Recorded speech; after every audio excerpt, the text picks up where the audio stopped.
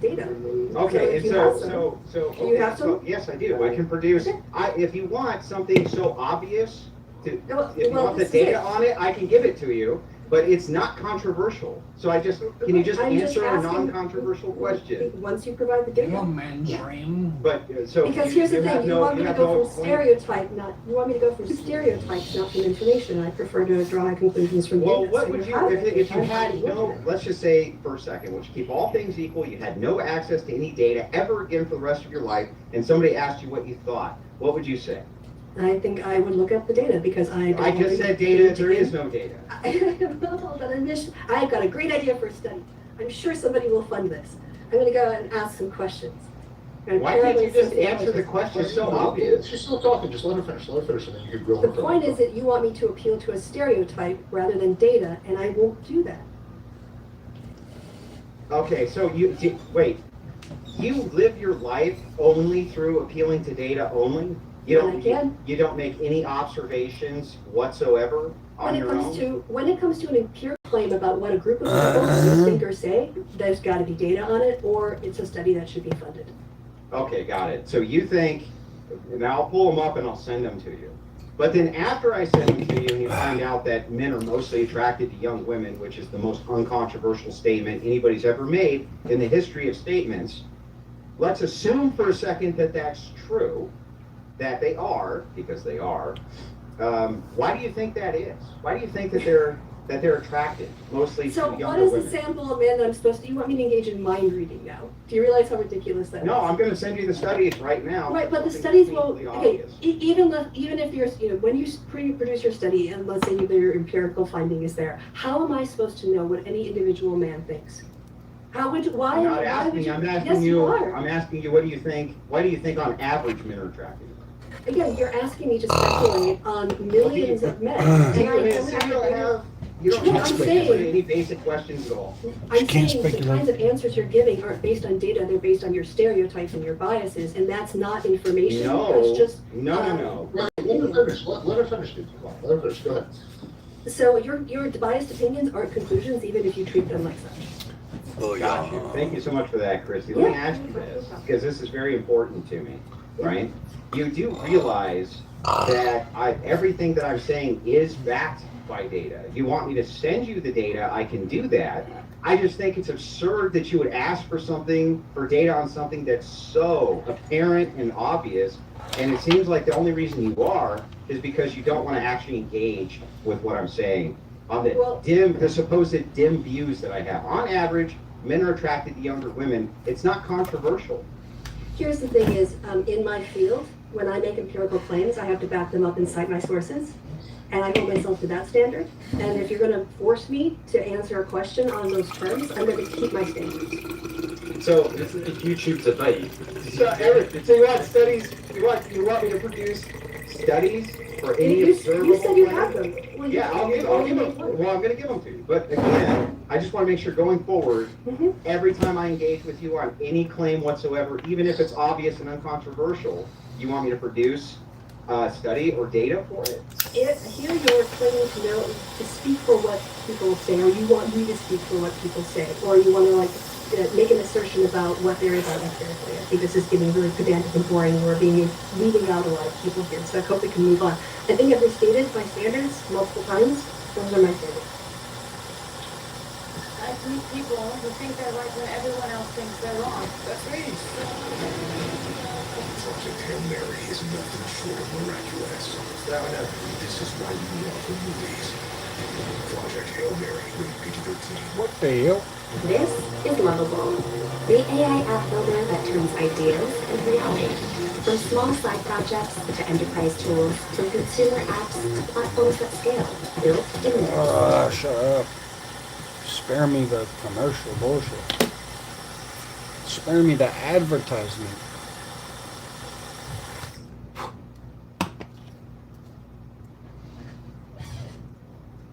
I owe them a big thank you. They have made my life 100% better than it was.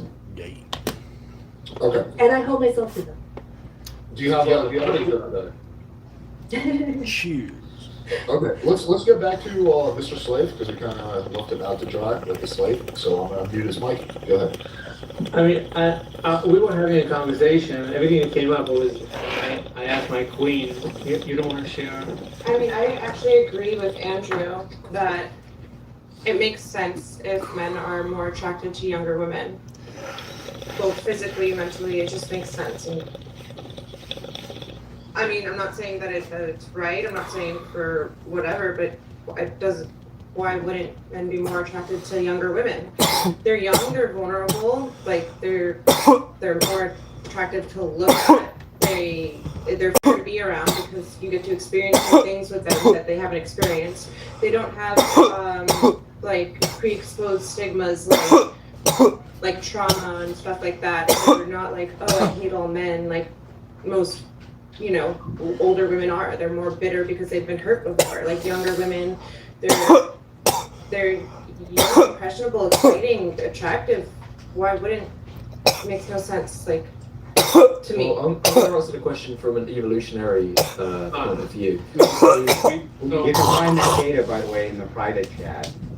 But the highlight for that, just real quick, I gotta give her the highlight. The highlight is that even by this poll, just this one, but I can give you as many as you want, 60% of men are attracted to younger women. Okay? Okay, this is an online dating poll, right? Wait, let's Well, I can give what data you want, you know? real quickly, we want this to go. Then we'll go to you, Andrew, you can explain the study, then Christy can review the study. Okay, we want this, go ahead. Okay, so in terms of evolution, the reason why men would be attracted to younger women is because they're more fertile. They're going to give birth to healthier offspring who are going to be stronger, increasing their chance of survival. Then they can reproduce. When women get older, the quality of their eggs decline. The offspring that they produce, if they have kids, are going to be more unhealthy.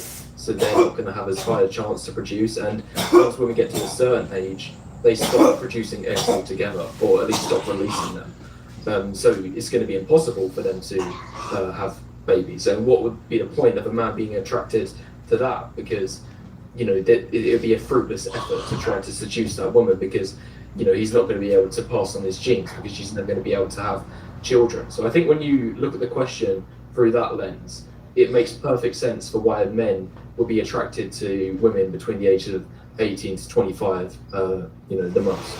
All right, let's let Christy respond to that, and then we'll go to Andrew. Yeah, hang on. There's two additional studies that are linked in there that express that men are mostly, by almost virtually every study that I can find anywhere when I've researched this, they're mostly attracted to women in their early to mid 20s. Doesn't mean they're not attracted to other women too, but it seems to be a universal constant that they like young, hot women. Okay, Now, that might be shocking to you. The rest of us go, No, yeah. I'm just asking okay. you that you're taking this like as if I don't believe you. Like, here's the thing: is if you make an empirical claim, you should be able to back it up. And I'm glad that you. Not if it's obvious. It doesn't need to be backed up. And I'm glad that you admitted that Let's it's not Christy just. respond to Reed Waffles and Andrew. Okay, go ahead, Christy. Yeah, so it's also, I'm glad that you also qualified it by saying that it's not just younger women that men are attracted at looking at. It might be one of their more popular categories, but it is not, you're not narrowly defining men by this narrower age range. Okay. So the only, you made the Christy only, answer my point. Oh, yeah, hang on, I Andrew. just want to respond real quick and then I'm done. Okay, So okay. I just want to say this one last thing, which is, Yeah, my throat's a little weak this morning. yes, it's true. If you ask me for a study Good on morning, something that's Bill. empirical, I should have to give it to you. I agree with that 100%. But it becomes pedantic when I say something that's obvious and you say, but my studies. It's Yeah, but obvious. it's here Obvious. in the link that you gave me. It says, but there's another layer to this data. I'm reading from Business Insider. Although men at every age seem to be attracted to very young women, they most often message women who are closer to their own age. Yes, but what are they the most attracted to? That was my point. Not who they're messaging. Who cares who they're messaging? They're messaging who they think they have the best odds of getting. Again, you keep thinking this is adversarial, and I just think that this is basic, like, if you're... Well, it's becoming adversarial No. because I can't have a discussion with you if I say the sky is blue and you go, but my data. No, that's not at all what I've said. I wish you would stop misrepresenting me. Okay, let's let We Waffles. Okay, we gotta keep it to limited to like 2 conversation threads because there's too many threads being weaved. All right, We Waffles, you had a question. No, Christy was going to respond to the point you made. Christy, do you We Waffles at this point, or do you want that? Yeah, I want Chrissy to respond to my evolution argument of why men are more attracted to younger women. That's all I'm asking. Well, I think my problem with Evo Psych is that it's a post hoc rationalization a lot of the time. Post hoc rationalization. Can you just explain that? Yeah, so it's basically saying, what you're saying is that before the fact, because of after the fact, the fact that right now we're in a society where, like, you know, big boobs and big butts are currently hot, whereas like 30, 50 years ago it was like a really freakish thing, that you're imputing on men things that you think men in the past would have found attractive. And so, and I know that there are studies that look at skin being clearer and body shape and birth and hips and all that kind of stuff. But the fact is that we aren't living in primitive times, and that there's a lot of other reasons. Like, not everybody wants kids. Like, I know this is a shocker, but some people, you know, don't want to have kids, and so in that case, it just kind of throws out your whole logic for why Evo Psych would say they would get with someone. Hold on a second. We might not live in primitive times anymore, but our minds are still going to be programmed the same way. You can't just unravel evolution overnight.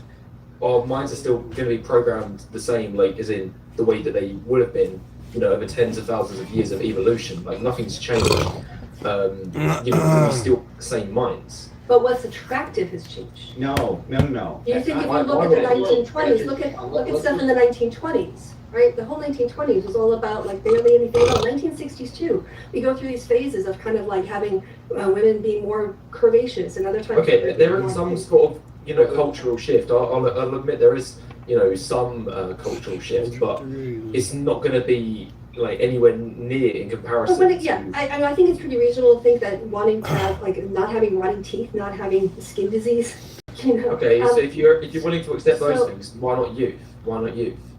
Well, I guess there's a high correlation between youth and those things, right? Between having clear skin and all that kind of stuff. I'm not. So the things that correlate with youth, you'll accept are always going to be seen as attractive, but not youth in itself. No, I'm saying, no, you're jumping to a conclusion. I'm saying that the reason, yes, that people who are youthful have those, more often not possess those qualities unless there's been some, you know, like, massive plague or something. But wait a second. So in terms of, are we talking about what women find attractive in men?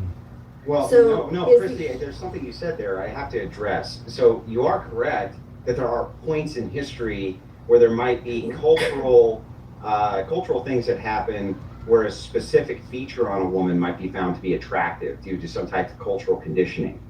But it's always been true throughout history that men are attracted to young women. It doesn't matter if the cultural accentuation is right now big boobs are the thing or small boobs are the thing. They're still always attracted to young women because young women are fertile. That's how it works. We're family owned and operated for over 85 years. It's crazy that we have to debate this shit, but animals, they don't have to debate anything. Animals just fucking have nature, you know? They just follow nature. Which is what we need to do. We stop following nature and we start asking stupid questions. The drama is about the week before a couple's wedding. It starts off as friends and...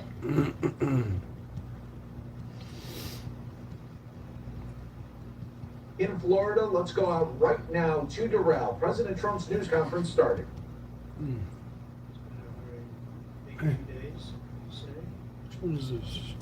We'll be heading back to News conference. Washington, D.C. right after this. 2 days ago.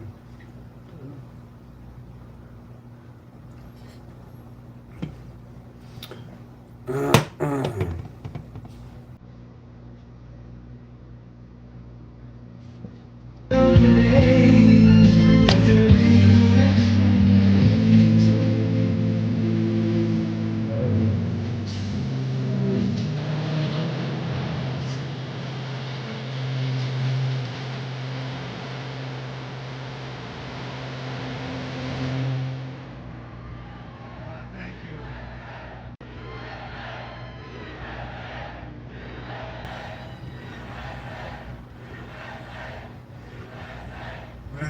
Thank you very much. Thank you.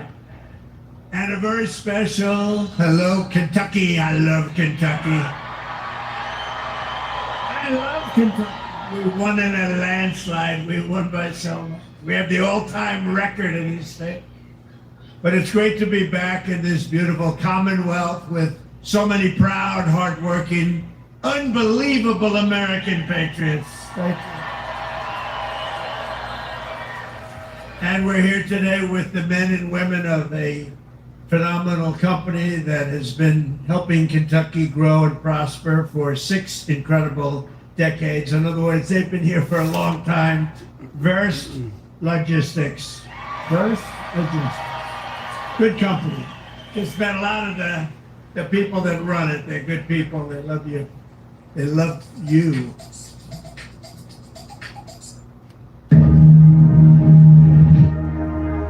First of all,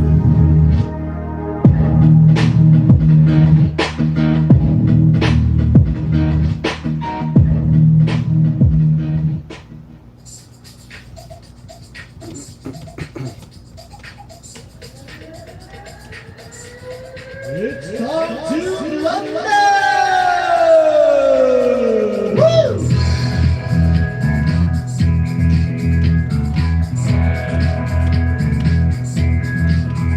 The Blunder Years, back before all the beer maiden aged 50 years. What tragedy!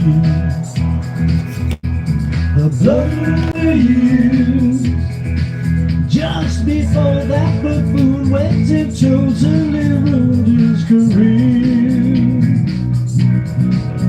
Let's cheer.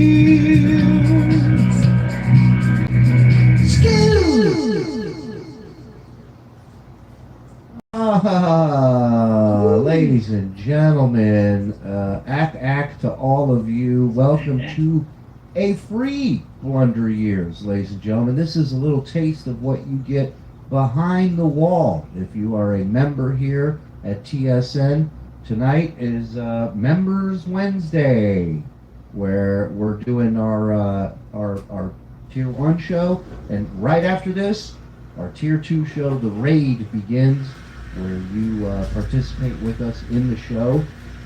And if you're not a Tier 2 member, by all means, sign up, get yourself a membership. If you can't swing it, there is a chance that you might be gifted this one time only tonight until the next time. You might be gifted a Tier 2 membership tonight. They are active. Tier 2 activated. Yes. Sexually active. So turn on accept gifted membership. There is a link in our description of the show. It'll take you to your YouTube settings. Turn it on in there, and good luck, and be patient. And if you get one, really give the person a verbal blowjob, because that's $10 and you got it for the next 30 days. So that unlocks everything. 3 bonus shows a week, bitch. I didn't say month, week, plus archives, plus access to the Discord and all the bonus shit too. I mean, when we drop something that's hot, Tier 2 gets first dibs. Sometimes it just stays there. You know, look at the Drooly Tunes. Fantastic little gem there that's hidden behind the wall, Tier 2. So, good luck to all of you. Thank you for being here. Thank you to the gifties and gifters and all the people out there. Appreciate you guys showing up. We have a special show for you tonight. As always, I'm joined by Mr. Mike Morrison and Mr. Anthony Zenhauser. We got the boy in the back tonight, Discount Don. Joseph will be joining us for the raid. And yeah, we're here to pay honor, tribute, to what some consider the greatest whack packer of all time from the Howard Stern Show, a gentleman by the name of Eric Lynch, a.k.a. Eric the Actor, a.k.a. Eric the Shitcock, a.k.a. Eric the Midget. And he was one of those gems that didn't like being a part of it, but couldn't stay away. Loved the attention, but hated it at the same time. He suffered from Ehlers Daniels or some shit like that, some weird shit where it like smushes you, puts you in a wheelchair. And I bought my car. He loves Daniels. yeah, he loves Daniels right over by the highway. I remember that. So he was supposed to be dead, like, you know, a long time ago, and he still kept trucking and kept moving on, and he had this dealing around. he had this assistant who took care of him by the name of Jan, who they met in high school, and they were friends for life. And yeah, Eric was one of these guys that would call in so many, like, John thinks he gets a hard time in the Dabbleverse.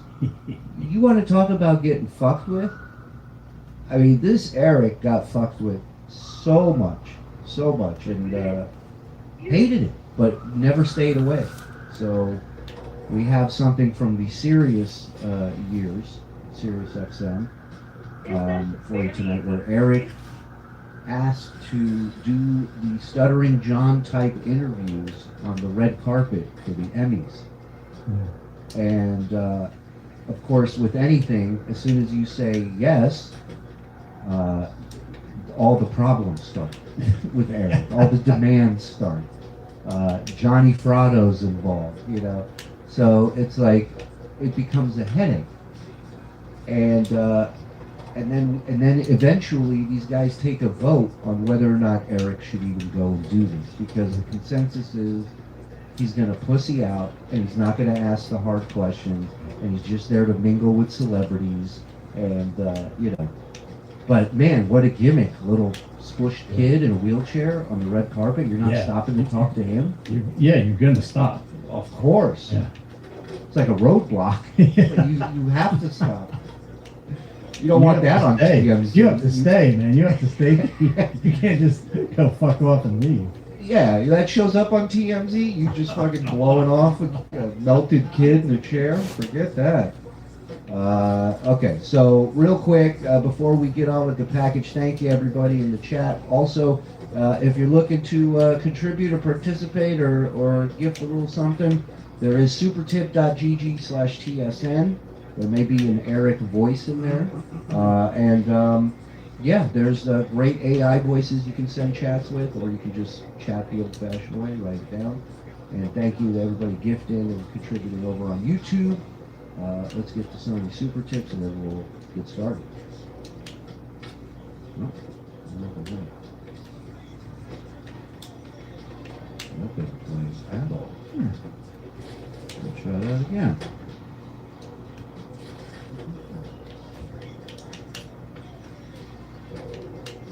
Something will happen eventually. Yeah, I don't know what's up. Let me refresh over here. Sounds like my What's up with super tips? Can we call ourselves the Ack Pack? I would like to go on stage. Oh, so they're not even coming up. I don't know what's up. Yeah, one just disappeared. Oh, I did that. Yeah, I told Melton we don't need those anymore. Slowing us down. Take down DDT, pumped for Blunder and Raid. I needed a big palate cleanser after Rico last night. Yes, I agree. Takedown. Thank you for the $10. You know, boil your body after that fucking episode. This is from He's the Protagonist. It's Eric. The Shuli Network presents Wait, Let's Slow This Down by Mike Morse. That's right, John. Toss your mom a block of cheese and say, careful, it's sharp. And that. Oh, and that's my dad. Oh, these are both my dad. I thought they were Eric. And that was Wait, Let's Slow This Down by Mike Morse. Thank you. Why don't you go out and come back in again? Me and Mike will. I think hold it I down will. for you. Let me try that. You guys, yeah, you guys got this. I'll be back. All right, let's take our dicks out. You could have put us full screen before you left, but that's fine. That works too. Oh, there it is. Oh, I forgot. We have a producer. We pay somebody to work with us? This is fucking crazy. Oh, yeah, I paid a check. Did you ever work with Eric, Mike? I never met him. You never met him? You never had that opportunity? Was he No. gone by the time you got there? I think he was still around when I was somehow involved. But yeah, him and I met Gary. I met Jeff the drunk. There's one other one that I wanted to meet and I didn't. I'm trying to think who it was. Eric, you can't get rid of, I think. But yeah, I always wanted to meet Eric the Midget, and I never did. You ever meet Medicated Pete? Because I Yeah, yes, yeah. Women would flock to the green room because of his huge cock. I mean, he was a mess, but he was a really nice guy. But he was like impossible. He to was, talk to. Yeah, he was a guy with OCD, riddled with OCD and shit. He had a nervous tick, and he'd go like that. And I know I told this story before, but I remember working with Shuli in the Jam and Java in Vienna, Virginia, right, and driving back to Queens, which is like 5.5, 6 hours away. And he's like, you know how Shuli is. Shuli's like, oh, by the way, we're gonna give a Medicated Pete a ride back to New York City with us. I'm like, okay, because he met us there, and I'm like, now we're going to New York City with this guy. So he's in the back seat. Shuli's, of course, passed out in my passenger seat.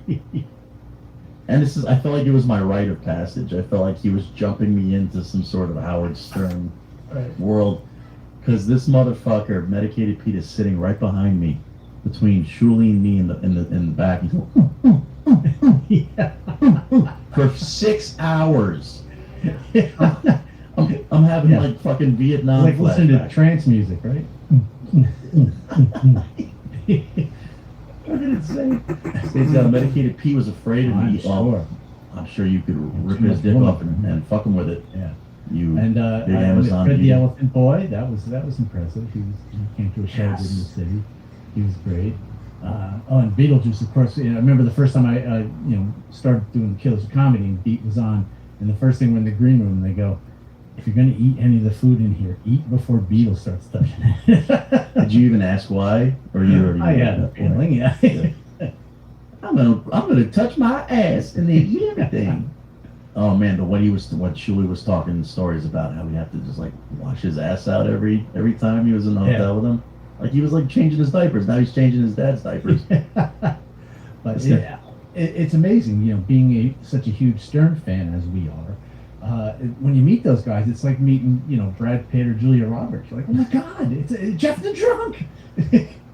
And we watch Brad spit every night. It's great. He's like the original whackpacker, and he'll never admit it. But he's the ground. What do you call that? Patient zero. I thought it was too late for him to do a hero turn, but Rodney's would have done it. As we were talking about last night, if he had gone up and just did the greatest hits, Anything. Anything, and embraced his dumbness and his lolcalness. That's what it is. He embraced that like Corey Feldman does. Kind of knows where he stands, but he's still out there, doing it. Everybody there would have probably given him a standing ovation. Yeah. They would have heckled them through the whole thing in a way, but they would have been along for the ride, and at the end, standing ovation. But I think that's why Corey Feldman is a little bit different than John, because he's narcissistic. He's not bright, but he's also a little bit brighter than John. Yeah. And he knows that he is making money. Right. He does know how to lean into it just a little bit more and make that. You guys money. hear this? I'm Yep. not going to take no for an answer because So now, let's see.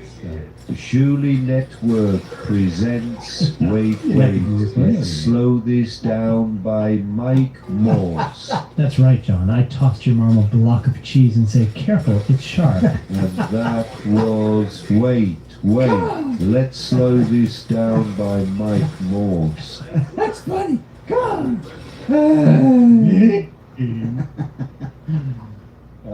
And then we got Takedown, Pump for Blunder and Raid. Needed a big palate cleanser after Rico. Thank you, sir. We got There we go, Jack. Yeah, I did me taxes today, and now my brain is mush. Anyone who says I'm not a good American gets a cutlass up his arsehole. Understood. Return my Eugene, Eric is the greatest whack packer of all time. I really miss that little guy. Let's all raise our Pepsi in him. There you go. There you go, pal. Thanks for you.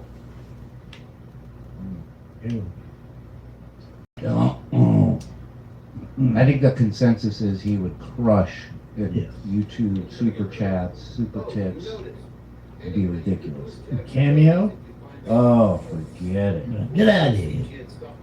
Bacon Bits has gifted someone a tier 2 sub. Make sure you thank Bacon Bits. Thank you very much, my friend. Appreciate that.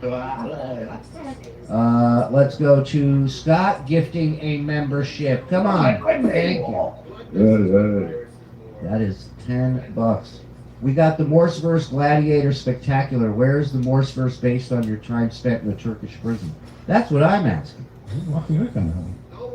Dark One gifting 5. Thank you, Dark One. Marzi, keep an eye out for TSN clips because more and more are going to start rolling out. I got a camera up the bum yesterday and I'm still out of it. Hey Don, any shows in Intercourse, Pennsylvania? Oh, hey Mars. If you're in the Intercourse, Pennsylvania area this Friday between 6:46 a.m. and 7:57 a.m., I'll be hosting the Intercourse Puckathon. Ironically, there'll be no sex involved. Stop by for some disappointment and a bad case of blue balls. This is gonna get weird, man. Zen, what did you do to the old man upstairs? You don't want to know. The more, the less you know, the better. Right. He's the protagonist gifting a tier 2 membership. Thank you very much. That's all I need for that guy. Generosity. Slip in the tub and then I'm a suspect. J. Costeca, thank you for gifting 5. Appreciate that. You get a little. Oh no, Shuli. Oh my God, Shuli. Oh, Shuli. BMC, let's go. She's gifting a tier 2 membership. You make me look more feminine. Keys Woman is the greatest ad lib ever. That is Eric on the set of.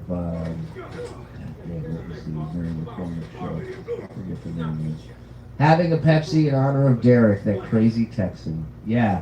You're going to see some pictures in this package that I've had of Eric throughout the years. I hope you guys enjoy it. Zen, when was the Jam and Java gig? Right by my house. Sorry I missed it. I was talking to them about Medicated Pete. We were going over other whackpackers that Mike met and I met. What was that, 2019? It was right before the pandemic. Yeah. We did that. 18 or 19. 18 or 19. Yeah, I love the Jam and Java. Good people.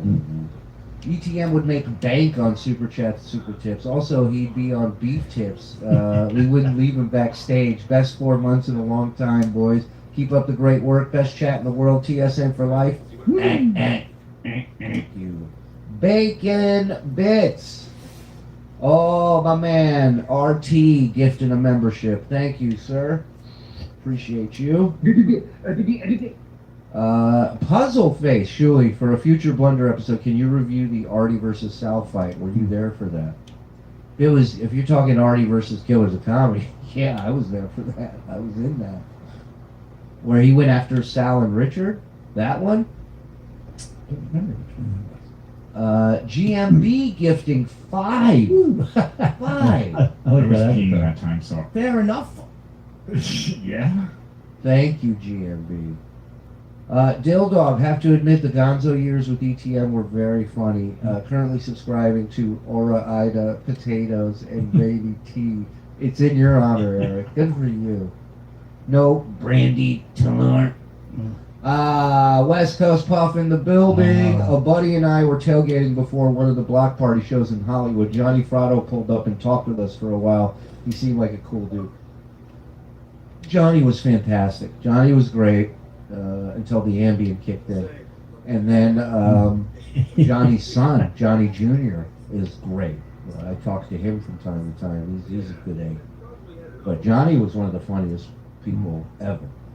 Pouty Shuli, this was my face when Zen suggested we put a couple of H's on the axe and cover the Shuli ears.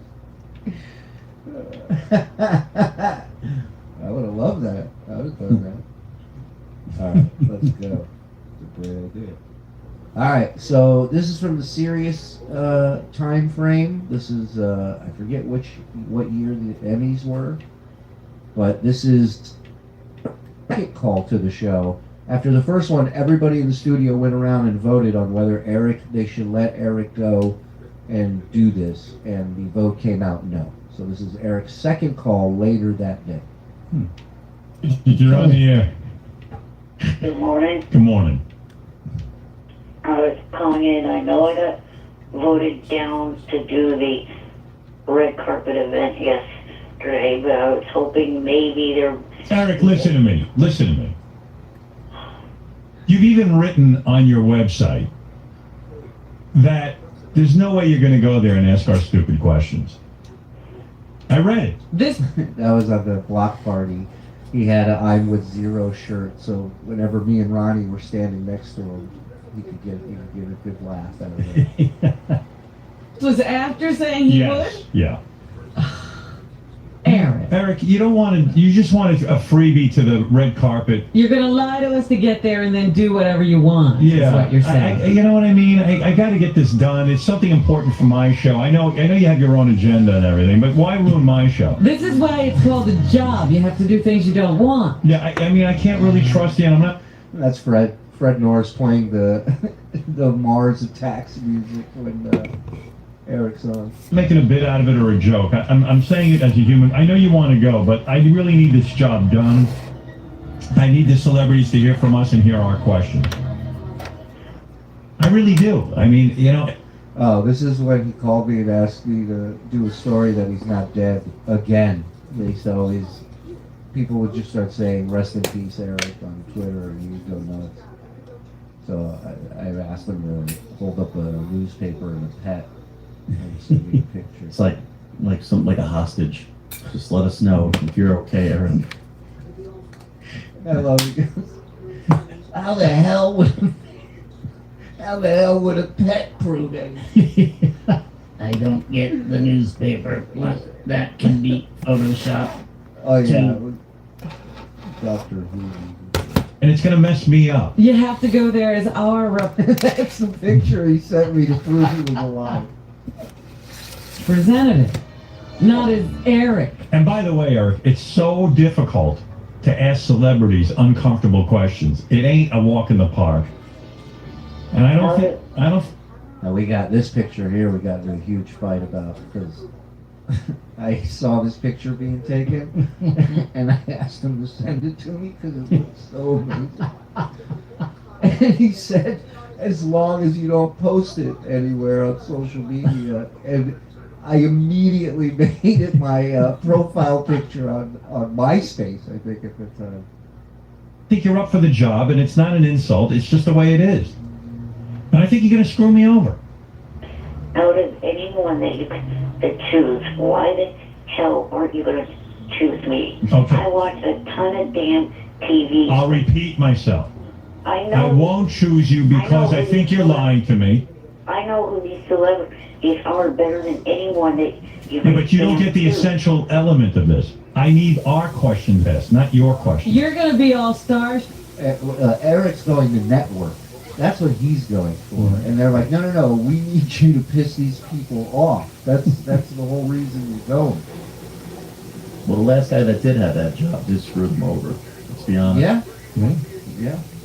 And he was good at pissing other people off, too. You gotta give him that. Still is. Martin Downey Jr. punched me in the face. Rocky just want to say hello. I'm telling Somebody on Facebook came up with a good idea. What if I first hit them to reel them in with other questions, then out of left field hit them with one of your questions? Yeah, well, my questions are crafted that way. Some of them are very. He'll take 15 minutes to get out one question. He'll never get to our question. Yeah, hey, you know, Look, I got a big celebrity here, Joe Pesci. I mean, ask him an offensive question. Jim fucking Brewer. No, it isn't, asshole. Are you out of your mind? Jim Brewer's a pain in my balls. Every time I want to escape, that kid fucking brings me right back. Throw me in his butt. He's a pain in my balls, that kid. He's a How good kid. dare you? Looks like he's high all the time now. Some of my questions would even kind of be in the ballpark or what. No, they're not. What? He wanted to be a celebrity so bad, and the truth is, he was a celebrity. It was just in this world. Yeah. Right. That's where he was a celebrity. So Just still something. yeah, and when let me tell you something. When we did live shows, and I was holding him like a baby, flying him into Chicks Cleavage. It was like 7 or 8 chicks in San Diego. He wasn't complaining. Here, fuck this show, fuck Howard, none of that. I fucking slave over here. I never get that. You've never carried me into a woman's. And we don't have enough people on staff to carry you into the cleavage.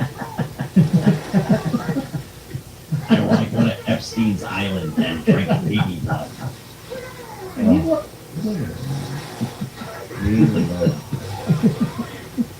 I love this midget, says El Diablo. Me too, man. It's something else. And for those of you who aren't members, this is what we do now in the Blunder, Tier 1. We're going through some classic and not so classic moments, you know, great stern moments. Some from when I was there, some when I was not. Most importantly, John Free. So we've checked out. We've checked out some Ronnie this week. We have watched some Gary. What else did we watch? We watched some Jesus. There's all kinds of Sal. Yeah. I mean, and we're gonna circle back, and it's not like we're just watching one thing and moving on. This is what we're doing behind the wall. So if you get a membership tonight, a gifted or on your own, you'll be joining us for these. And I like it because it's fun for people like us who you know have known Howard for known the show for years and years and years, decades. And for people who don't know, there's people that who they're like, wow, I never even heard of this stuff, and introduce them to all the madness and the brilliance that was Howard back in the day. And there are a lot of people who did not listen. So if you hear me over-explaining shit, that's why. We got a lot of newbies, and that's cool. This is just one of many amazing moments from Eric. You can always learn a little bit more because you were there. That's right. So even if what you didn't see behind the scenes, what you didn't see, if you didn't tune in to every show, it's always good to know. Just because you know all the words to the song doesn't mean you never listen to it again. Am I right? Come on. Who's with me? Big Fan just gifted somebody a Tier 2 membership. Make sure you thank that man. Thank you, Big Fan. Behind my paywall. Chachi, I love this. I said it before. He'd be running this bitch. He was the best. R.I.P. Cuzzo. Thanks for this. He was amazing.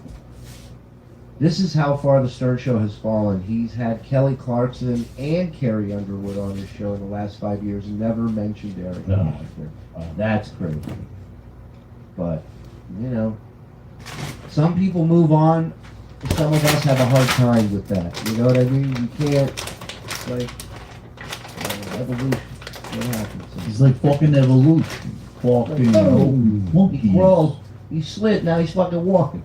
Name one. Yeah, I'm telling you, I know his questions. Like if he saw. What's your next movie? Yeah, right. Oh, what? No. Is there going to be a sequel? Season. Begin. Fred, will you shut the fuck up and let me speak, asswipe? I love his little that moment that he needs to comprehend it. It takes him a second. That wasn't funny, you asswipe. Listen, it's also about getting the oxygen to say it. I used to do news stories about him, and I gotta look if I have this one saved. But I did one where I took all the gaps out from him talking, and the news story was like 48 seconds rather than a 3.5 minute story. That one's the size of a tennis ball. See? He's got problems. Yeah, he's got a real problem. Give me one of your outrageous questions. Yeah, Go ahead, human doorstop. Go ahead, interview Robin. Ask her a question. Well, okay, an example is if Christina Hendricks from Mad Men came up to me, Go ahead. who's a really extremely hot redhead with big natural breasts. That was Eric's favorite thing. Big, huge serotonin. Shit, I must be a midget too then. Oh. I would ask her, would you ever consider doing Playboy, showing just your breasts? You don't have to go full nude. Well, that isn't bad. I agree with that. I think that's a great question for a kid in a wheelchair. Yeah. That isn't bad. I got you show us your top tops.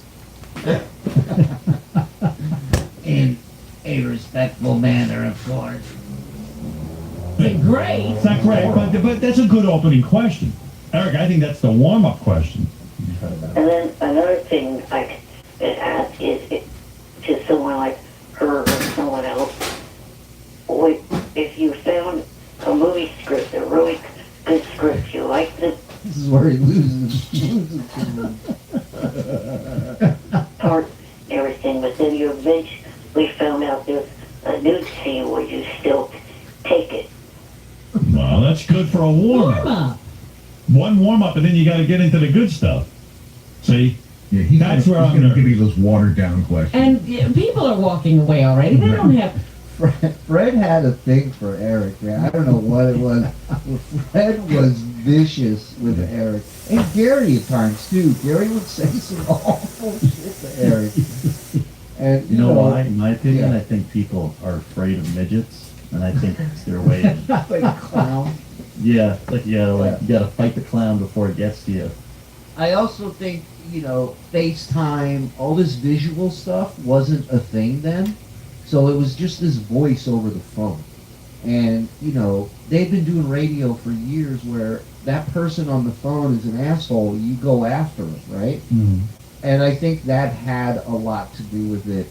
But yeah, I mean, once you meet Eric, you can't get dick to him, unless you're Yucko. I watched him do that right to his face. That's Yucko. What are you gonna do? So Roger was wonderful. Roger was a saint, beautiful human being. Yucko was a piece of garbage. First time meeting him, he shakes his hand and he screams out. He goes, "Ew! It's like shaking a bag of sand." That's what he said. First contact with him. Time for Right. Eric and his half-hour-long question. Right, that's the other thing. You only get like a minute with them. Eric, it'll be a disaster. You can't do this. It's too strenuous. It'll be uncomfortable for you. We won't get what we want. It's gonna Where's Shuey? be. Where is Shuli? What's he got to do with it? Yeah, how is he involved in this? Because I did an interview with him yesterday about this. Yeah, I tell you, if you said to me, "Listen, Howard, whatever you put on the sheet of paper, I'm reading, and that's what I'm going to do," that'd be all right with me. But what is it, Shuli? Why is he calling you into this room? Well, I talked to him this whole week about this thing. Right. And yesterday I interviewed him. And, Will brought up an interesting point where, you guys lay out the game plan for him. If he deviates from that, then there should be some sort of punishment for him for not doing the job. Right. So I figured the only punishment that's worth throwing out there is the flying with balloons, something we wanted He's for a not long going to time. do it. No. Well, he agreed to it yesterday. He'll agree to it, but he'll never show up. Right. So you don't buy into it, Howard? I don't buy into it. I love Eric. Despite all the haters out there, I do love the guy. I find him amusing. But I do know this. If I send him to the red carpet, we're not... Is there a joke in the fact that Eric's going to totally fuck this up? Yes. So if everyone wants to hear Eric fuck this up and blow it, let's send him. But just know, he's coming back with shit. So... What a pat on the back. I mean, this is the Howard we fucking miss. Yeah. Yeah. This is the guy. This is the guy. Honest. Talk about putting some wind in your sails. What do we got here? Happy Valley, seriously, thanks for this. I needed a break from Waterhead. Go Pens. Well, thank you for being here, man, and thanks for being a member and supporting. And again, if you're a member, we deviate quite a bit. Are you sure there's no werewolves in New Mexico? Yeah, that was a fun short clip. Derek from Texas getting choked up. Oh, Eric. Howdy, y'all. He quit the show, or he was banned from the show, and then he started calling in as Derek from Texas, which was him trying to do a southern accent, which was pretty good. There's so many moments with it. He was so funny. There is a plus. They will come over to him. Will he ask them anything else? He will. The interviews are going to be the most boring interviews you've ever heard. What movie? It's What movie? it's a premiere with like an Emmy. It's the kind of- Emmy. Oh, all right, Yeah. all right. Right. He's going to mess it up. What if to ensure that I don't, instead of hanging something over my head if I mess up, give me a reward to succeed? What would be the reward that you're looking for now?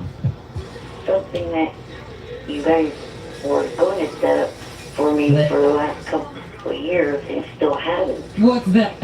That's The ability to walk. That's a one-on-one meeting with Brandy to look. Brandy Talor. This chick. I mean, a bigger set of knockers.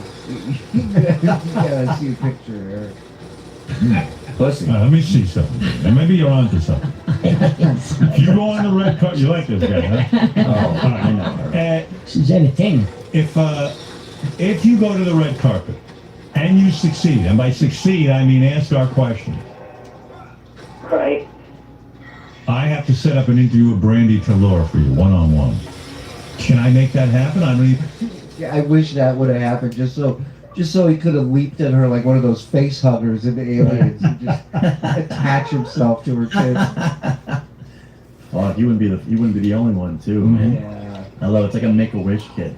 It's just his last request. Yeah, they one of the episodes he went to the brothel, went to the whorehouse, and Dennis Hoff, remember that guy? Yeah. Mike, remember when he started finger blasting that chick on Miserable Men? Yeah. He came in with some like runaway, and he's like, check this out. He's like, "Argh!" And we're in a glass studio that like people are just walking around doing sports updates and stuff. We're like, Right. hey, thanks for coming by, Dennis. Yeah, great. No, it's a fumigate. Good. Right. Right, Yeah. right. He goes, you guys with fucking swamp fog. yeah, we're like, nobody asked for that, by the way. He just was like, and now it's the portion of the interview where I grab her like a bowling ball in front of everybody. You know who Brandy Talor I don't is? know. This is a good point. He thought he could be a celebrity without the show, so they told him to go away and not come back. Spoiler, he came back. Every time. Every time. Oh, Brandy I'm sorry. Talur. I mean, I can't guarantee I can get that, but I would try.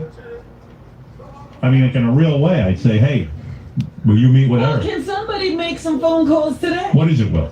We can definitely make that happen. You could? Yeah, we've talked to her a bunch of times. So in other words, what would it be? Eric could fly and interview her somewhere? Yeah, definitely. That's what you're after? Or here.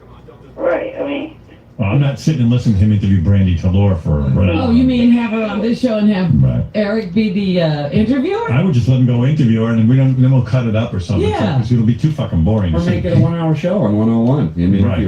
Oh my God, the Eric show with Brandy Talur. Okay, that I do. Yeah. I've never given a reward to anybody I've ever sent to this Listen to event. me. Listen to me. It's a home run. Gary, use your 121 IQ. For once. yeah, I'm doubting that. Fuck off. Listen to this. I mean, look at this little thing that he's told fuck off to, and he said it like so quickly. Yeah, he was really didn't like ready. Oh, that's visceral. Fuck off. Fuck off. Listen to this. You take this guy. Happy birthday, He's a Mike. midget. And it's better than midgets. No more midget. It's pure entertainment. Everyone loves a midget. He goes, does the interviews. Now he's got incentive. He asks our questions. If he doesn't ask our questions, we're gonna No, yell at him. Brandy Talur. Yeah, we're gonna play it on the air and yell at him. That's a home run show.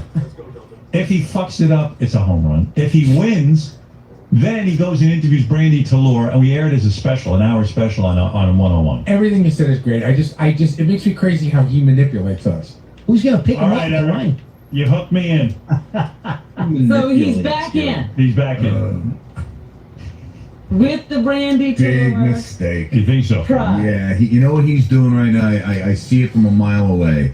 He's gonna suck you in. He's gonna convince you that he did a good job, even though he did a shitty job. Or he's And gonna you being a feel bad. good-hearted person are still gonna give him the brandy tour interview. Right.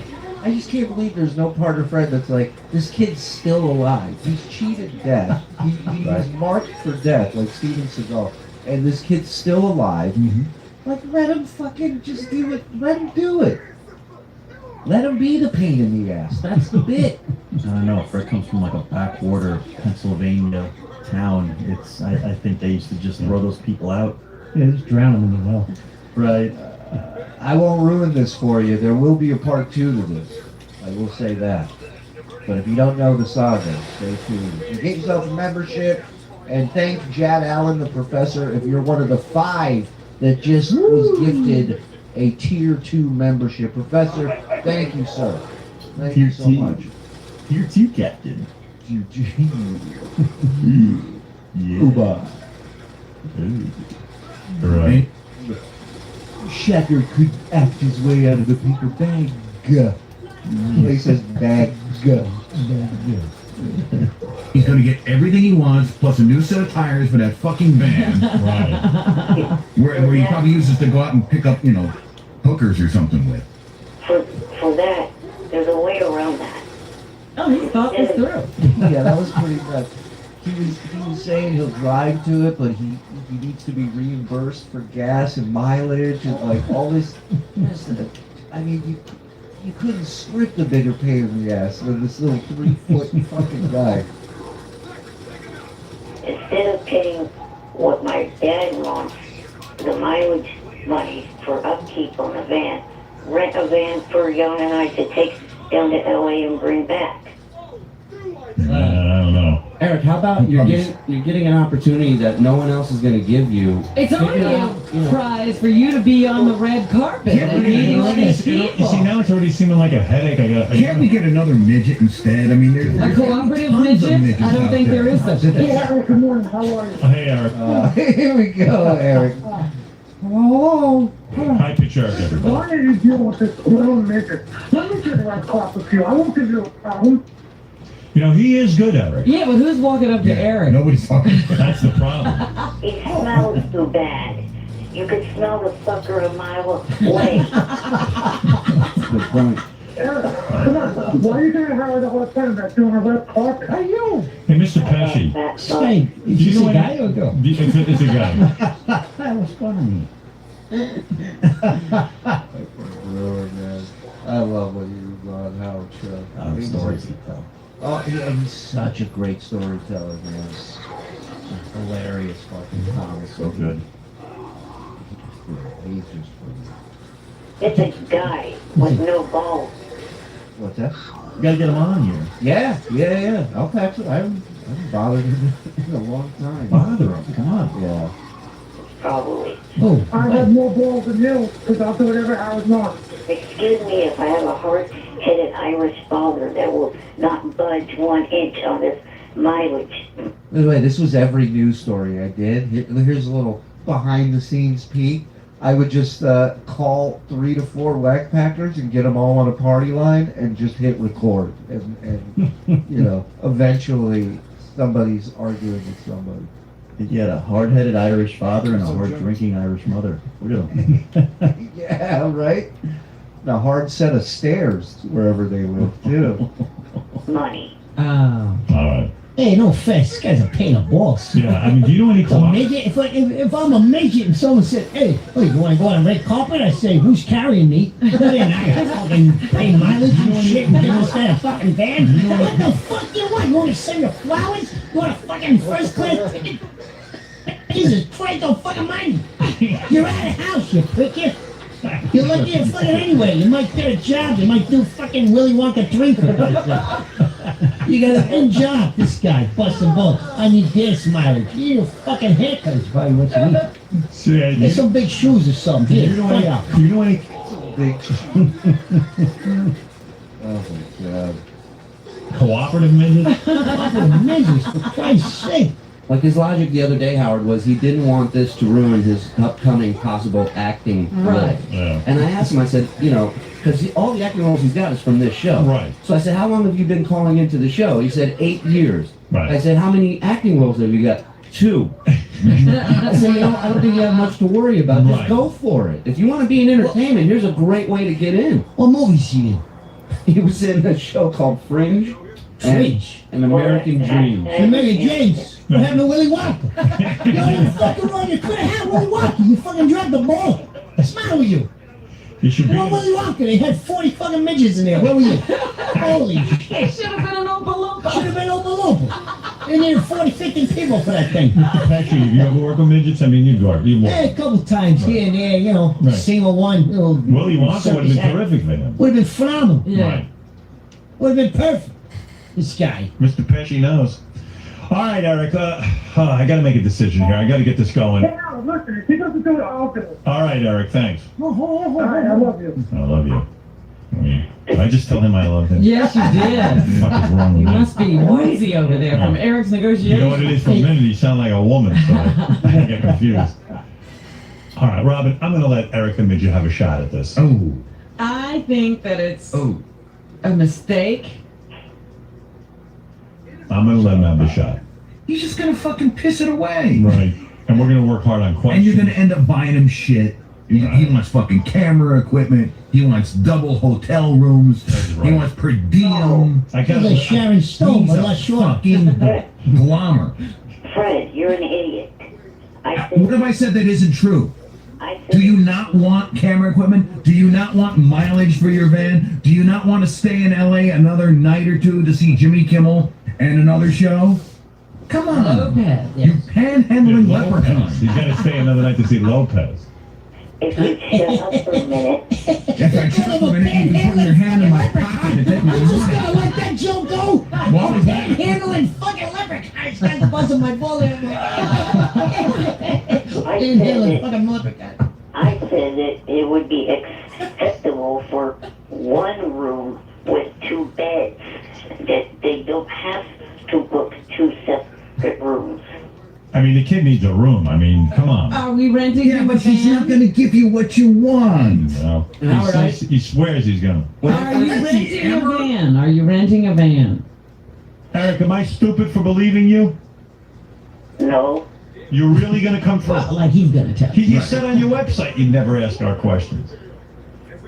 and to tell you an example of how hard-headed my dad is about the mileage, my roommate and I have to write down on a ledger every time we use that van, where we take it, how far we go, and everything like that. Oh, is this? What does his father know that we don't know where he takes his van? Yeah. He must be abusing the privilege. Of course he is. He says, Dad, I'm going to the milk store. He's in fucking Right. Montana. The guy, Eric's Looking at moose. Cattle wrestling. Eric's 38 years old. 38? 38 years old. Yeah. Whoa, Still doing with his father. you're my age, thank you. How old are you? 35. 35. Oh, I don't want it to blow my rolls. But meanwhile, you got to hand it to this kid. He only had a life expectancy of 19 years. Right. That's beautiful. It's a look at beautiful it. thing. Yeah. Parents are looking at their watch. Fred, Yes. Wow. the quote of movie title, Drop Dead. Fred. Wow. Why haven't your parents put you in a shoebox and left you in the desert? Drop dead, Fred. He fucked that up. It should be drop Yeah. dead, Fred.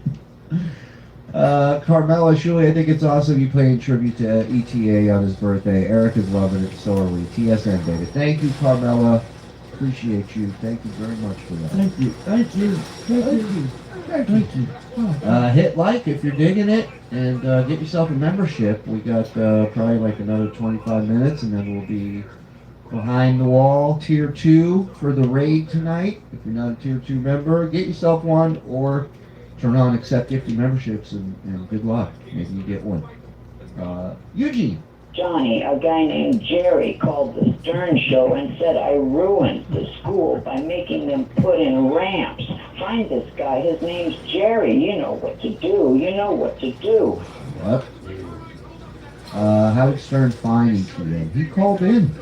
He called in back, I think, in the K-Rock days it started. Luigi's here in the chat. He would know for sure the date. But I'm almost positive he was caller. I'm thinking maybe he did come on in Sirius with the American Idol stuff, but I feel like he was around at K-Rock towards the end. I think he was around. He first called in. Lies Fighter. I have no idea what page this is. In my book, Jerry Lewis is the movies. Emotion has the strangest capacity to react. It's almost like infectious hepatitis. Only germ known to medical science that can't be sterilized off a needle. It picks up information germs. More than that, I really believe emulsion picks up the attitude of a filmmaker's work. It actually feels the intangibles. Oh, Wait, this is that he said. no, that was just bullshit. Whatever But you that was. believed it. You believed it. It's like that's Jerry. Jerry would say. Yeah, something. yeah. John discovered Eric. Thank you, Luigi. 2002. Luigi and Half Ride do a regular show covering Eric the actor days, and I've popped on their show a few times, and it's a great show. If you love Eric, go check out Luigi's channel, check out Hack Ride. I think the show is at least once a week, maybe more, but it's great. You enjoy this, check it out. Eric, I heard you like to act like a baby. Shit your diaper and have a fat, hairy man change. So I have acted like a fucking baby. I have never fucking shit in a diaper, and I am not into fat, hairy men. Eat shit, asshole. Tell him, can't take no shit from nobody. Chachi, he called in to stick up for Kelly Clarkson. Yes, that's what it was, Chachi. That's right. Now the star was born. Says Kelly, not Eric. Could be nowhere without him. JD having to record his American Idol show where JD was ready to quit his job because the show was riddled with so many technical difficulties. It was just like at one point it was just a mess. What did you think of Johnny? That's the whole show. JD's got to sit there. You think Joe's got it bad. Mandy sits with John. That was brutal. That's right. He was the perfect guy to be an asshole, right? He was just little and vulnerable, with a little slug. You got to play the Eric versus Artie stuff. Artie, for sure. Artie was so brutal, but such a funny one. All the quotes are actually from Jerry Lewis. Live fighters are not hacks. I can't believe that. What the Lice fuck fighter? did that have to do with hepatitis? What does making movies have to do with hepatitis? It's emulsion. I guess you're not a movie maker, right? It's emulsion. Tom R, $20. Thank you, Tom. I love the John Tan, the non-John Tan. Keep up the great work, Shu, Mike, Zen, Joe, and Andy. Love hearing the backstory to the Whack Pack. You'd never get away with it today, unfortunately. I appreciate how you guys go for the funny. Hashtag Morse first. Thank you. Oh, wait for the Beetlejuice, because that's gonna be fucking dope. Oh yeah. Oh yeah.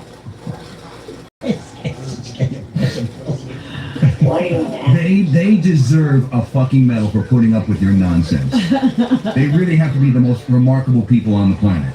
All right, look, I don't know what to do. I don't know how this turned so ugly. I mean, listen, I still think it's a win-win situation for everyone in the It's audience. not a win-win, for sure. If he goes and he fucks it up, we're going to yell at him for 2 weeks. Yeah, but you can yell at him at any time. All the expense, all the... That is true. Fred brings up a great point. A heartache, I mean, all the talented people that are going to be wasting... What are we talking about expense-wise here? What do we have to do with that stupid van? We got to what? So probably we'd have to give him money for the van, or we have to rent a van. If we're going to do the bit where we follow him from home, we got to send a camera guy up there, put him up in a hotel room for a night. Well, the camera guy is what? That's our camera guy. But what I'm saying, we got to pay for that. Well, yeah, but we'd have to do that anyway. Well, yeah, but the fear is that the camera guy, this was Doug's fear. The camera guy gets up there, we pay for the hotel, we pay the guy for the day, and then Eric says, no, I don't want you to shoot. Then that cost is wasted. I see. But we got to get him there, pay for that. We got a hotel room for, Eric wants to stay an extra night to go see Jimmy Kimmel. It's a couple grand. But if you let me speak, I'm trying to say that, Howard, the other day you understood why I didn't want to have a camera crew here at the house. Yeah, I don't want the Nobody camera. said in the house. I don't want the camera in the house. Eric just said that. From the get-go, Doug sent you an email. He said, "We'll start with you when you get in the van." You said that scathing email. No fucking way. You're not getting in my fucking van. Yeah, I mean that's a. Yeah, this is a great point too. We brought it up before, and everybody that's new to Eric, you should know that Eric and John are very similar. They were both kind of retarded. Yeah, I mean, he was more handicapped than he wasn't a dumb guy. Eric. He just, he was just like in slow mo. You know what I mean? Unreasonable, Eric. No one wants that. I mean, why would Jan want that? That person would probably be kind of critiquing the way Jan drives. Or No, he's gonna just film. He's not even allowed to be a participant in that kind of. I mean, this is what makes him great. The show that he stays up all night to call into and said, "All right, we're willing to send you and have you be a part of this show." And he goes, "Yeah, but," and then all the other shit comes out. It's brilliant. Way he's Like just a- supposed to observe what's going on. It's like a reality show. You're not going to get much. I mean, Well, that's it. You don't have to worry. He's already being a pain in the ass. You're right. We don't care what he gets. He just needs to have the camera going. They want B-roll of you guys driving to the event. You gotta let them do their job, Eric, you know? I'd be sleeping more. That's fine. That works for us. He's not asking you to pretend to be something you're not.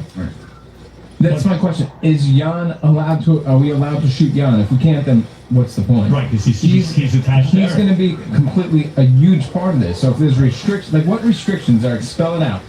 Yeah. That is baby clothes king. What the fuck? Why can't I get on the third? Let's have it. Have the real deal. Is he- What's that? Can't wait to go through those. Yeah, I may sit that one out. I can't walk. That's like nom to me. I can't go back there. He gonna be able to be on camera? Yeah, I mean, I could. See, you can't get a straight answer. What? Let me finish. I'm trying to say that as far as I'm concerned, just recording me at the event is fine. Why do you have to have all this extra build-up to the event? Because you're not going to do anything at the event, so at least we'll have some audio of you with the trip. Getting there to do nothing. It's called insurance. I want this guy. This is what I He's want. supposed to be in a little This is tuxedo. a little tuxedo. That's nice. But yeah, I do want you to dress nicely for the Yeah. event and have some That's what respect. I will do. All I right. will have A tuxedo? tuxedo. All right. Yes. A tuxedo works for me, right? What, can we go to that fitting? Exactly. Hey, you gotta I'll still find- there, Robin. I'll find a child's funeral home. Oh, the little guy coming in there with a little bow tie. I still have my tux for my brother's wedding. There's no fitting needed. Oh, darn. Good. One less All expensive. right, listen, Eric, here's what I expect. And I gotta put a stop to this. Julie, I applaud you, Julie, for speaking Jew to Howard. You know, yeah, one less expense you don't have to worry about. It's in our DNA. When a good deal pops up on the radar, you gotta acknowledge it. I mean, I remember being in Vegas and a bunch of us at a bar, and we're just hanging out. It was in a casino. We're at the bar, and I give drinks for everybody, and I pay. The guy gives you the receipt for the beers, and I'm telling the story, and as I'm telling the story, I'm looking at the receipt like a. In the middle of the story, I just go, "That's not bad for 5 beers," and then I get right back into the story. I can't avoid it. It's in my blood. In nature. Yeah. Question, though, I have a question. Will the cameras be allowed in the hotel room for his getting ready? All right, here's what I want, Eric. Here's what I want. I want the camera guy to go with you on your trip. In other words, you don't have to do anything. He's there in the car. It's like a reality show. If for 8 hours you sleep, that's it. That's reality. You don't have to put it on, and neither does Jan. Don't get all uptight. I don't think that y'all want to be on camera. Sit there. Oh. Trying to manage it. Listen, Eric's got a problem. He's got a listen, but Eric's got a problem. his guy is this young. In other words, he's handicapped. He needs somebody to help him on and off the toilet. So he's got to have Jan there. Poor bastard. What if they do it? Eric doesn't like us any more than you do. I mean, but the problem is, Eric, we want to shoot you. And Jan is a part of And it. It's going to corrupt everything. You got to go take it. Listen, you got to take this up with Jan. I'm trying to say something. Let me say it. See, this is what you're going to be like on the red carpet. I know. Fuck you, Tina Fey. The red carpet situation, God could stand behind the cam and not have to worry about being on camera. He doesn't have to stand up there with me at the front see what where you're I saying. ask the Doug, what about that? Do you want to just shoot the event? And, We could do that. I think we're going to miss. I think the gold is going to be getting to that red carpet. I agree. You know. I know. It's a shame. It's a shame. All right, Eric. So is he in or is he out? It sounds like he's out. I see. Yeah. It's I don't want to be out of this. But you have too many conditions. Yeah, it's just It's restriction after We restriction. want to use you for the TV show. You know, we want to have you. We want to make all this happen. But I can't make it happen if I got all these restrictions. You understand? Well, look. Can I say one thing Yeah, go before ahead. I go? Eric, listen. When I first started working here, I was in a meeting with the news team, and they said we need someone to go cover High Pitch Eric shitting in a bag and weighing it. And there was no question in my mind of how huge that opportunity was for me. I didn't ask about hotel rooms. I didn't ask about mileage. I didn't ask, I need this, I need that. I went. I stayed in that creep's apartment for 14 hours. What Shuli's saying, Eric, is he became part of my important part of my life and an important part of my team because he was can-do. You understand? Wow. Shuli was a listener sitting in a fucking room calling me. Right? Just like you. Just like you. I was up the same And hours I you used were. Same height, too. I used to say to Gary, that son of a bitch, he's up for anything. I said, if I get over to Sirius, I'm bringing that guy over. That's what I liked his attitude. You, on the other hand. You are such a pain in the ass, and that's part of your beauty and all that, but He's never going to get anywhere with that attitude. You're always He gonna be a acts as caller. if he deserves every amenity, and he hasn't done anything yet. But that's what makes him a whack packer. That's what makes him the best. Because he expects this. And he's done nothing to deserve it. It's great. can't do, I guys. don't act like that, Robert. But Eric, you know what the point is? This Shuli ended up coming over here. Now the fucker's on every goddamn channel. He is serious. He's almost the entire Sirius operation. Yeah, he's on every station. I tune on Jay Thomas, he's on. I tune on that miserable men show, he's on that. I tune in the news, he's on that. I tune in this show, now he's here. Now this guy can have a book, and the first chapter says, "My life started with shit in a bag." That's right, and he doesn't have an attitude, and he's full size. Well, I mean, Buckwall now meets with Shuli for contract negotiations. And all of a sudden, I can't live without Shuli. Before he was nothing, he was a fly. Now all of a sudden, I He can't was live like without him. phone caller you were avoiding. Now he's running everything. You'll see him running around going, "Hey, can I stay an extra day for Kimmel?" Right, he never does that. Holy crap. And Eric, you've done it your way all this time. You've only gotten 2 acting gigs. Imagine if you were can-do and you didn't say no and you didn't throw stipulations out there. Imagine how much work you'd actually be getting. You know what we should do, Shuli? Forget Jan. We should have you go with Eric the Midget, and you wheel him around. I'm down. Let's do it. It's a good idea. Every day, put a new outfit on him. Yeah. Today he's Sylvester Stallone. The next day he's... Where's my Superman cape? The next day he's Justin Bieber. Shuli, yeah. Get on the road. Can you dress him up as Superman? Iron Man, Superman, whatever you want. Just keep his clothes from him, and then just dress him up in whatever you want. Yep. You could be Robert Downey Jr. Eric, what about Shuli going with you? What's Jan do for you that Shuli can't do? Can you get anything specific? Does Jan shower you and wipe your ass? and all that stuff? Got a 5-month-old baby now. I could do that, no problem. Will you mind showering him? Mind? Of course not. Can you diaper him? It's every fan's dream come true. Eric, when he gets you in the shower, does he have to wash your balls? No, he does not. So all he's got to do is load you in the shower and you do the rest. Like it's a dishwasher. You gotta load you in the shower. So load going into the shower. Yeah, pretty much. All right. Well, then Surely. I think he can handle it. What does he got to do? Lift you like a baby, or has he got to like just hold you from under your armpits? The point that I'm trying to say is John gets paid by the state. So we'll pay him. He'll get paid What's by the that got to do state. with anything? Yeah. What's the difference? That would be taking money out away from Jan. Well, Jan can be there. Doesn't Jan ever get a day off? Right, I'll be on camera, Jan, and he'll be off camera, Jan. I mean, Shuli's gonna put you in the shower. He'll scrub you like a potato. I don't want to be on. What? I don't want to be on cam in the No, you're not gonna be on camera. Not alone. We'll be on cam together. Head in there. Part one of our angel, the act king. I love it. So yeah, I won't spoil it. Won't tell you, but I will tell you this: you got about 5 minutes before we go over behind the wall and raid everybody. If you have not been a part of the raid, you really should check it out. It's interactive. You guys help us. We find. Well, you know what? Get a membership. Get over there. Check it out. To you here. You know. The fuck Find out. I am not a stone goyim, I mean stone gargoyle. I am a strong, proud longshoreman. I mean longshore woman. I am fooling no one. John's Gollum is what he is. You're a Gollum. Shu, what more people today don't realize is that you were the only person that treated the Whack Pack with respect while not impacting the comedy. Mm-hmm.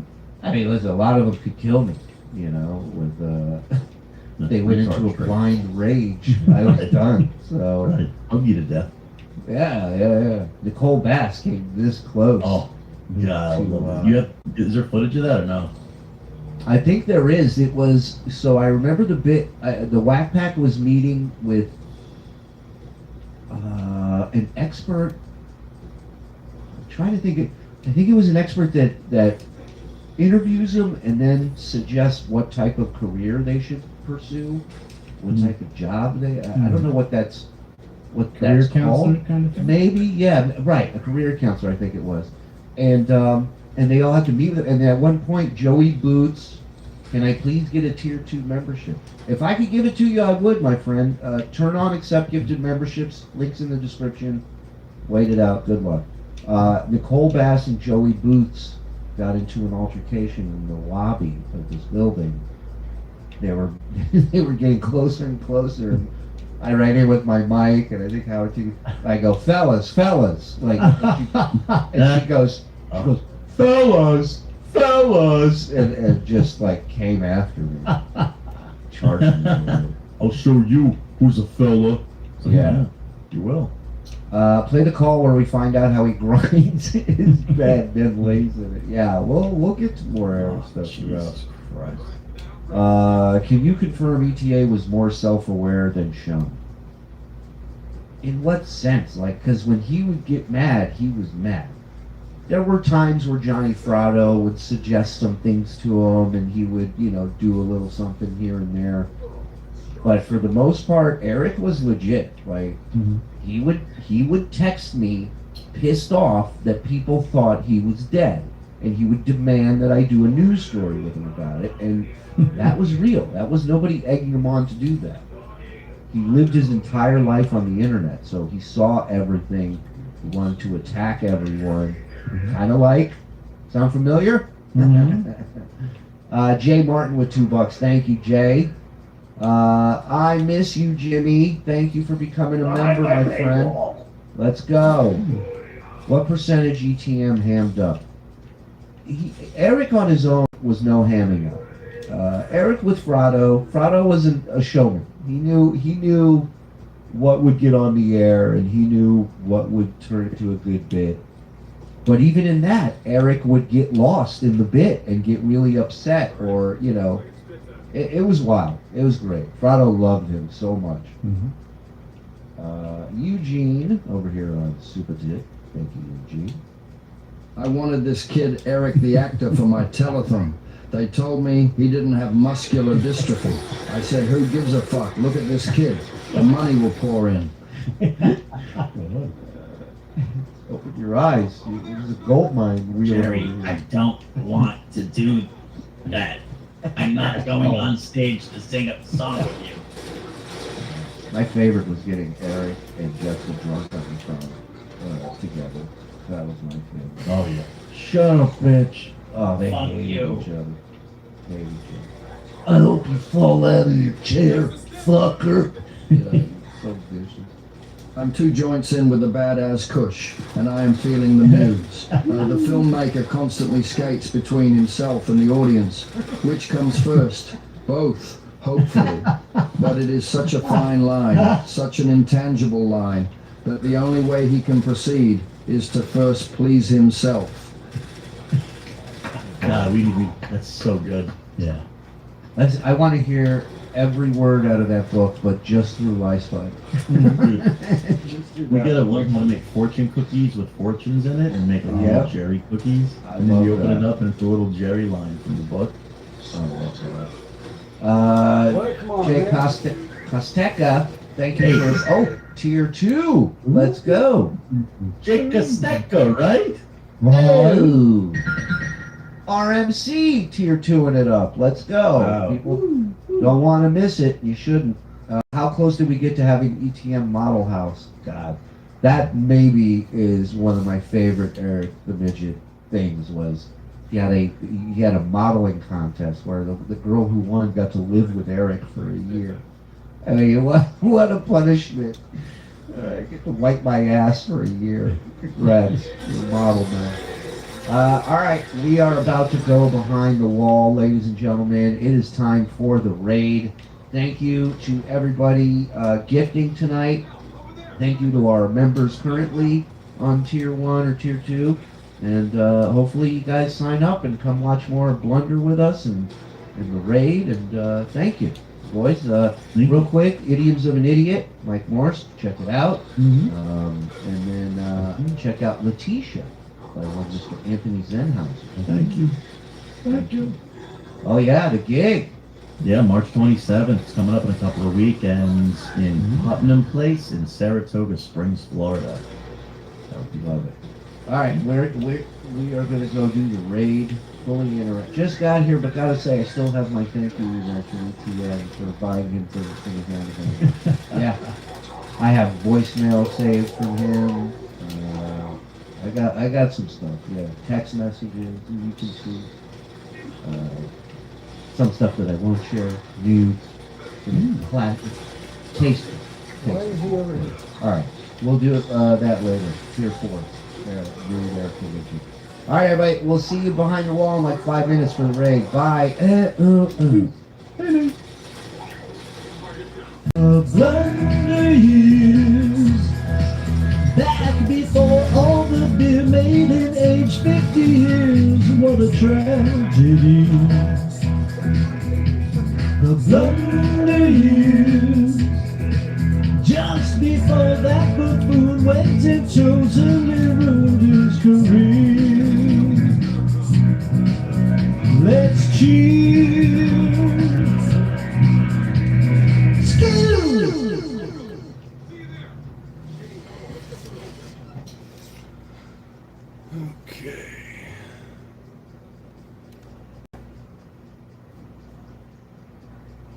And then saying, hey man, these things were actually better policies is not a idea of restoration renewal through the idea of some bizarre mythology, which Trump doesn't mythologize anything. I don't even know what he's talking about.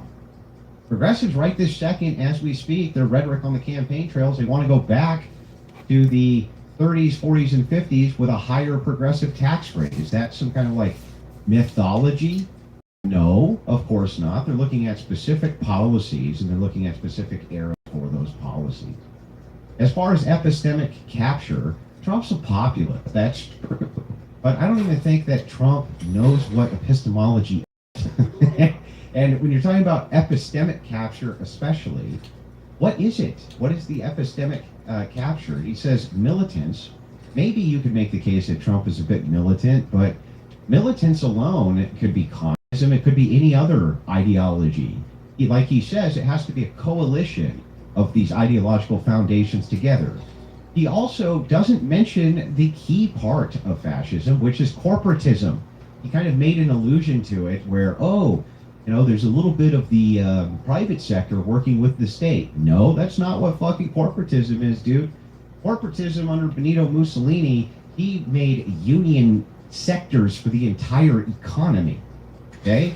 We're not anywhere near anything like that. Not only we're nowhere near it, but Trump doesn't even have, it seems to me, he doesn't want to do anything like that. I haven't seen any sort of corporatism come out of this administration at all.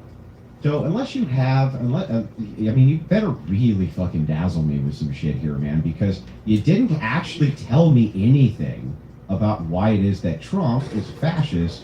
That's what's on the docket today. So with that, I'll yield my time, but I don't, what's the fascist stuff what is it? I still don't know. All right, thank you for that opening statement. With that, we are going to get into the 5-minute rebuttal, so it's not a back and forth yet, just a 5-minute uninterrupted rebuttal to directly attack the opponent's opening. So, Circa, I'm going to hand it back to you. Whenever you're ready for your rebuttal, I'll start the timer up with your voice.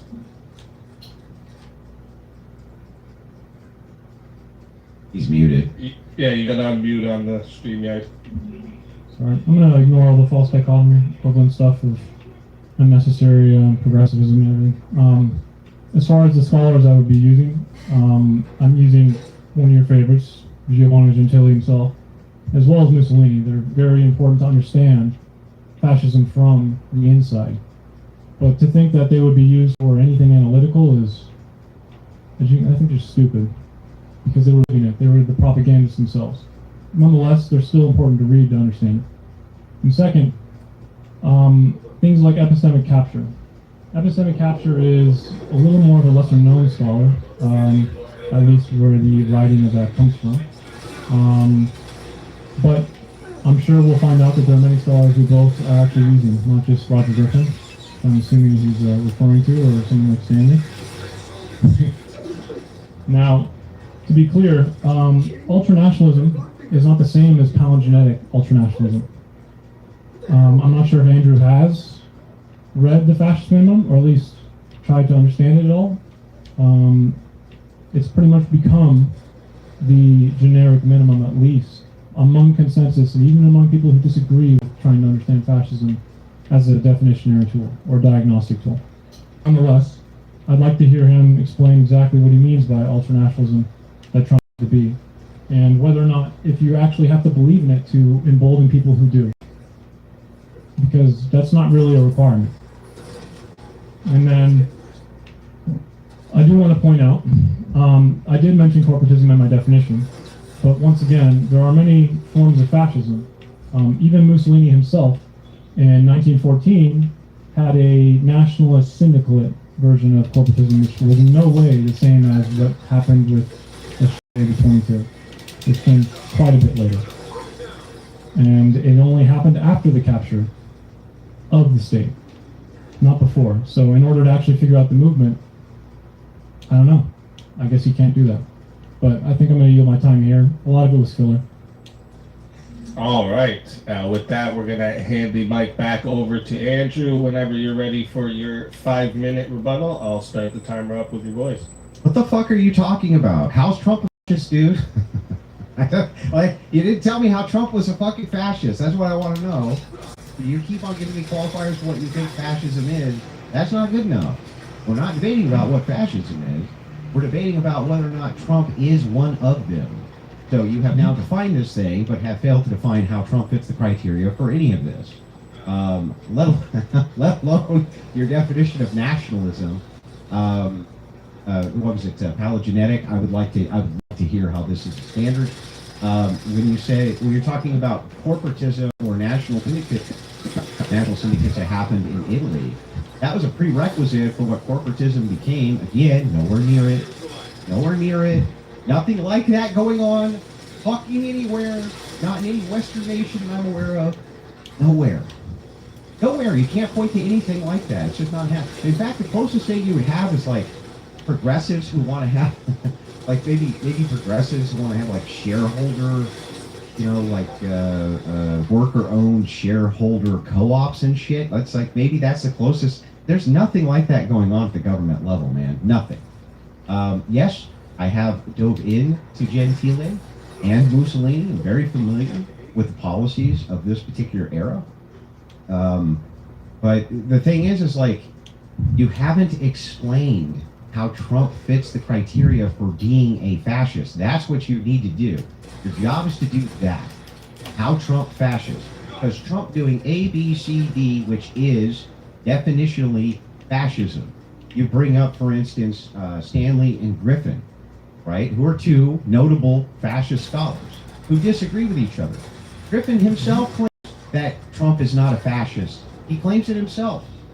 And Stanley's whole bearing was that Trump was not a fascist. He didn't even really call him a fascist. He just said, well, the J6 stuff was fascistic leaning, that I don't have a problem with people giving him the label. But he didn't even call him a fascist then. So, like, I really need a case to be made here for how Trump fits this criteria for fascism, for ultranationalism, for any of this stuff. And with that, I'll yield my time back. But there's nothing here to argue about because you haven't made a case for anything. All right, that is going to wrap up the rebuttals round. Great rebuttals from both sides. Before we move into the open hour, just to talk to the audience real quick, if you're watching right now, make sure you hit the like, subscribe to tonight's debaters. Their links are in the description. And we host all kinds of debates on the Swords of Reason, politics, culture, ethics, internet topics, anything where reasoning and passion can collide. So you can enjoy the format, stay locked in because we got a lot more coming. Also, reminder to the live chat after closing statement, we're doing a 30-minute Q&A. I already put the Q&A in there for you, but the Super Chats, PayPals, Cash Apps, these will get priority. So if they fill up the whole 30 minutes, we may not get to those ones. So if you want to make sure it gets asked, send it through one of those priority options. And finally, thank you to both our debaters for being here tonight and bringing perspectives to the arena. Whenever one of you is ready to start this open floor exchange, just jump in and I'll start the timer up with your voice. Yeah, how's Trump a fascist, dude? I think we can get to that. You agree with my descriptions, though, right? Sounds like you do. To a degree. Okay. Before we get into that, I kind of want to make it a little less combative. Is that okay? I just want you to tell me how Trump's a fascist, dude. I don't care about a conversation or a meta debate. I don't want to have a conversation about the conversation or a conversation about the debate. I just want to do the debate. Can you tell me how Trump's a fucking fascist, please? Sure. Let's just start with all hypernationalism or ultranationalism. That's palingenetic, okay? Okay. So I wasn't just using Griffin there, right? I was using Paxton as well. I'm sure you're familiar with him. Are you aware of what Hinge in History Rebirth is? Yeah, but that's referring to a mythology, a mythos. Okay. A mythos doesn't really have to be like dragons and stuff, though, right? But it's not, the way that this is used in this context is not generally, it's not generally being ascribed when you're talking about a mythos. When you're pointing to recent events in the last 100 years and policy prescriptions for your nation that you may want to reintroduce or move back to. The mythos of rebirth is talking and discussing the idea of like some kind of cultural mythology in the distant past that you want a massive return to in order to reinvigorate in a revolutionary way your nation towards that thing. There's no return. Or else it wouldn't be palingenetic, right? It is revolutionary in nature. It's a rebirth, right? It's a rebirth. It's a rebirth that's based on something from the past, though. It'll use something that's mythically in the past, yeah. That doesn't mean it wants it back. Trump's not doing any of that. Are you sure? Yeah, what's the mythic thing he's pointing to? What? Okay, so just to be clear, you agree with my definition of hyper-nationalistic palingenesis, but I don't think you really know what it is. Palingenesis, Yeah. You can't separate them, look at that, right? Yeah. No, you cannot. You're using a phrase that comes from Griffin, so I don't know why you think you can separate it like you wrote it. Well, you're asking me if I can separate two concepts. The concept I mean, a compound phrase that Griffin Can you calm- made, can you and calm you are down? using the definition. Why do you think you can do Can that? you let me finish? Because I can't answer your question if you don't let me. So, if you're asking me if I can separate two different words, which is hypernationalism or ultranationalism, and paleogenetic, the answer is yes, because ultranationalism does not depend on anything which is paleogenetic. Does not depend on Fascism that. it does. For fascism it does. I could say for fascism, but that wasn't the question you asked. The question you asked is how could you separate? Yes, it Because is. that's how. Yeah, because you're using the phrase that's from the guy who made it, and it's made to be a compound word, if you've ever read him. Yeah, okay. And? Can you Okay, tell so me how when Trump you're is this together- thing? I'm waiting. Yeah, so hypernationalist paleogenesis is about a story of decline and humiliation, and there's a promised restoration that frames the leader as a nation, right? Like my No, that's not, no. You're leaving I thought parts you of it said out. you No. agreed with my. Not correct. Okay, well, you gotta let me finish now, right? Is that okay? Well, you were asking me a question. You said, is that right? Is that a I was question? answering it. Why would you ask me if it's right and then answer it? What? Can I continue? Is that a question or? Yes, Yeah, you can it is. continue. Yes. You're okay? Okay. So, the ultranationalism is not, definitionally just going to be in the dictionary, okay? It's about the nation being imagined as like a morally charged, authentic core with a legitimate destiny. You aware of this? It's part of it. Not the whole. So when you wrap it with the palingenesis part, right, what does that become? What do you mean? What does it become? It's not just ultranationalism anymore, is it? No, I agree with this point, yes. Okay, so you agree with my definition of palingenetic or ultranationalism. Hypernationalism, let's call it hypernationalism. I didn't say I agreed with the definition. I said I agreed with this part. The thing is like, but the thing that you're missing though is the mythology, the mythos. That's the part. Yeah, you are. Part of the listening? Okay, what were the Italian fascists? What was the great cultural mythology that they were referencing? What was it? For them, it was a little bit of Rome. It was A Rome. little bit of water. It was Rome, and the Roman gods, and all of the things that came with the various ideas of what you might bring refer back Rome, though, what you didn't might refer to now as the Ubermensch, right? No, but the Did they bring back Rome? whole point of the rebirth was to point to the great mythology. That was the Well, great. thank you. Chill, bro. Let me explain. The point that you're missing, and by the way, this is very clear from modern scholars on this too, and this is why you're leaving this part out. The great mythology. What is Trump's great mythology reference? Because it ain't fucking Rome. What is it? I feel like you've never read Griffin before. I have you? feel like you should just answer the question. Well, if you read Griffin, you realize that these mobilizing passions don't actually have to be something very real. Okay. That's like called a myth. You know what? I'll just concede the point because it's a worthless point. Sure. Go ahead. I mean, what would you describe? Who cares? Ultranational. Who cares? Just tell me how Trump is this thing. That's all I care about. Well, I did start, and you said, no, I don't really agree with that. But Engine History Rebirth is very much that. He's described American carnage before, and you can take them and isolate them one by one, but which is probably what you're going to do. But the point is that if we look at these as a whole and see what the words and rhetoric are doing, they are mobilizing a movement, mobilizing a passion, as Paxton would say. And so what? What makes that particularly fascist? Well, the palingenetic ultranationalism is about a humiliation, decline, right? Even if I grant this, though, you have to demonstrate how Trump's doing that. I mean, I could give you a entire marathon of Trump quotes that essentially lead to this, but I might isolate them all. Like into what? one, right? Like what? One glorious destiny, right? I alone can fix it. I am your justice. I am your retribution. I was saved by God to make America great again. The rhetoric. Yeah, the victimhood, American carnage, the golden age starts now. And which of these things that Trump is talking Well, about? all on their own are kind of worthless, right? Yeah. Every politician can say something like that. Because they all do. And this moment, decline is over. So Trump is instituting policies based on this rhetoric? Policy? based on hyper-nationalistic genesis. This is the myth part. If you're looking for capture, I thought there was no myth part. I thought there was no myth part. Now there's a the myth myth part. means something. Still, right? It has a rhetorical base. Okay, so is Trump instituting policy based on ultranational? Okay, what? What is the policy?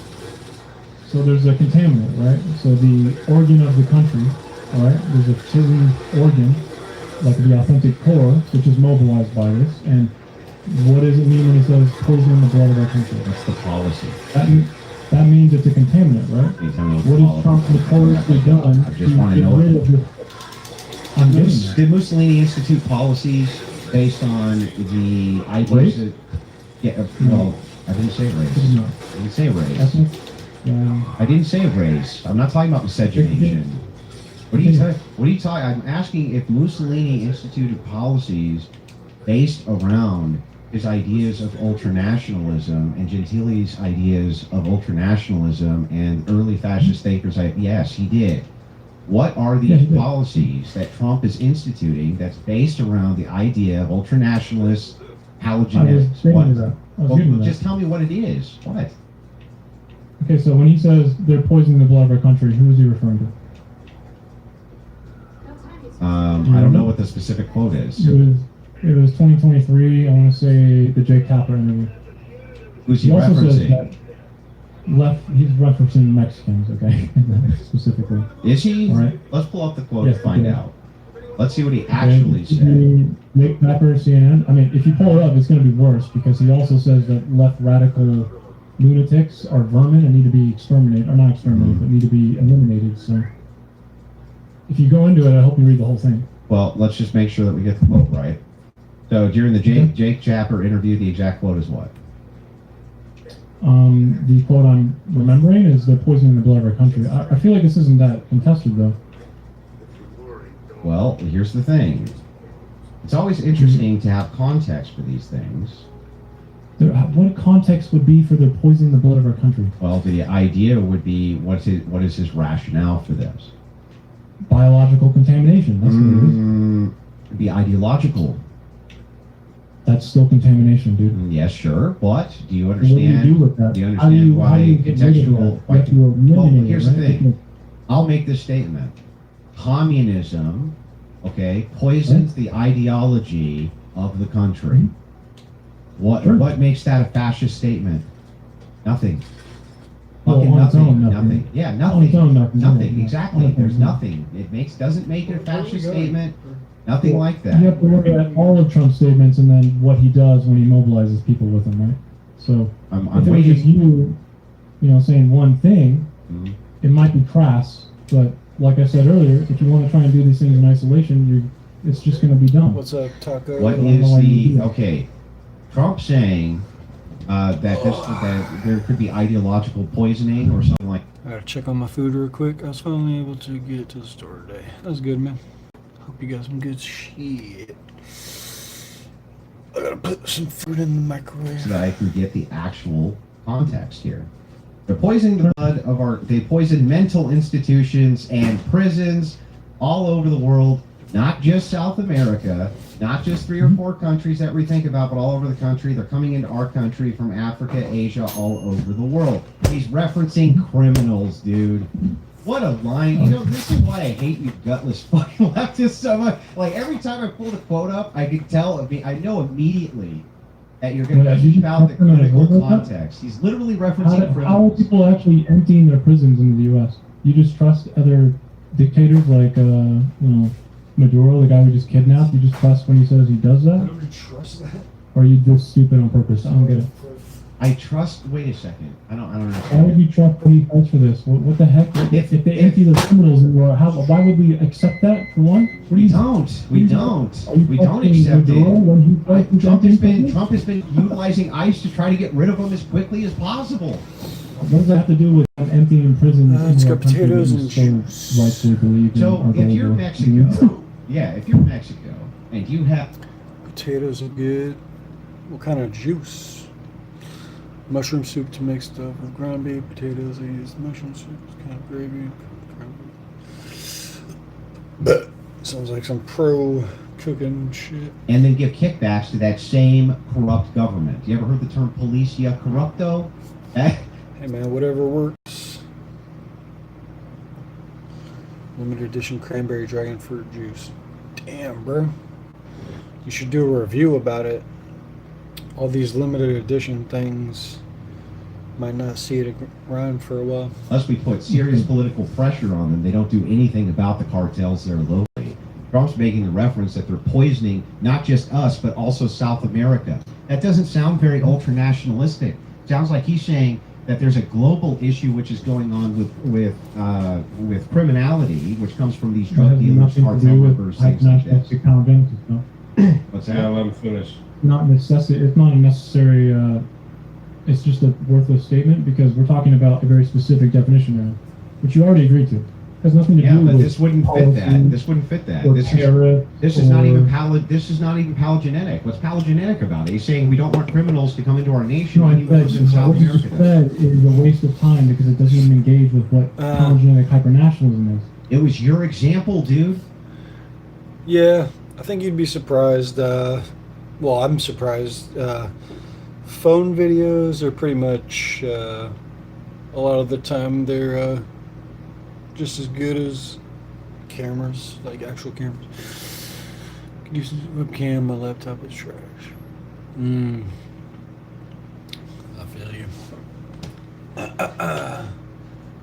Well, you know, you work with what you got, and then hopefully eventually you can upgrade. You got to chill out.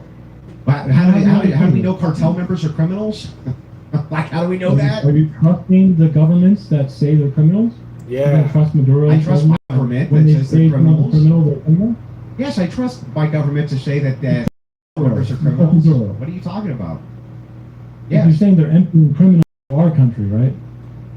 Yes. So you're trusting Maduro's calling them criminals.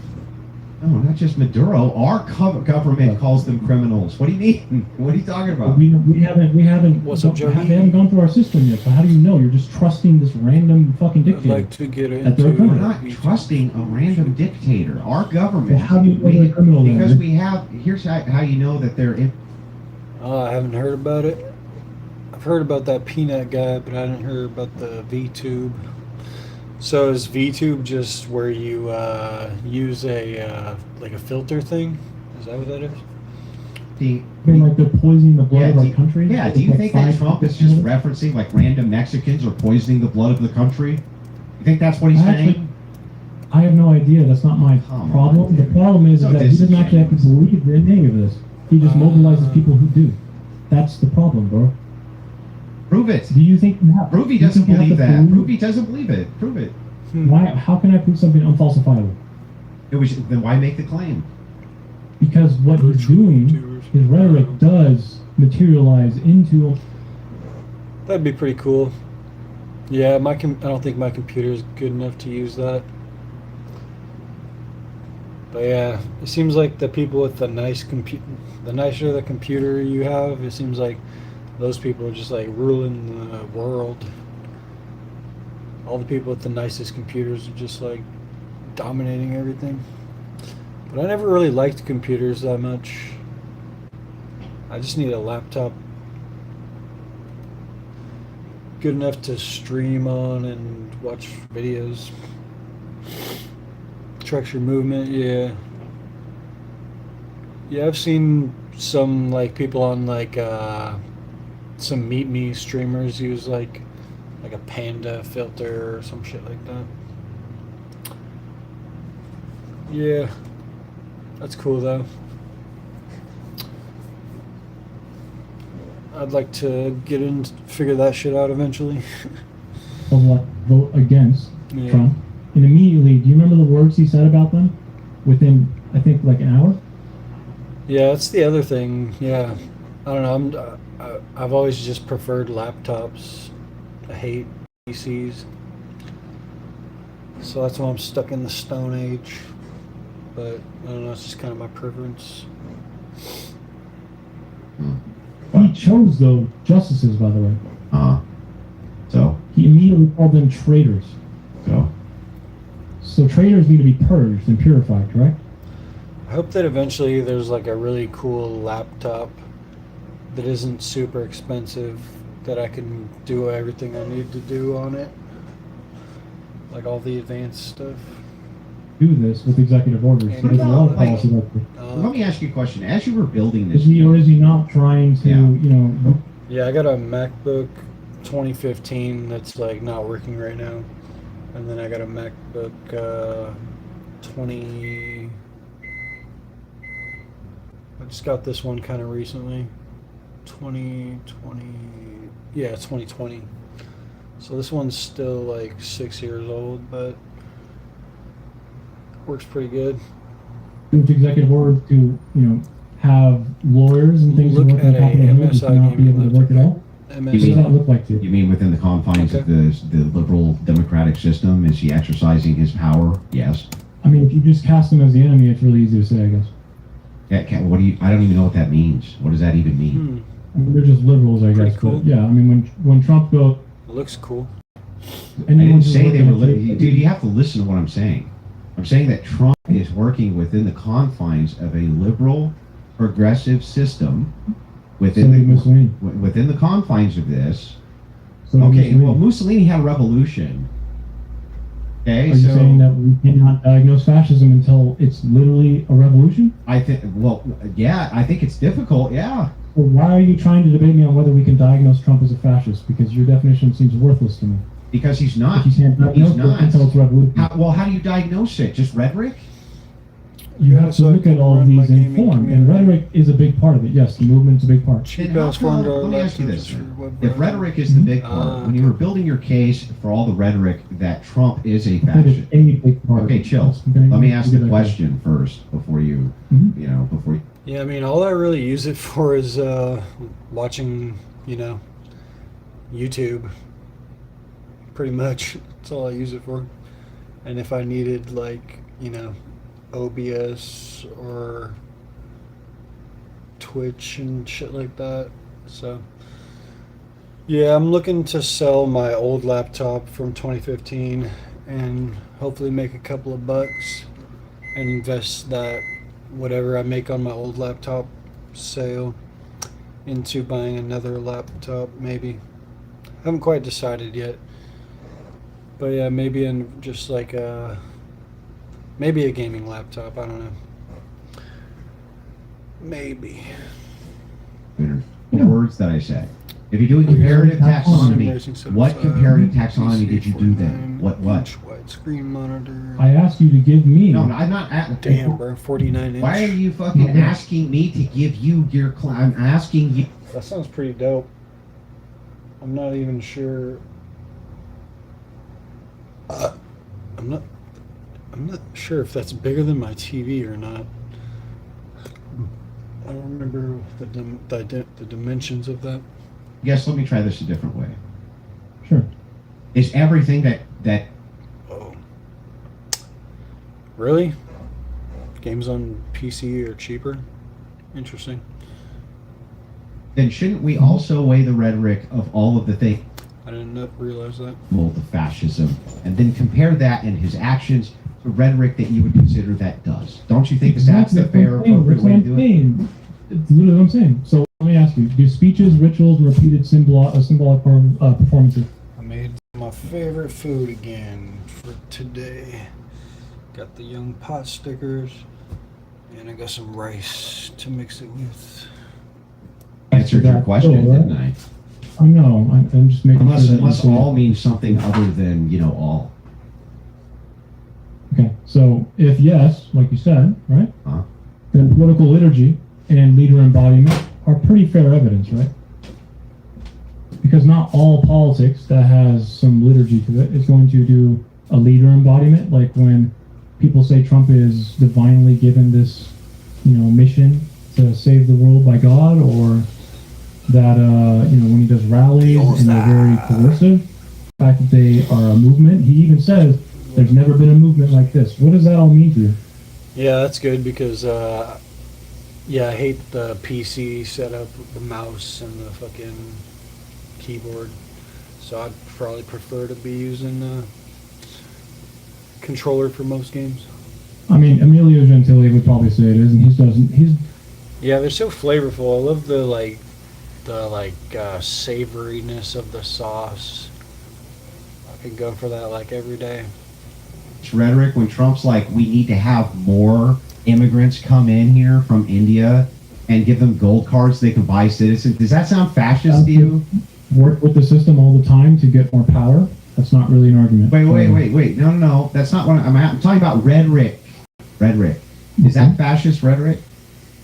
Mussolini worked with communists in order to make sure that he can gain power. I'm asking, is it fascist rhetoric to say that? Is it fascist rhetoric to say that you want people to be able to buy citizenship and give thousands of gold star citizenships out to people who reach a certain threshold that we need for labor in the United States, and then import them in for it? Does that sound like fascist rhetoric to you? Yeah, it could be. They know with what they need to get power. Okay, that's fascist also, rhetoric. isn't that policy? Didn't you say that was action? I thought that was separate from rhetoric. No, that was rhetoric. You didn't do the action. It's rhetoric. Didn't you make a policy? Didn't you make a policy? Isn't that action? Well, wait a second. Hang on.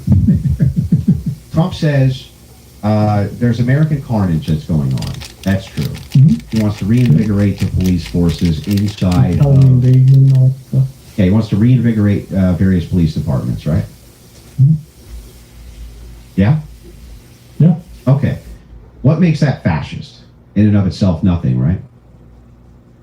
I mean, it depends. He does kind of pick and choose here too, right? He did pardon January 6th rioters who did directly harm police officers, right? Wrong. Sure. Is that directly supporting police? I mean, again, fascists will bend in order to make sure There's that nothing. they can stay. So you're saying there's in nothing power. there that was fascist? They harmed police officers. The hell are you talking about, bro? Asking me if like that somehow outweighs all of the other forms. I'm just asking you, like, as we go through each of these... Forgetting that even murderers can hug their As we mothers, go like, through these rhetorical devices here, when you're talking about rhetoric, right? Mm-hmm. If I give you examples of Trump saying we need to work with global leaders around the world, right? Americans, like, he hires tons of women into his various administrations. He's very pro-female rights. He's very pro-homosexual. He's very pro these particular types of rights for people, right? He doesn't see, yeah, very. Are you serious? Yeah. He held up a flag one time in 2016, bro. That was enough for you? Okay, well, it's a lot more than Obama and Clinton, who were against gay marriage before they were for it, right? Well, they weren't when Clinton was running in 2016, but not that Was that fascist? Was she being a f***ing fascist? No, because you're looking at it in isolation, like someone who's never. It's all the thing. These are all loose correlates you're trying to put together and pretend that they mean something greater than they do. You're just making it I up as mean, you you go. kind of have to do something with them, right? You can't just put them further apart and then say maybe we should look at it then, right? That wouldn't Well, make how sense. about you give me the actual case for how he's a fascist here? I got you. Yeah. So let's go to the next one. How about enemy construction? Are you cool with that? Am I cool with what? For me, remember my tenants there. I didn't really name them out, but like the main one is obviously the hypernationalistic palingenesis, right? Yeah. But we can move on to enemy construction. This is essentially a part of fascism in order to find the impurity, right? That you need to purify in order to attain this rebirth. Well, Let's talk about internal enemy naming some more, okay? So, and hang on, stop for a 2016. second before I agree to this. I just want to note. Hang on. I just want to. That's cool. Yeah, I don't know. It was weird. On my MacBook, I had an issue with downloading Steam. Last time I tried. Tried to install it, and it didn't work.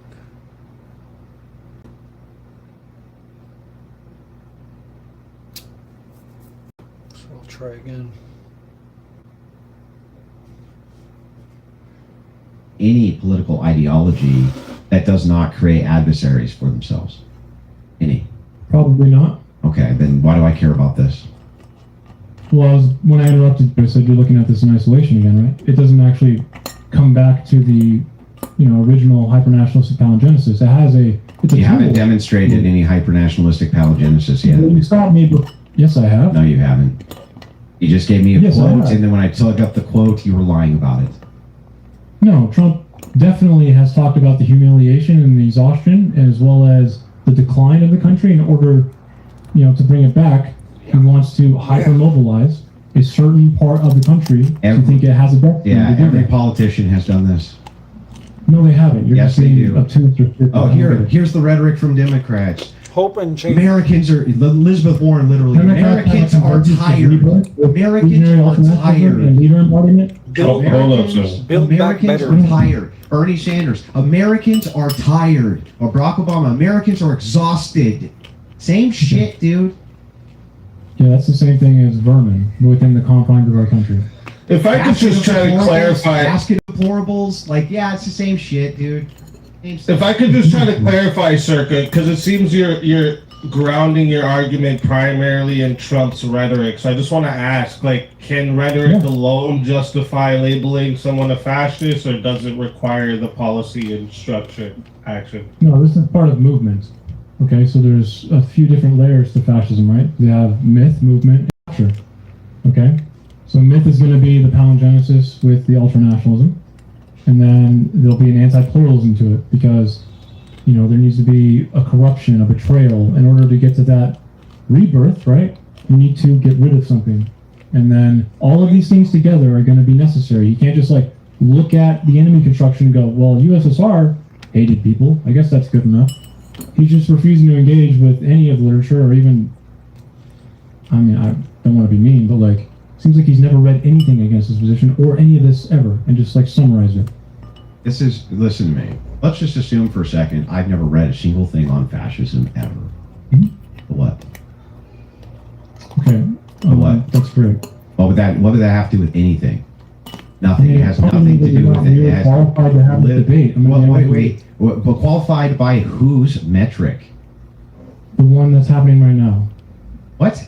Wait, I get the metric that's happening right Are you now. looking for Whose are you metric? looking for The a one that's fascist happening right qualifier now. group to come here and stamp this or It's what? just non sequitur fucking nonsense. I don't need. First of all, if you are going through, if you go through and you say a person is this thing, and then I make you describe out what the thing is, and then I refute that they are that thing.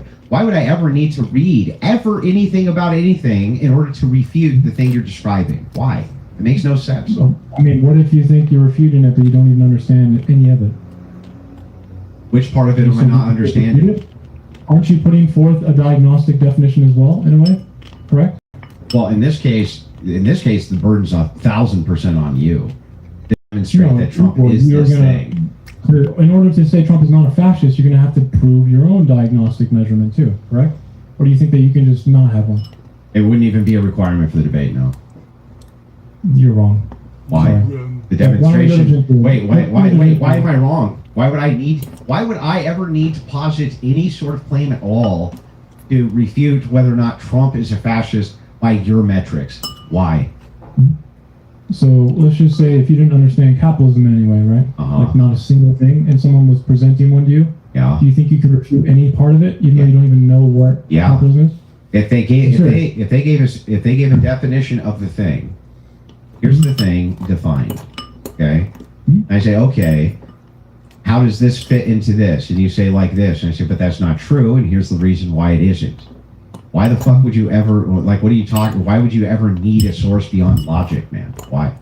Okay, so let's just say economics right now, econometrics, and I said it's square linear regression, and I started presenting it, and you said that's wrong, and I looked at you and went, how do you know that? And you said, I don't know. Yeah, I think that would be a good that would be a good argument. No, wrong. I agree that wouldn't be. But let's say, let's say that you said, how is that what's happening? You haven't everything that you defined. The only thing you've given me is a quote, and then when I looked it up, it was bullshit. That's it. Yeah, that's all you've why don't given we me. move to Gentili? Let's go to Gentili. I think you probably would like Gentili, right? Yeah, that's fine. You can use Giovanni Gentili. I wanna show how rhetoric is exactly the same as action in fascism, and I'm sure we could probably point to the theory of mind is pure act, right? Are you aware of that? Yes. What is that mean to you? What does that book mean to you? Pure act is That's very, wrong. yeah, pure act is a form of, at this time, there was all sorts of bizarre philosophy that was There's no going. rhetoric at all, or Well, I mean, all philosophy has rhetoric. Socrates pointed to this. doesn't it sound like a confident answer? Okay. All philosophy has rhetoric. That It's doesn't sound like literally a baked into it. confident That's Socrates, who is the advent of what you would consider modern logic, pointed out Let's hang what on. rhetoric The was. theory of mind is pure act. Rhetoric is all that convinces. Pure act would be also a point of rhetoric, which would be something which convinces, yes. Okay, so what exactly is happening in Gentile's mind when he's writing about early fascism as it relates to rhetoric in fascism? Well, when? At which point? I'm talking about in the theory of mind as pure act. Because I don't know. Tell me. I don't know where you're going here. What does rhetoric mean to fascism? And to Gentile, rhetoric and action are inseparable. Yeah, that's probably true. That would go hand in hand with pure act So philosophy. how much does rhetoric actually mean in the formation and movement of fascism then? As much as it means for every other political organization. It's a very It means key. it's inseparable from the action of speaking. It's inseparable from all politics in political forms. All. Well, I mean, that's a lot of mud, but... What I'm mud? trying to- What mud? I mean, this is pretty arbitrary. Sometimes it rains, sometimes it pants. Thank you for the contribution. How is it arbitrary? I don't even know what you're talking about. You're just like non I'm sequitur. talking about sequitur, bro. I'm talking about Gentile and how he says that rhetoric is just as important as the action. So when Speakeasy asks, what does rhetoric have to do with this? The way it forms action is inseparable to the rhetoric it is. Okay, so... I was trying to just clarify, Circa, if you're What? saying that the rhetoric alone all- can justify the fascism. That's what I was trying to ask. Rhetoric is a big part of it. What the fuck are you A big talking part. about, bro? What? All right, let's back up. Let's go to the philosophy of pure act. What is that? What do you think it is? It is the mind in itself, its concreteness, right? I mean, we What does can that probably mean think in of, itself? what do you mean in itself? Yeah, It's, what again, does the thing in inseparable. itself It means mean? rhetoric is a massive part of it. As I'm in not asking you about the rhetoric. I'm asking you thought about itself what. is the act in the doing. Yeah, That's no. what I mean. What does this mean? What I is just pure answered your act? question, bro. Bro, you didn't. You just went. You Yes, I pivoted did. over to rhetoric. So pure act just means rhetoric. Oh my god, bro. I just said the thought, not act as done, or as act done, or whatever, right? What? But as the act in the doing. That's what it is. That's what it means. I'm quoting him. Wait a second. The philosophy. What I'm asking you is what you think this philosophy means. What do you think it means? I already told you. Well, tell me again and use really small words. It means you cannot exclude rhetoric, myth, or ideological articulation from fascist enactment. They are inseparable. That's what it means. You don't think that the pure act philosophy has other meaning than that? The whole thing taken together, Andrew, is that very idea. I know. Oh, I see. There's a section on pure act. It's called the theory of mind is pure act. But what is the theory of mind? Is what I'm asking. What do you? I mean, you can keep asking me questions. I answer them, okay? But like, what do you? You haven't answered me. What do you think he meant by theory of I mind? just told you the entire reason the book explains that you cannot exclude rhetoric from fascism. I'm not asking you about rhetoric. I'm asking you what is the theory of mind?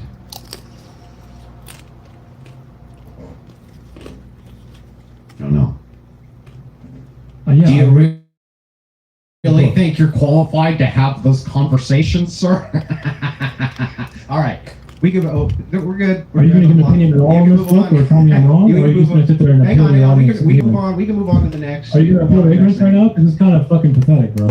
Oh, I know. I'm just getting. Why don't you tell me how I'm wrong? I am getting when I say that devastated in this it's particular debate. inseparable? It is bad. It is brutal. But we can move on to the next thing. Go ahead. Yeah, I bet you will. Okay, so when it comes to epistemic capture, why don't we talk about that? Because all these things, again, there's plenty of, in my opinion, evidence to show that Trump does these things, okay? Epistemic capture is not about reason, like you thought in the age. Epistemic capture is about denying truth and essentially casting dissent as betrayal. So truth no longer means, something good. It means something that could be a betrayal. the movement. Would you agree? Whose definition are we going off of here for what epistemic capture is? This is going to be informed with Emilio Gentili again, and then primarily Stanley Payne, the What are you eating? Spanish guy, if I'm not mistaken. It's some pot stickers and some hibachi rice. It's good. Transcends what is being referenced here when it comes to fascism. So I believe that this is going to end up being something which is proprietary only to this. Like, I think that there's multitudes of philosophies around what is called epistemic capture, in other words. I could be wrong. A lot of fascist philosophers and scholars have contributed to different ways to fascism. Yeah, that's how it works. Yeah, so in this case, I just want to pull up the actual definition that you're utilizing for epistemic capture. What is it? I mean, it's in my own words, my friend, but it essentially just means that there is a insulated part of the movement from falsification. Is essentially what it means. Yeah, I understand what you're saying. Sometimes So we you're need to put a saying, membership test to help with the political liturgy. yeah, I understand what you're saying. So there's some core here that if it's violated, you're not part of this group anymore. Like fake news, enemy of the people, those kind of things. Like you don't believe in Jesus Christ, so you're not a Christian. Stuff like How is that. that epistemic capture? Well, by your definition, if you're just saying that it's a core part of a reasoned ideology that is not allowed to be assailed in any way, then No, it insulates it from falsification. So that means even if they know they're wrong, they treat it as a betrayal instead of just being corrected. okay, I see what you're saying. So, and which thing do you think that this is that Trump's doing? Does Trump not just lie and cast people who do actually tell the truth about him as just liars? And Okay. is that not a thing? Well, So if they're first of lying, all, let's just say I granted that was. Let's just say for a second that I just granted this. I think that, again, this would apply to basically every political group. If it's the case that you believe that people around you are telling lies, this is interpretive of the person, and there are a lot of people who Trump's cast out who have lied. Well, this is not the generic minimum. This is not like the necessary definition, right? This is going to be things that fascist scholars have come to think are part of the mechanism, like I said in the earlier part. So if you think it's a scorecard, like a bingo scorecard, I don't know how to tell you it's not the way to look at it. I didn't say it was. You're acting like it is, though, because you keep isolating them in isolation. Well, here's the thing. The reason that you should dice the ideology up and look at it as a diced up ideology is because all ideologies have over. Hell yeah. It's time for that refuel so I can go on and conquer the world. What's up, Ellie? Because all ideologies have overlap, the only way that you can really get at things like fascism, the reason I keep saying, okay, but the things you're saying here are true of all ideologies, is because these things I don't believe in and of themselves, even if I granted them, would be enough to say that this guy's a fascist. Griffin would agree with me, for instance. And by the way, so would Stanley. Both of them would. You would need to demonstrate something that was revolutionary. Capture on its own would not qualify. You're correct. Well, no, it's not just that. All the things you listed thus far wouldn't qualify. You would need to have three of the cores together. One of them would be corporatism, and you don't got that. Corporatism is not a necessary definition of fascism. Name a fascist society that didn't practice it. Well, how about I ask you this? When did how about you answer my question? Name a fascist society that I need did you not to answer practice this, it. please. I need you to answer this. When did Italy actually institute the corporate fascia of the corporate? After power or before? That was after power. So your version of fascism is really undiagnostic and worthless because you can't diagnose it until No, after. because when you're talking about the thing that you brought up, which was what were the... Are you engaged? What is that? I'm literally doing that, but you have to shut your mouth, right? So the thing... if it's the case that before you move towards thing, you're saying that's the thing you're going to move towards, that's one thing. In this case, So that's 1914, what that's type not- of corporatism yeah, was Joe, Mussolini idiot. advocating for? Bro. I could eat like 30 more of those right now. I'm still in the middle of the fucking sentence. How am I finished? I've always wanted to eat until I drop. You know what I mean? Just got so much food that your stomach, you know, you can't even fathom how you're gonna eat anymore. I need to go to a all you can eat buffet and just fucking demolish some shit. There's no fascist society that I'm aware of that Yeah, did not the practice. something else. Hang on, that did not practice corporatism. If you can name a society that was fascist that did not practice corporatism, I want to hear about it. Ooh, Sure. What's your definition of corporatism? no, we pull up the exact definition. Actually, No, give me your definition. Let me hear it. I'm going to give you the exact definition. That way, there's You no don't have one confusion. that you can think of on your own? Do you want to play the equivocation game, where I give you something which is vague instead of giving you something precise? I hope it would give me Italian fascism, but also it happened in stages and changed abruptly throughout Italian fascism, even instituting it. So Why would but it I'm be? curious Why if would you be upset if I gave you a precise definition of corporatism rather than a vague one, which we could equivocate about? I like when people can think on their own, but go ahead. Let me hear it. Okay. Well, think on their own. Italian corporatism. So the key aspects are going to be there's going to be a corporate state. Mussolini created 22 state-managed corporations. Aims and ideology aimed to end the class struggle by merging capitalist and labor interests under the state direction for national power. Implementation.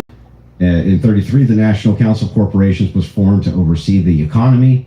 So all of these things, I think this would be a pretty good corporate definition.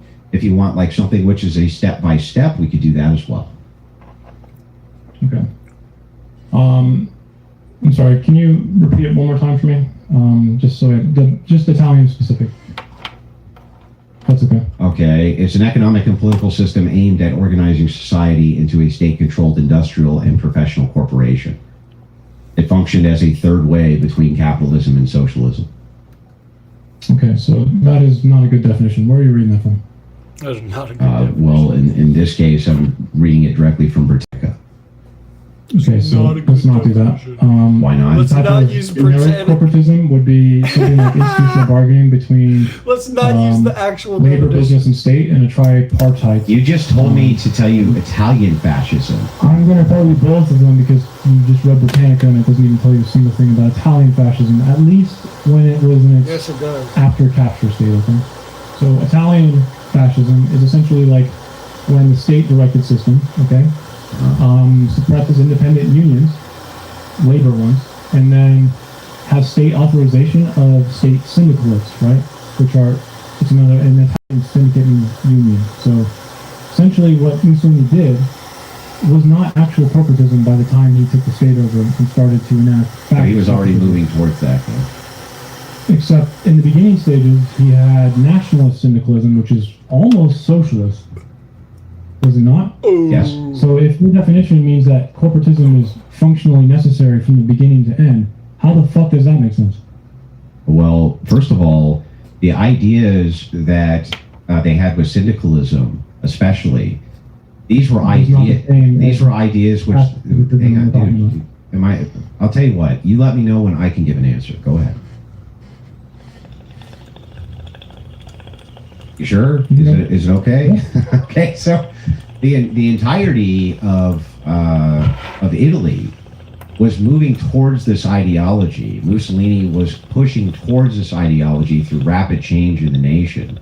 But even if I were to grant you that this needs to start with socialist beginnings, like it did in Germany or like it did in Italy, if you're saying that Germany is a fascist state, then what you're going to end up with is this problem, which is that Trump ain't doing any of that either. And so, yes, corporatism, I do think, is a necessary aspect of actual fascism. Otherwise, I think that you're just, what would be the distinction between that and like authoritarianism? What would it be? What would even be the distinction? All of it in lockstep. I mean, second thing would be the hypernationalistic palingenesis, which we agreed to because that was the first thing you If you said. have an authoritarian, they're hyper-nationalistic. Right? They're not hypernationalist palingenesis. Do I need to show you and tell you what that is again? Or? Yeah, most of, well, actually, which ones aren't? Which ones, Let's not- no, which ones let's not aren't, just, actually? Now that I'm worry thinking about it. that. I'm going to address what you said about corporatism. Okay, go ahead. Is that okay? Were the Nazis corporatists? No. Not at all. Would you consider them not fascists? I'm not sure that I would consider Nazi Germany to be fascist. Because of corporatism. Not just Correct? because of corporatism, but also Okay. because of corporatism. So just corporatism. No, I just said not just because of corporatism, but also because of corporatism. So give me the other thing that's gatekeeping. Well, the thing about Germany fits a better bill perhaps for autocracy. So the distinguishment from a, it does. It fits a general bill for autocracy. Palingenesis, was probably the key underlying necessary minimum, where they both, practice this, what I just mentioned earlier about, epistemic capture all the way to the leader being venerated, none of that. You mean the same shit that's going on in autocratic Russia? No, that's not happening. Yes, it is. It did happen. Yes, Hypernationalistic palingenesis is happening in autocratic Russia it did happen. Yeah. in the same way that we would see it in Italy. Well, more like the same way we would see it in Germany. So what do you think happened in Italy then? Do you think that didn't happen that way? Or? I don't know what you're asking me now. Plus, I just want to point out, again, it seems to me that if corporatism is your gate, the fascists in Italy didn't have corporatism until after they took power. So why are you trying to debate me on diagnosing They weren't whether someone is fascists. fascist Because they weren't. if your definition cannot do that? When do you think they became fascists? Before, they've When? been fascists What was the early date? on. What was the date? I mean, the beginning stages is that myth. No, And not the the beginning famous- stages. What was the date they actually became fascist by your metric? I don't know. Yeah, exactly. 1914, Exactly. 6 p.m. That's What's the rising star yeah, card, that's the bro? thing, though, right? Is It's it like, Pisces? What are you asking right now? What is it? what I'm astrology? saying to you is that the entire ideology was moving towards corporatism. It was moving No, it towards wasn't. it. Yes, it was. You're just lying. You don't No, know I'm what it actually is. just not lying. Because corporatism is different than fascist corporatism. It was moving. Because Well, there was but no hang on. bargaining. There was no Early tripartite on, the bargaining. socialists were moving towards corporatism. Yes, they were. But They you were having a named huge Congress. struggle. There was a You huge named struggle. Congress. Okay, I'll tell you what Congress happened. There was a bargained massive with the struggle working which was class. going on with large trade syndicates swallowing up small ones. That's why they wanted to manage the economy so badly there. And they were already moving towards economic management before the fact that they even got into power, essentially. They were already moving towards that ideology. We're going to start with None of communism, in those fact. business elites would have actually supported him if they knew that he wasn't going to let them live and not just do institutional bargaining. You know that, right? He lied to them. Well, wait a second. Maybe, Again, but so what? corporatism is institutional They bargaining. So he still has to do wanted a corporatism. form of corporatism. I don't know what to tell you. They did. Again, so your definition is gate kept behind when after they take power and maybe they do a specific brand of corporatism, even though there's different stages and different Well, they need to at least be ideologies. moving towards it. How the hell are you going to diagnose fascism though? Because you would need to show that there's some movement towards that ideology. Oh, got it. Okay. What about away from it, like the Spaniards did? And they were still fascist. You Then. mean Franco?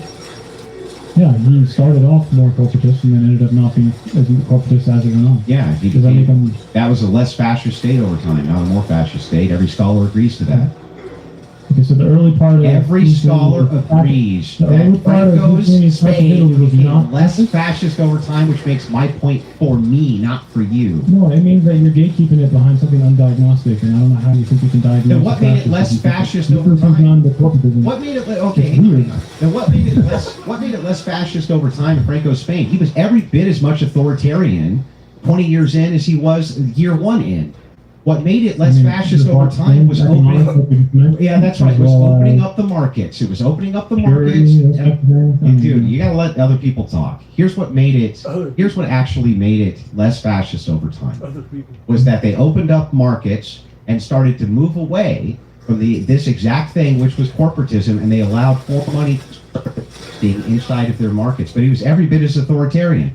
So you tell me, what made them less fascist over time, even though he was still just as authoritarian as he was the day he started? I already answered this. What? Economic reasons. They went away Yeah, from exactly. corporatism. Economic reasons, because As well corporatism. as, Because political corporatism. reason. That's the They debate. did less. It's because of corporatism, bro. No, it's not. Yes, it is. Here, let me ask you something, okay? It's something about the Germany-Italy thing, okay? Do you know any single scholar who is at least someone that should be mentioned in this debate, okay? Not like, I know that De Felice maybe probably thought that, I think so, that German fascism wasn't exactly the same, but who actually says that Germany is not a fascist country? You mean modern scholars? No, even older ones. I mean, you could probably take like an Italian one. Again, I brought up Emilio Yeah, Gentili. so even though I think this is completely tangential to the point, Yeah, right? because now Yeah, even if corporatism let's just really say, worthless. yeah, let's just say right? every single scholar disagreed with me. I didn't even make the claim that they weren't, that Germany wasn't. Just that I'm not convinced that they were. Interesting way to pivot it, I guess. That's not a pivot. That was my It position. is because most people would consider Germany fascist, right? That's an appeal to authority, or an appeal to. It's an ad populum The evidence fallacy. is strong for it because of the. That's an ad hypernational- populum fallacy. It's a fallacious form of argumentation. You can call it that if you like. I'm not but going to. no one else That's believes what it. it is. It's an ad populum fallacy. Most people believe this. And So what? How exactly are you making Most this people judgment? believed you shouldn't wash your hands too. Were they right? I don't think that has anything to do with corporatism. Well, no. It's the same fallacy. Is my point. You can't make the fallacy if most people believe this, therefore X. Why, you said it was autocratic. Am I How come you're debating with not those seeing- people, or am I debating with you? You're debating with me, and I'm Right. telling you that you're So too then, sucks. so then the thing is like you just making You the can't tell appeal me that how other people don't Germany is think this not thing a is house nothing. cat. Like Germany is like another Look, style of cat. I'll tell you okay? what. I'll tell you what I'm willing to do in this debate because nobody can get a word in edgewise. You just filibuster the entire time. Can we put timers on, like 1 minute timers? You have to tell me about washing hands, bro. You just. I don't think you even hear the words I say, bro. I do. You don't. Okay. But we'll just do it this way. Sure. What's up, Indigo? So you can go first. Just grabbing the 1 minute one. That's still a second. There we go. Okay, so this is really simple. First and foremost, you just use a fallacious argument. You just say, can you name a scholar who X? It's like, I'm not debating with them, I'm debating with you. If you want to say that this nation was a fascist nation, that burden leads to you, but you making the argument, oh, everybody else thinks that is not an argument at all. It's a fallacy. That's the first thing. The second thing is, I made a very compelling argument to you for why corporatism must be some sort of necessary function for fascism.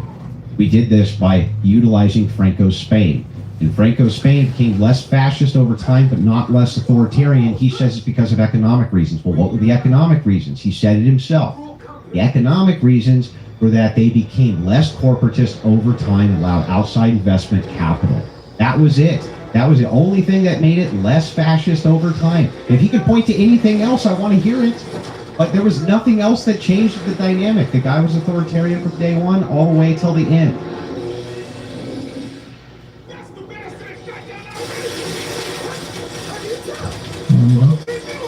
Yep, your turn. Minute for minute, sir. Okay. You are using a lot of the definitions for some reason. I don't know why you think that you can just cast them out when it's inconvenient. And when it's very convenient to sound like you know what you're talking about, you try to use them. I mean, I remember hypernaturals and palingenesis being in your definition.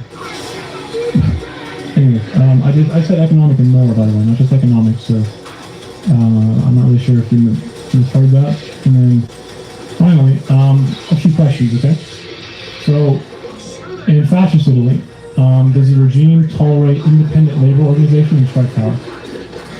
And then the second question I want to ask is, are firm industries being steered through selective processes?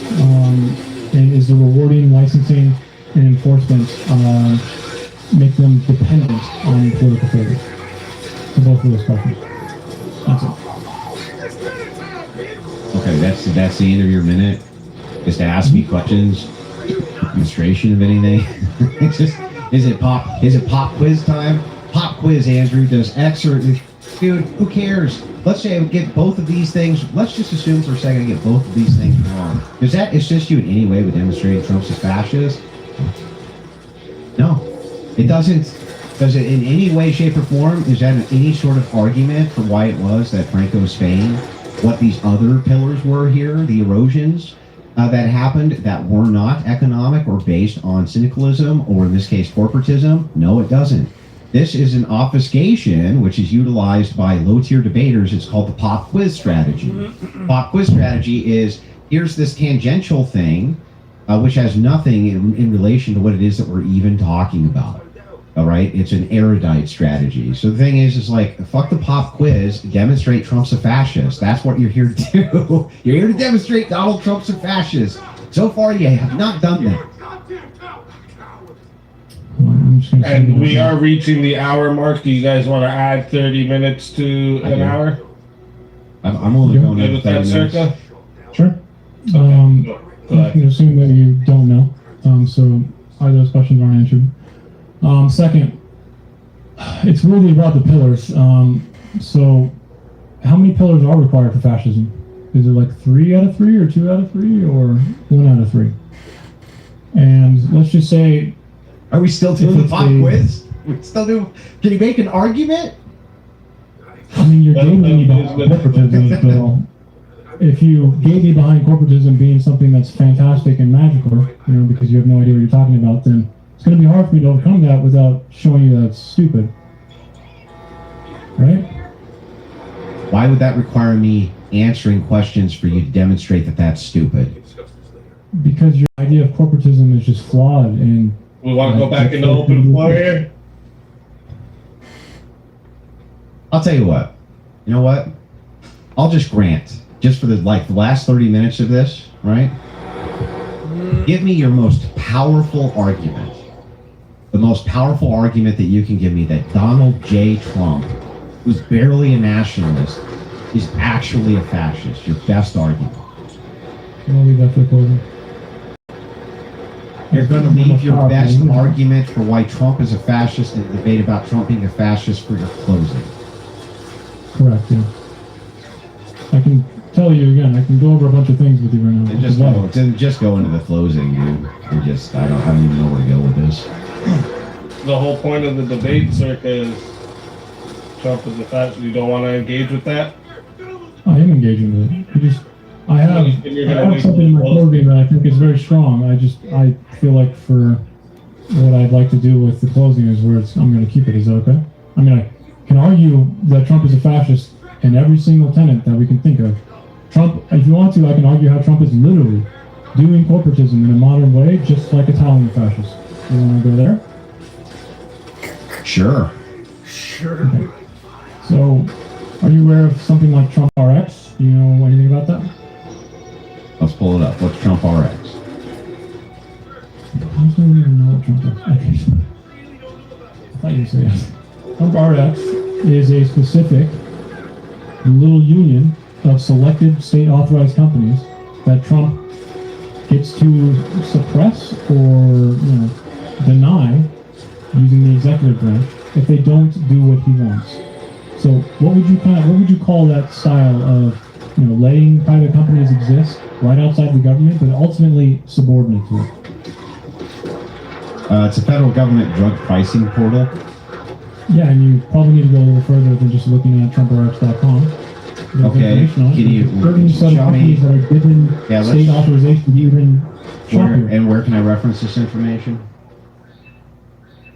I'm not sure of the exact site, my friend. Of course not. But the information's So there. I'm supposed to just take you at face value that even though this is literally what this is a federal government drug pricing portal launched in 2026 by the Trump administration. It's designed to help American patients across prescription medications at most favored nation prices, which are the lowest prices paid for some drugs in developed nations. Or is this like a little section of the internet where I don't know. If you tell me where I can source the information, I can literally go through it right this second. Well, if you look on the bottom, there's going to be a few little terms and conditions drop-down menus. Okay, it asks who can actually sell their product on this. So in order to actually sell a product on this, you have to essentially be okay with Trump. Trump is the one who authorizes you to sell on this government website. Let's find out if So that's that true. Okay. Okay. Well, I can't. I don't see who can sell. What is this under? Can you show me where I can source this info? Yeah, give me a second. I've actually written something about this on Obsidian, so I'll make sure I give it to you correctly, okay? Yeah. In the meantime, while we wait for you to open this, okay? Something else. You know that Trump has unilaterally, as the president, decided to do like deals. They're not real, the amount of money, but $600 billion with like Saudi Arabia and other companies like that, right? Okay. And he publicly names companies that are going to be investing into the United States on his website through WhiteHouse.gov. Okay. Okay, cool. Can you name me a president that has done that publicly to try and show some form of favoritism? What? No, not off the top of my head. Okay. Do you know that $20 million Did you know that's is being invested by a company called Datavolt, which is a Saudi Arabian company, to build nuclear energy infrastructure in the United States? Okay. Now, what is that doing when Trump is unilaterally doing this through the executive branch? Is he creating a corporatist environment, or is he getting rid of it? That's not corporatism. How is it not corporatism? It's fascist corporatism. It's not regular corporatism. This is It's not even. institutionalized It's government. not. It's not fascist corporatism either. It's not politically aligning private companies through state authorization that he doesn't have. Yeah. Well, wait a second. If he doesn't have it, then how's he able to do it? I don't know, man. He is doing it, though, isn't he? Because He doesn't have he's it. allowed Because he's doing to. Because he's allowed to do it.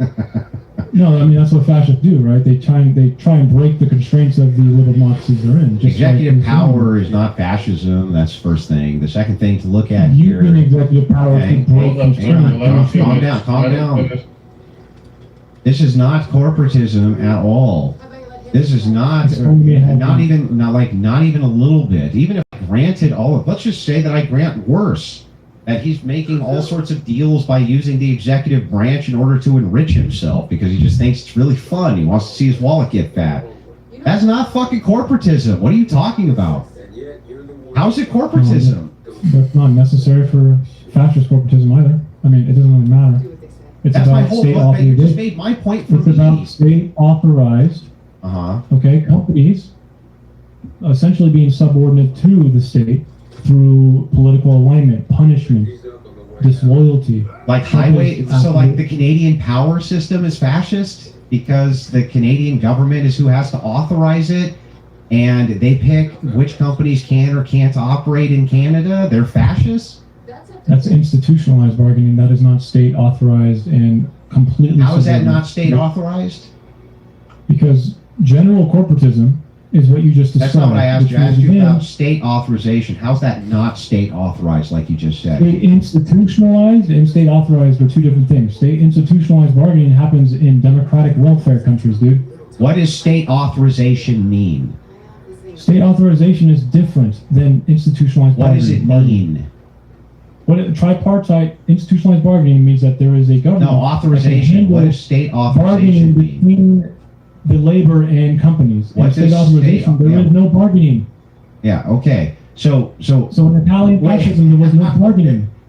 So all you're saying, so you're saying that the distinction here is that you're allowed to bargain for the best position, and then the state authorizes you. With labor and companies. I see. With labor and companies. Yeah, I see. So the thing is, though, is that let's just say that the state didn't do that, or only one person applies, right? They're the only person who even has a price to apply. The state authorizes that. Is that fascism or not? No, that's institutionalized bargaining. Okay, got it. So the thing is that even if it was the case, do autocracies do this all the time? And is that corporatism? No, it's Are not. you trying to expand your definition even more so it's more worthless? What are you How trying to did do? I expand my definition more? Because you're accepting now that corporatism is kind of existing here and you want to make it bigger. So, I mean, again, corporatism exists in democratic welfare countries. That's why it doesn't work, Andrew. Wait, wait a second. No, this is corporate. I think what Trump is doing is corporatism. Yes. No, in Canada. That's corporatism?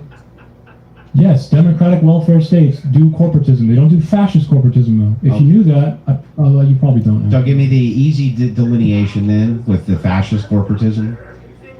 Sure. Again, fascist corporatism is going to be the state-authorized suppression of independent labor organizations. Oh, sorry. My bad. Let me just make sure I get this correct for you, okay? So we don't fuck it up. So, generic fascism is going to be the interest representation of labor and state, labor companies and state through tripartite, okay? And then the Italian state is going to be like formal syndicate cooperations integrated into state governance explicitly at the constitutional level. So that means they're like state authorized companies that exist. It's like they give a private space. Hang on. Did you just say specifically at the constitutional levels? That's what Mussolini did. Yeah, and so can you show me where Trump's doing that? Constitutional levels doesn't mean constitution itself or legislative. You're just conflating what... No, I'm just asking you how it's even constitutional at constitutional levels with Trump. We don't say in fascist Italy, is it constitutional like that? I didn't ask you that. You kind of just implied it. Okay, what does constitutional in the sense mean then? Constitutional in the sense just means governmental, as in like, because constraint breaking is what is necessary, like Mussolini did. He broke, and once he gained power, he explicitly wrote into his governance that this would exist. It wasn't corporatism anymore. Okay? Okay, Trump got it. is going to through executive order. That is literally constitutionally changing the government. Now, it's not the Constitution itself, it's not an amendment, if that's what you're trying to play the game at, but... Well, I'm not trying to equivocate, I'm trying to not equivocate by using unambiguous language. If I ask you what you mean by a thing that you say. So, but just to make sure that I got this correct, Trump is doing fascism because he has Trump RX, which is a pharmaceutical company designed to save people money. There's more. Okay, what else? Okay, One at a time. You know, his CMS, or, with, what's the guy's name? Fucking the brainworm guy, Robert F. They're doing this new platform where they are doing healthcare related information so people can take their healthcare personal information and go to doctors, correct? Trump is essentially doing something similar like Trump RX, where he's asking companies, hey, if you join this, then I'll give you some favors, right? But ultimately, they're going to be subordinate to what favors? So invest. What? Yeah, no. What favors are they getting? It's political favoring. That doesn't mean. What political favors are they getting? Are you expecting hand jobs or what? What political favors are they getting? Political alignment. So, like, Trump is essentially giving them private exclusive access, denying the actual market, because these people are willing to capitulate to him. That's what happened in fascist Italy. So private. I'm sorry. These are private organizations who are by their own free will doing this, not being compelled by the state to do this. Mussolini also gave free will to the companies that he was he also did a compellence. After he captured the state. Yeah, he also did a compellence. So the thing is, it's like, what's really funny here, right? Is what we're trying to get to is the heart of this. Is like, nobody's being compelled here. You're talking about private companies which are willing to work in unison with the state. If they so what? Do you think Trump would punish them?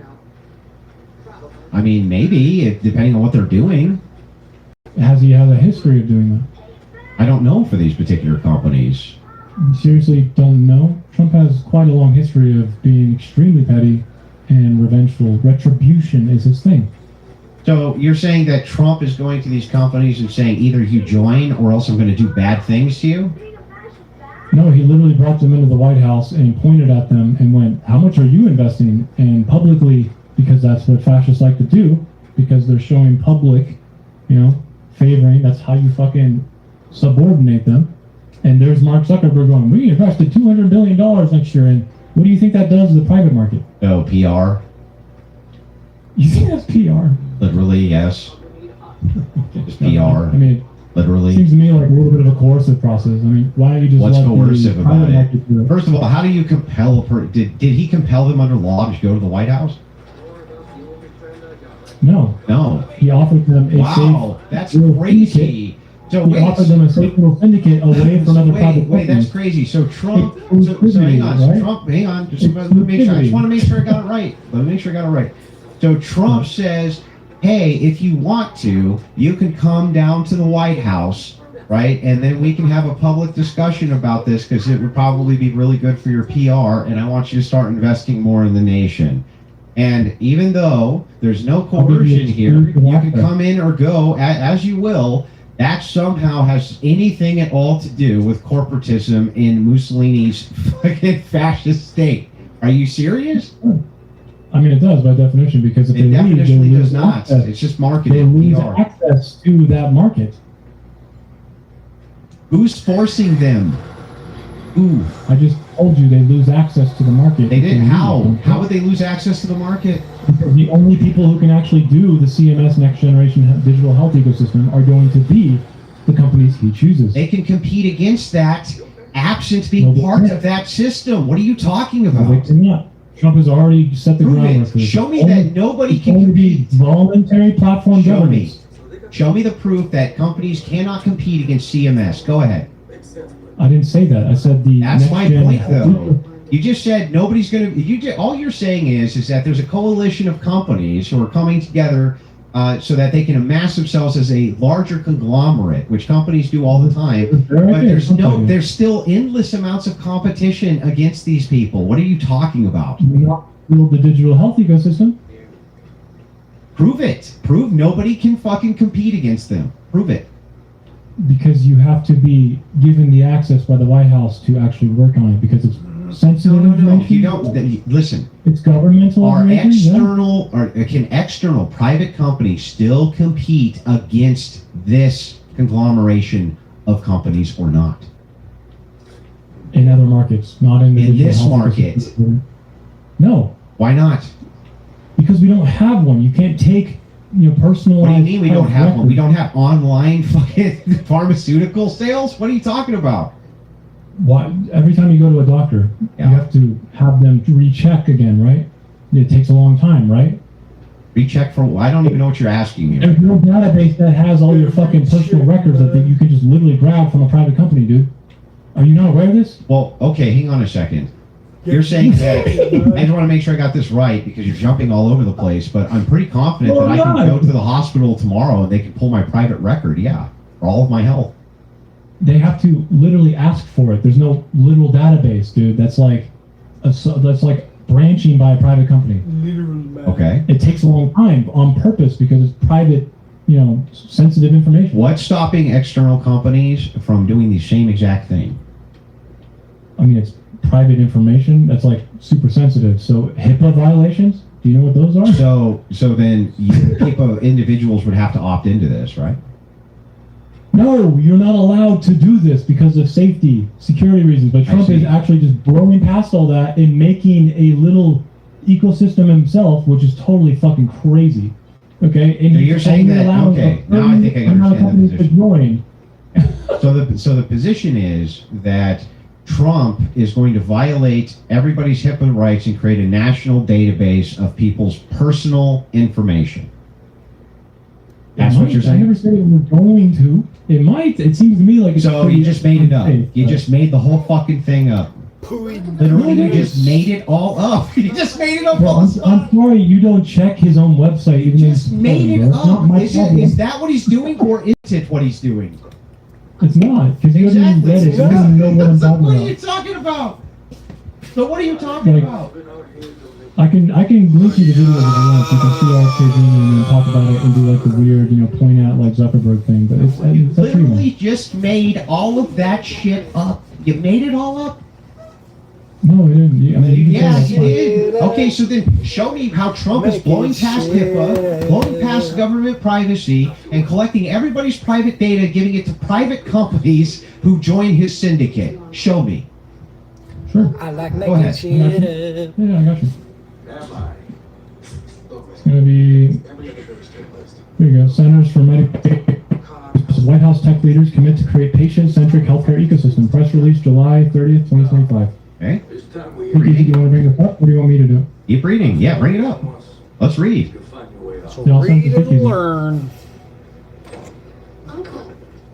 I mean, this is not about the topic, I guess, but It seems to be central. It seems to be central to your point that Trump is instituting corporatism. wait. If you do think this is corporatism, would you concede that this is a modern form of corporatism? No.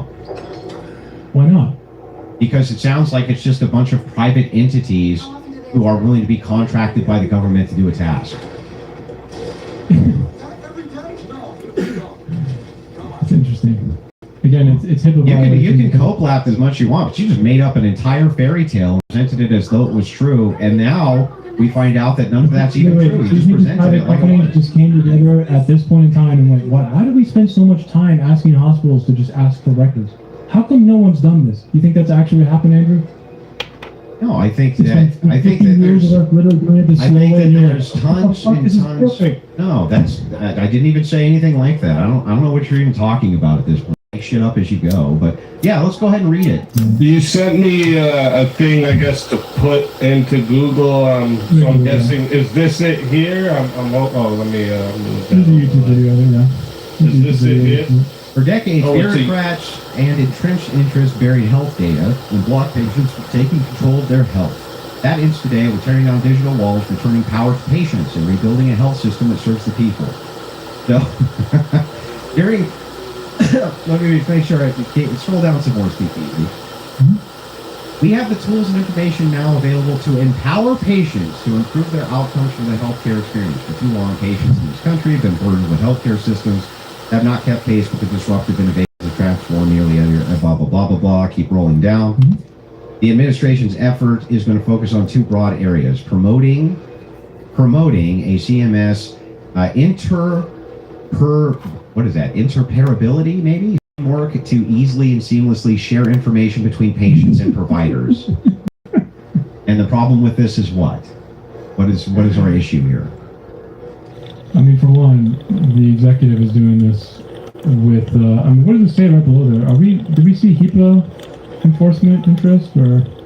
If an individual receives another individual's electronic protected health information error, generally OCR's primary HIPAA enforcement interests are ensuring that the affected individual and HHS receive timely HIPAA breach notifications. And the problem with this is what? Well, what is the problem it's just here? a bunch of companies have pledged, and the truth is that So what? they can't guarantee that. So Trump is now creating a hang on. They're actually not saying they're guaranteeing it. They're just saying. Why is the private Well, market? hang on. Why is Trump doing this? Look, I just read it, dude. What it said Why was, is Trump doing it? yeah, Why is Trump doing it? what it said was this specifically, because he probably Why wants is to get Trump doing rich. it? I don't fucking know. The thing is like it's not fascism. It's not corporatism. What this is a coalition of companies who came together over an idea, and it looks like what they want to do is they want to be able to instantly trade patient information in a much quicker way without violating HIPAA. Specifically said, we do not want HIPAA breaches, and we want to have added notifications if there are HIPAA breaches. So everything you earlier said was a completely made up fucking fairy tale that you just pulled out of your ass. It's not. I mean, I think you just haven't read properly. Okay. It's just the problem is the interpreter. You just read the same fucking thing, but okay. Yeah. It kind of was there. It kind of was there. I mean, why is Trump doing How is this? that? How is that corporatism again? Why is the government itself through an agency, not just Trump directly, by the way, okay? Because usually it's done through like an agency that can have people who are experts handle it. Yeah, can we start with how this is just Trump directly doing this without any Smoking on popo dodo. other government involvement whatsoever? Can we just start with that? It's done at the top level and not done through the agency and through the people who know what they're doing. I don't we understand. have The a top system level in being place- what? The Trump administration? We have a system in place that is predominantly private, but it's kind of like a contract thing. Right? You know how agencies can kind of secure contracts and they're secure and they know that. It's You mean slow. like this agency is? No, the one that we use right now, it's slow, and it's for a good reason because it's secure. So Trump is trying to bypass that and do it in a corporatist way. He's creating a It's little not safe space corporatism. where companies can pledge voluntarily to join, but that kind of coerces them. How are they Stay in being? it. Oh, they can voluntarily join if they want to, but it's still coercive. Okay. they're not going to be able to actually work on it unless they're doing it. Yeah. Oh, they're not going to be able to work on this state-of-the-art project unless they join. I never would have thought of that. They can't? Man, that's not. Oh my God, they're not going to be able to work on the project if they don't work on the project? That's crazy. I didn't know Is that that. bargaining? Is that bargaining? Yes, that of course. Who's forcing them to work on it? They are bargaining literally. We'll work on it. Entering the state-authorized little sphere, what bargaining power do you have? Well, hang on. You're talking about official bargaining through state apparatuses. Is the executive branch on the state apparatus? Sure is. How is this not bargaining though? Because they can't bargain. What do you mean? Why can't they bargain? What bargaining power does a company like Anthropic have in this circumstance? They can either. Well, okay, so they could do. They can do a bunch of different things. They can work on the project. They could work on the project. They can't work on it at all. Why do they need to though? I don't get it. Why is there some necessity that these companies need to work on this project exactly? I don't get it. Because capitalism is about competition in a free market way, right? How? They can't work on this unless they're in the state authorized. They can make their own systems and they can pitch No, the they same can't. It's a system. governmental run. They need governmental state authority to do it. Okay, so let's make sure I got this right. Yeah. The government authority is the only one who can give them the permission to create a system in which they can share information quickly. Well, yeah, because it handles sensitive data, HIPAA violation data. Okay, so the thing is, are you saying that no company right this second can go to whoever's in charge of healthcare and say, hey, look, I have a system here that could share this in a much quicker way without HIPAA violations, and they're not allowed to actually petition government for that?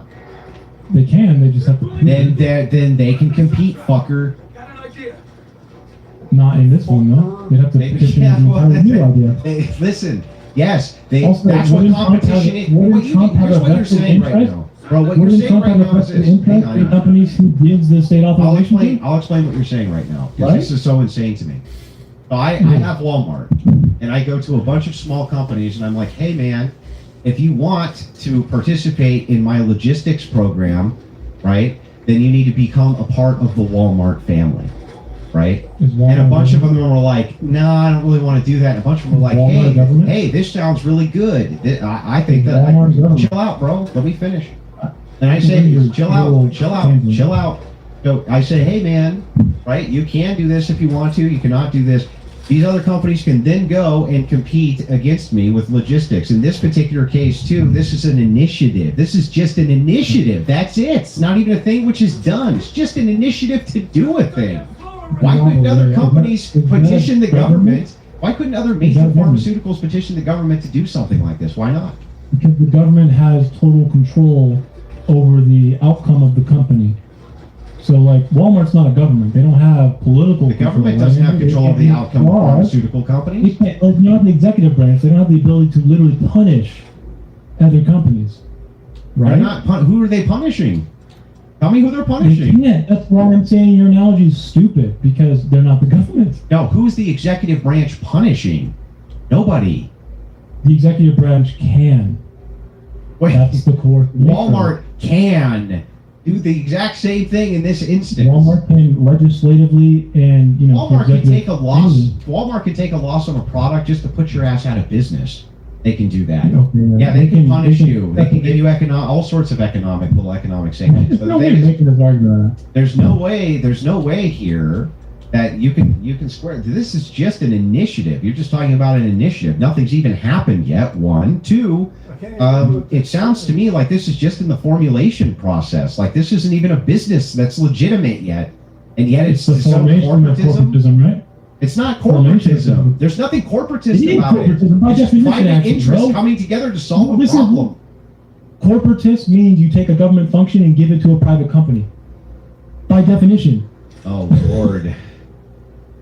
No, by definition, that's not what corporatism means.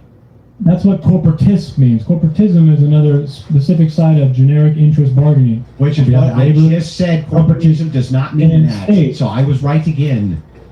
But But also, Mussolini did not have the corporatism that you were talking about until that after controlled they the state captured and and organization by large after interest they took groups. power, right? So how do you diagnose fascism if Mussolini also had some corporatism leading up to when they took power? Because we know what he was moving towards. Well, this is Trump moving towards it as well. No, You he's can't see not. it. No, that's ridiculous. It's not moving towards fascism. It's not even I moving guess you towards can't wait away. corporatism. I mean, you won't know until afterwards because you can't diagnose it with your definition. It sucks. Well, I don't even understand how your definition diagnoses this as being a fascism in any way, shape, or form, or anything even akin to it. I mean, it starts with the hypernatural palingenesis, and I think it definitely satisfies that. You seem not think so, but again, humiliation, restoration, the mortal body becoming an organism, invasion, emergency, leader principle. Yeah, but no mythos that you're appealing to. Contamination. No all of these mythos. coming together to create a political liturgy that's massive. You know, denying truth, dissenting loyalty, making them betrayal. Politics in general. No. Yeah, because you missed the key part, which is the appeal to a mythology, the mythical center. Yeah. The moral group who thinks they have a destiny, okay, as an organ. What's the mythos? What is the mythos? It depends. Yeah, because you you can't name it. Like I can name it. In Italy, it was Rome. That was the mythology that they were. You just interrupted me, but I could. I can name one for you right now. How about it. Christian nationalism? What is it? Christian nationalism. I'm gonna ask how you is that a mythology? That's an emergent ideology. I'm going to ask you that question from earlier, okay? Wait, that's an emergent ideology. That's not a mythos. And we only have 2 minutes, 30 seconds left. So let me ask you the question. Wait, hang on. Christian nationalism is a brand new emergent ideology. It is not a mythology being appealed to by modern fucking executive branch presidents for fact. That's insane. What are you talking about? I disagree. I mean, you kind of say the country was founded on Christianity, not secularism. And Protestantism, yeah. That's true. Okay, so that's kind of appealing to a mixed fact because it's not what happened. Not It's not the point. Not mythical. That did happen. You're mobilized in a way, I can see. But That was a here, let me- Are you saying we didn't have a pan-Protestant nation? we have a Christian nation, but the government is not Christian. Okay, in that sense, it doesn't actually legislate on Christianity. No, obviously. At the federal level. I mean, even at the state level, there's some state religions at the beginning, but obviously, yeah, we You mean wait? secularism of the country. No, not at the beginning. No. For most of the history of the United States, not just the beginning. You want to go back to that then? I guess whatever that is. Christian nationalism. Christian nationalism is not an ideology, which is even an absence of moving back towards a thing. It's an emergent ideology, which at its Fascism is core. also not something that actually goes back. It just talks about the past to mobilize people about the past. Yeah, but it has some mythos that's pointing to. This has no Like, mythos. I mean, This was in fact a pan-Protestant nation. That's not mythology. That's not a mythos we're pointing to. We only have a minute left. I really want to ask you this question because it'll be less combative. I have a real answer for this too, okay? The question is, what do you think fascism understood correctly about social decay that liberalism refuses to confront? Who cares? It has nothing to do with the argument. I mean, you haven't wondered why fascism actually is appealing? It has nothing to do with the argument. It's completely tangential. So who cares? I know, I just told you it was tangential. Yeah, well then I'm not going to compete with it or even address it. It's tangential to the fucking debate. It's meaningless. It's not meaningless to the liturgy and the ethos or the myth, if you want to understand it, about fascism. You just said that it was tangential and irrelevant. I agree. I didn't say it was irrelevant, I said it was tangential. Those are two different things. What's relevant about the question? It's about social decay and liberalism, which mobilizes fascism, which kind of correctly diagnoses problems in liberalism. Yeah, but what does that have to do with? What does that have to do with anything? Well, I mean, then we'll be able to understand why people actually go to fascism, right? All right, that is gonna wrap up the open floor there. Great back and forth tonight. Just a reminder for everyone in the chat, make sure you like the stream, subscribe to the channel, and also subscribe to both the debaters, okay? Again, we host all types of debates over here, political, cultural, social issues, philosophy, everything. So if there's a conversation worth clashing over, we'll put it in the arena. So don't forget to subscribe as well to the debaters, though. And before I get into the openings, remember, Circa, you're going to go first for openings. That'll give Andrew the last word, who did a little different than others do it with the openings and closing. So you're good with that? Circa, whenever you're ready, I will start the timer up with your voice. Okay. If you forget everything else, keep one thing. Fascism is not diagnosed by counting bodies. It is diagnosed by recognizing a pattern early enough to interrupt it. You just heard definitional maneuvering. That's pretty normal in this conversation. It also is how the subject gets made safe. It is the conversation stays inside academic log. The public never has to confront what is in front of them. And once again, I think it leaves us swayed and found wanting. I'm going to return to the architecture of this, which is going to be ultra-nationalistic palingenesis, rebirth politics tied to national decline and restoration, often with an imperial horizon that treats force and expansion as virtues, and acts upon and is put into a leader who is the movement. The liturgy, which is the true patriotic allegiance, becomes moral coercion, and ritualized politics makes doubtful betrayal. Epistemic capture is again going to be when truth becomes more of a loyalty test than just simple disagreement within a liberal democracy. It treats refutation as propaganda and betrayal, a contaminant. Enemy construction and the permission structure. So this is enemies within, not rivals, not tolerated dissidents. These people become necessary for purification in order to reach the rebirth. Intimidation and violence become framed as cleansing in this case. Mass mobilization happens here, which can take many different forms, as we just discussed. Constraint breaking, which is where the executive action can look a lot like emergency, and is a substitute for democratic settlement. And finally, again, corporatist steering, which is usually in a later capture stage. This includes things like pressure on private enterprise and institutions to align with the political power through state levers that reward alignment and punish resistance. If you see all of that, arguing about the label becomes a distraction. The label matters only because it names the mechanism early enough to resist it. And this is the part that matters most to me. People talk about the Holocaust and World War II, deaths as if they were inevitable, as if nothing could have stopped them. That belief is comforting because it excuses everyone. But history is not fate, it is a chain of choices. There is always a point where one more person reached, one more refusal, one more act of clarity changes the This is wow, he's cooking you right now, Andrew. Yeah, it's brutal. You never know exactly where that point is. That is why the time to act is before the end state becomes obvious. And I want to end with an image that I always felt, to me, perfectly encapsulates the thrilling aura and the destruction in one same breath. Fascism sells a dual promise. It gives people a lovely light, an irresistible cadence, but ultimately something black, existing just right behind the back of your eye.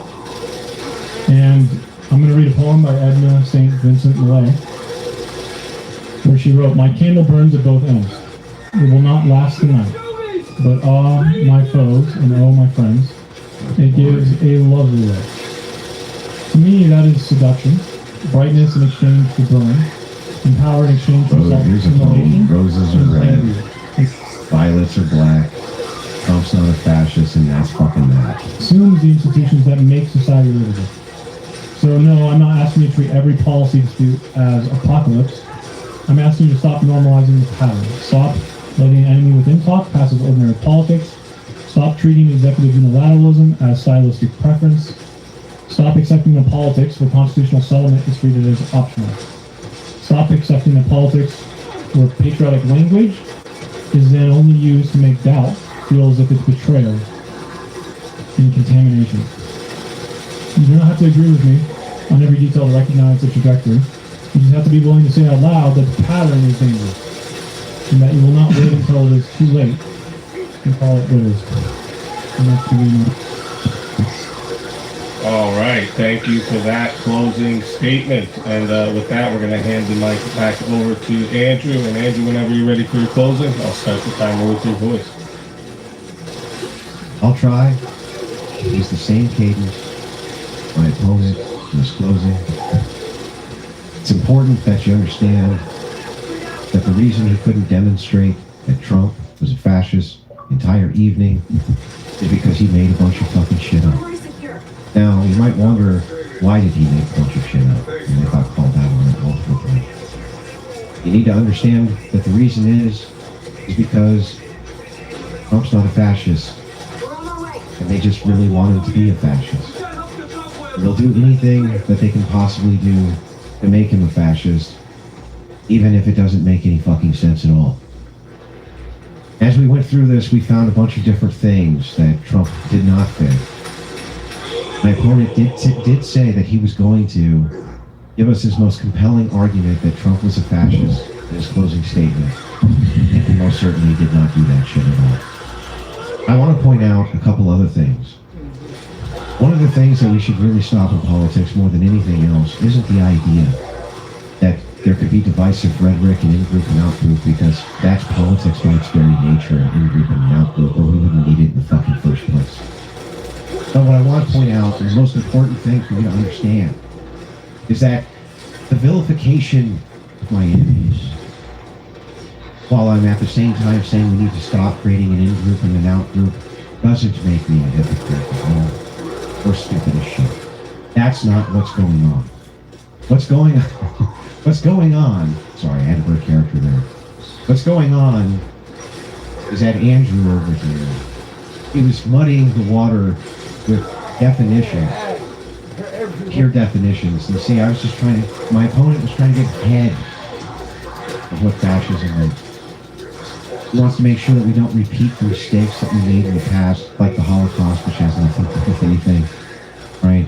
That we don't repeat the mistakes of communism, that we don't repeat, even though right this second you can find divisive communists all over the place, everywhere, all over, using communist rhetoric. Nobody does a fucking thing. It's only the fascists you gotta watch out for. Even the ones that we can't really determine are fascists, because we're using a diagnosis, after all, the diagnosis that we can take political ideologies, which are normative, people using divisive language, in-group, out-group, ideas of returning to earlier social policies which worked, and then attribute that to, now you're a fascist, even though we have no corporatism, no early signs of socialism, we don't have any sort of ultranationalism, we don't have any of these key components here, but it's still bad because, well, ultimately it's just about Orange Man bad. Orange Man is bad. Think about what he's doing right now. Look at me. I'm going to implore you to listen to me. I'm going to give you a poem. Roses are red, violets are black, and Trump's not a fascist, and that's fucking that. The thing is that I need you to understand, right now, evil Orange Man is creating an initiative with pharmaceutical companies to quickly relay your personal information to your doctor. Can you fucking believe that? He's going to relay your personal information to your doctor when you need that personal information. I have never heard of anything so monstrous, fascistic in my life. Not only that, I just want to point out that Trump also called people parasites who were drug dealers and criminals, and also pointed out that they were terrorizing other nations in the exact same interview, which, again, was not ultra-nationalistic at all and had nothing to do with racialism. But what matters here is that Orange Man bad, and he's an evil fascist, because they fucking say so, even though they never have any compelling evidence whatsoever about that. With that, I'll give you Thank you for that closing statement. And with that, that is going to wrap up the closing statements. All right. Great exchanges tonight. If you're enjoying what, again, like the stream, subscribe to the channel, and subscribe to the debaters. Before I start the chat, the timer for the chat Q&A, I usually ask a question or two to each debater myself based on things I heard, arguments I want to clarify, or a point I think was missed or deserves another pass. So I'm gonna start, and then after that we'll start the 30-minute Q&A. I'm gonna start with Circa. Circa, what policy is would be your strongest example that points to Trump being a fascist? That's not really how it works. Again, it's a form. It's not a checkbox. But I think it's pretty clear that Trump represents and mobilizes, using Paxton's definition, many different types of base that essentially can complete the other essence of the organ to fulfill destiny. So, Right. if you're looking for a There single isn't one, one. we've already heard that in isolation. There isn't any policy. No fashion, nothing. They just make it up. They just made it all up.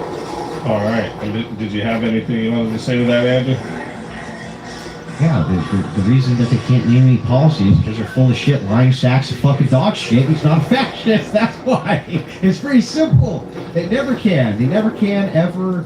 Right? It's just always this vague appeal to well, he said make America great again, and so there's some kind of mythos there, even though that's referencing previous policies that he's talking about. Like every president does. It's just bizarre. I've never understood it. And it's almost like they just got to double down. They could just say authoritarian. Many of them are moving towards that, right? Oh, Trump's an authoritarian. That would be harder to argue. But it's like they have to double down on this very unique, one central spot in history ideology because it has loaded moral language behind it. When you think fascist, you think Holocaust, you think this, you think that. That's why they call it that shit. Not because it's true. I don't think that. I'm not talking about you specifically. I'm saying if you talk to the average person and you're asking them what comes to mind, you say the word fascist. I thought you were debating me. That's correct. I'm debating you. But here I'm giving an analogous example, not an argument. Yeah, I'm not giving an argument, so it's not an ad populum fallacy. I'm pointing out an observation. That's different. I never got your definition for ultranationalism. What was it? That would be putting the nation before all other nations at the expense of other nations. So, like loyalty to the state? No. What is it? No, like, for instance, if you put the listing of priorities in ultranationalism, you put the nation before God, let's say. Okay, so... That's not the case. So ultranationalism is undiagnosable again. No, it's diagnosable for sure. The USSR was ultranationalistic. It was the state above... It was the state... Hang on, I'm explaining. It is diagnosable. It's the state above all other priorities. That's ultranationalism. The USSR is a diagnosed state which puts the state above all other priorities. So the state's first, is that everything? The state is above all other priorities. Okay, I have to ask you, so did they have loyalty to the existing state or the remade state? Both. What does that mean? It means that in the case of the Didn't early fascists USSR... destroy the state? Well, when you said they, I don't know who you're referencing. I thought you were referencing my reference to the USSR. Mussolini. Yeah, they had loyalty beforehand, yeah. But they destroyed the state. They reformed it, yes. They destroyed the constitutional, parliamentary... That's not destroying the state, that's reforming it. Oh, they just got rid of everything that made it before. That's what reformation is. There was still a state. There was still a state, right? A new one that they sacralized from something else, not the original state. So what would we call that? reforming, revolutionary reform. We call it nation, right? Hmm? So isn't this sacralized new state something that fascists think of as that mythical nation, right? They sacralize that when they take power, correct? Sure. If they had loyalty to the state, then why would they destroy it? In this case, they didn't destroy it. They reformed it. Oh, they didn't? No. They definitely destroyed it, man. They didn't destroy it. They reformed They it. sacralized a new remade state, right?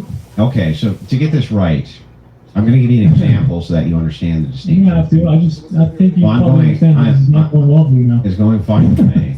It's the same exact. I'll give you the same exact example of the Reformation, which happened in the United States. It was a constitutional reformation into a republic, right? Sure. Into Was that this a fascist movement? into this new state. No, it wasn't a fascist Was it a movement. fascist movement? No, but what I'm saying is that when you have a reformation, right? You still had a state, right? So let's stay with It was a fascism. reformed Mussolini. state. Yes, When Mussolini said all within the state, nothing outside the state, blah, blah, blah. What does that mean? that's ultranationalism. So loyalty to the state, right? Well, above all other priorities. So why would you destroy the state the first thing you do? Because, well, they didn't destroy it. They didn't destroy it, They they did. reformed it. He dismantled the government and then remade it into a new He state was the that government. capitalized. They became the government. What do you mean? It's a reformed So state. your definition of ultranationalism again is something that is Did post-capture. Did It's Italy, post-capture. did You Italy cannot turn, diagnose fascism did until they Italy capture. turn into Germany or Correct. something, or was it still Italy?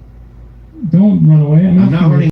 Was it? I'm You trying. can't diagnose fascism I just until don't after even think you capture. understand the words that are coming out of my mouth. Yes, you can diagnose fascism. Yes, it can be diagnosed early on. As How? long, well, How you, are you you would gonna look. diagnose them? You would have to look at the coalition of things. You would need ultranationalism. You would need Which corporatism. happens You would after need. they You would need. capture. Hang on, stop, bro. Do you want the answer or not? You tell me when you want me to answer.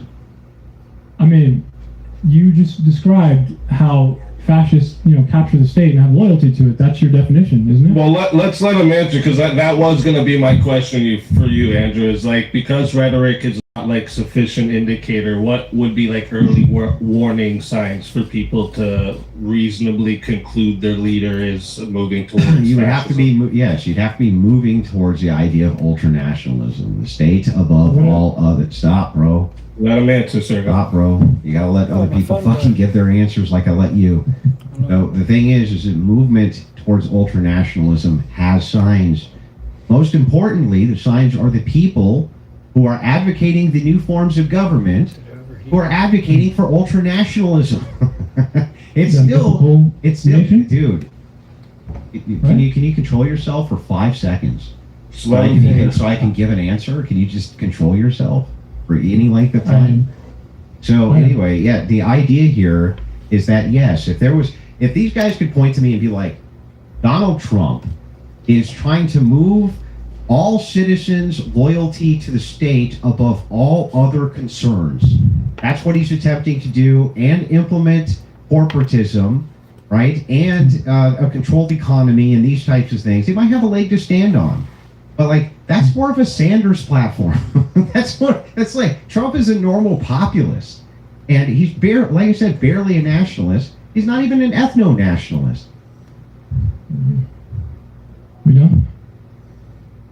It seems to me that the three I don't or know. two. No, I got 2 more minutes. So shh. I got 2 Two more of minutes. the most No, I important just things in your checked. I just definition? checked my non-existent watch. I still have After 2 more capture. minutes. Nope, I still have 2 more. I just checked my watch that doesn't exist on my wrist like you did, and I still have 2 minutes.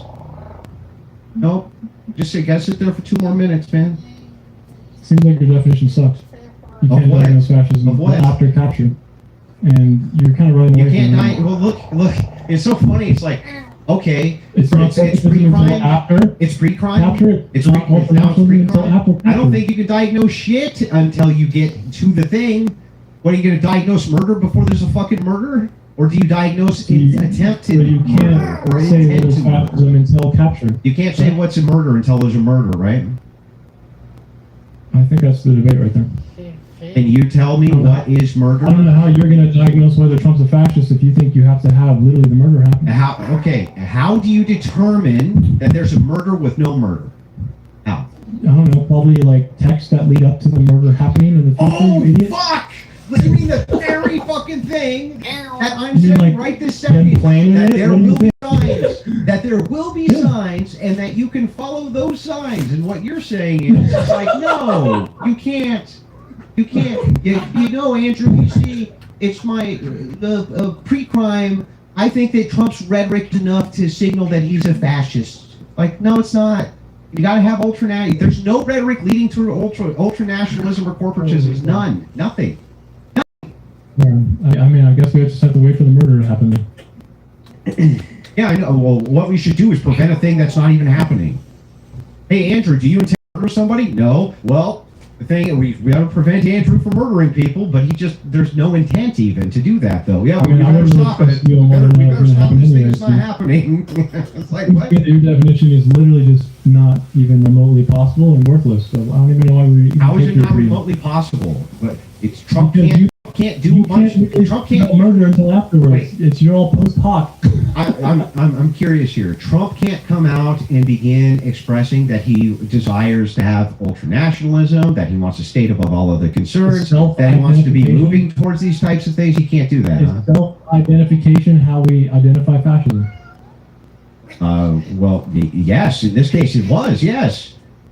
Couldn't I just lie that I'm not and still be a fascist? Yes, you could. That's true. So wouldn't that make your definition also again fucking worthless? No, it would make my definition the most worthwhile. But then you don't know because someone could just be You lying. do know. You know what How? the criteria for You know what they're actual. thinking? You know what the criteria is for actual fascism. Exactly, the mechanisms, not their Yes. self-identification. Thank you so much. But that was never a dispute. I don't even know what you're arguing. You've been disputing it all night. No. And yours happens after the capture. It's It's funny. so silly to me. So Andrew says, no, man. The problem is that the criteria that you have for fascism is not even correct. It requires these other two pillars, and nobody's advocating anything towards these two pillars. You say, well, then it's worthless because I already there's showed no you way this. for you to identify it beforehand, even though there clearly is. It's just that nobody's moving towards those pillars. So, like, How do you I don't identify even loyalty to understand the the state argument. The until after argument the here makes capture? no sense. How do you identify loyalty to the state until after capture? By a movement towards that, a movement that's leading towards Loyalty to the that. state means you're not going to dismantle the state, buddy. What? Right? So wait a second. I'm curious here. Let's just grant. Is that I'll even loyal- grant that's this what you know? just for the sake of argument. Because even though I think you could reform a state and keep people's loyalty, like we did with the British when we reformed into the continental United States, they still had loyalty, right? They had loyalty to one state, and then they also had Mythical. loyalty to their new reformed state. But whatever. Mythical, yeah. The point is like what I don't get here is that even if I grant this is still good for my argument and bad for your argument. No, it's not. Yeah. So then, if it's the case, are you can't saying diagnose murder until after it's happened. are you saying that right now most people are disloyal to the state? Wait. No. No, they're not. So then we're You need not. everyone. So you we're need not all of anywhere the near. population. Hang on. You need the majority So to we're not enact a anywhere fascist near movement. fascism. Do you think? Do you need the do you majority think? to enact a fascist Do you movement? think like a large minority or even? Answer the question. What? What's the question? You need the majority to enact a fascist movement. No, but you would need a lot of people. Exactly. Thank you very much. You need a lot of people to do it. That's why my follow-up question Well, you was, don't actually. do you That's even why think- it's kind do of you even- dangerous because people who are actually willing to Can do I ask a violence and question? organize No, can no. actually You're just take gonna control filibuster. of a lot of people who aren't. Gotta stop filibustering. Look, I didn't filibuster, you if you are. have a minority, right? Do you even think that there's a minority, a large minority of people who have disloyalty to the state? Maybe. Are they organized? Are they? And ready to kill over it? No. Okay, well the fascists are. That's the big Which ones? asymmetry part. Show me where are these fascists who are willing to kill? Are they in the Democrat Party? They're the only ones I see killing people. Didn't they like storm the fucking Capitol on January 6th? Oh, you're right. And one of them died. I mean, the point is they tried to storm the Capitol and were organized. Oh my God. They weren't, well, it was the most disorganized shit ever, for one. And two, I mean, it probably could have been. you're better going to if it take was the more United organized. States of America, the most armed nation on planet Earth, and a bunch of people show up unarmed, and you thought they meant business, huh? Okay. You don't really need to fire a bullet to do that, but yeah. Yeah, I'm sure that if they had really meant that they were going to overthrow the government, they would have shown up with their What bare were they hands and doing? Going on a signs. school trip, though? They would have shown up with their bare hands, Just showing up and with school signs. buses, getting off, and going to fucking like look at the halls, or what? Dude, what's happening there? No, they were there for a protest. To do what? They were protesting whether or not they thought that the election was rigged. Okay, so yeah, they wanted to take over the election certification, right? And stop it from happening? No, that's not what happened. No? No. That's not what the goal was? No. Oh, damn, I must have, sorry. You think Not that the fascism. people, you think the people who showed up for J6 showed up because they were trying to stop the certification of electors? Not even Destiny would say that, dummy. I don't really care what Destiny thinks. Not but even I Destiny. don't think Destiny you- with I don't think you've read the indictments Destiny on with the that. biggest TDS wouldn't even say I don't that. think you've read the indictments, have you? Well, I'm sorry. Which indictment says that they showed up to stop the certification of electors? I mean, the internal one, like No, each individual there's protester- none that said that. Not a single indictment The said that protester got tried and had a trial, and some of them actually gave they were not messages showing on up to this. stop a certification of electors. That's There a was whole plenty of separate people there, issue. Andrew, who did say they were doing that. No, And they there were the wasn't organized any. ones. There was none who showed up to stop the slate of electors. Not on Oh, J6. yeah, they must have all showed up to just have picnics. No, they showed it. up so that they could protest what they thought was a They rigged enjoy the election or beautiful stolen sun election. day, you know what I mean? Can you? I'll tell you what. I'll give you $100 right now if you can give me the indictment of anybody who was indicted because they purposely showed up to stop That's not going to to happen. stop a slate of electors. Not gonna happen. I can't do that. It's not. Doesn't. Because you made it up. No, their messages you said made it that up. they went there to actually do that. Some of them were No, actually they charged didn't with do that. insurrection. That's not what they were Some of them there were for. charged with insurrection, dude. Nobody was charged with insurrection, dude. No one was charged with insurrection. That's right. No one? No one. Are we sure about that? What, you want to make a bet? 100% positive, yeah. I mean, no individual person? Am I No one speaking was fucking there. Spanish here? I mean, I could have sworn some people were. Why don't you look it up? I could have sworn. I mean, I could be wrong. I don't know. I feel like someone was. Maybe it's because it's too difficult of a charge, but what were some of the close You mean you just made it up?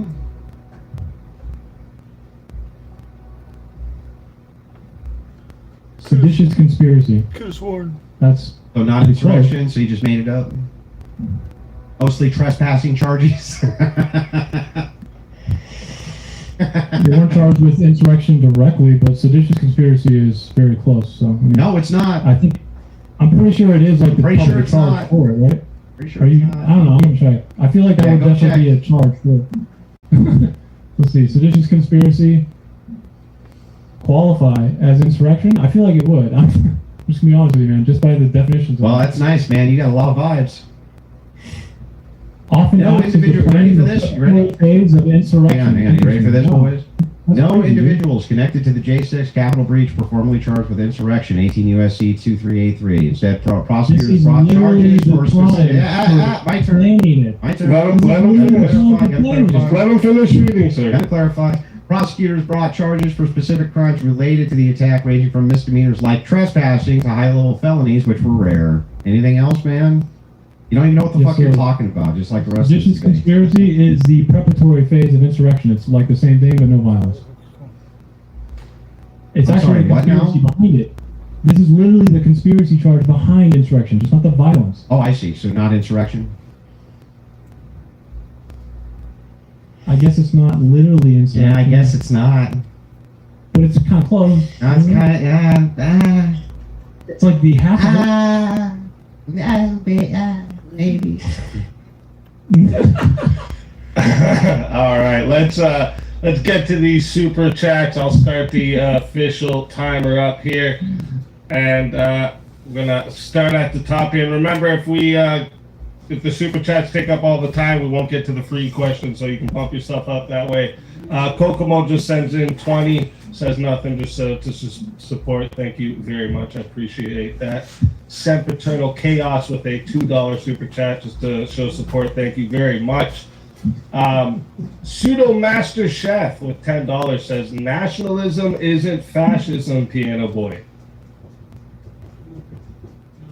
I think you're muted. Nationalism is not fascism, you're correct.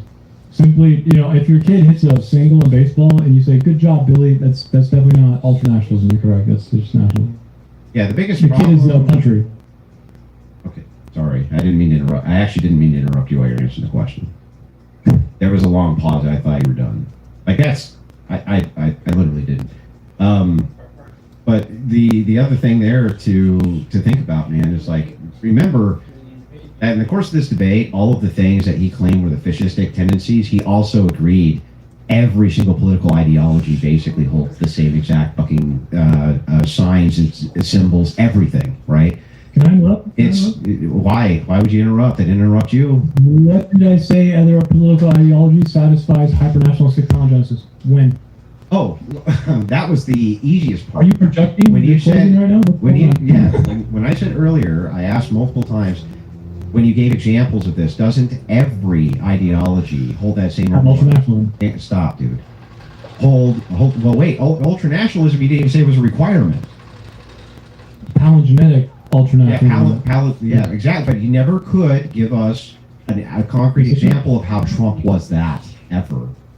Well, I'm addressing your claim that I said every other political ideology satisfies that. Yeah, and almost every aspect of what we talked about with what you said, the core requirements were like epistemic capture, for instance. You claim, your claim, hang on, stop, your claim on this. Okay, well, I'll tell you what, let me know when I can talk, and I'll answer. When you talk about the thing we're talking about, maybe? Okay, well, let me know when I can answer. Epistemic capture is not hyper-nationalistic palingenesis. Why don't we stick to that? Because we tried, when I tried to delineate these ideas and you gave examples of these things, I was able to easily point out that, well, wait a second, it seems like all political ideologies fall within the realm and categories of your examples.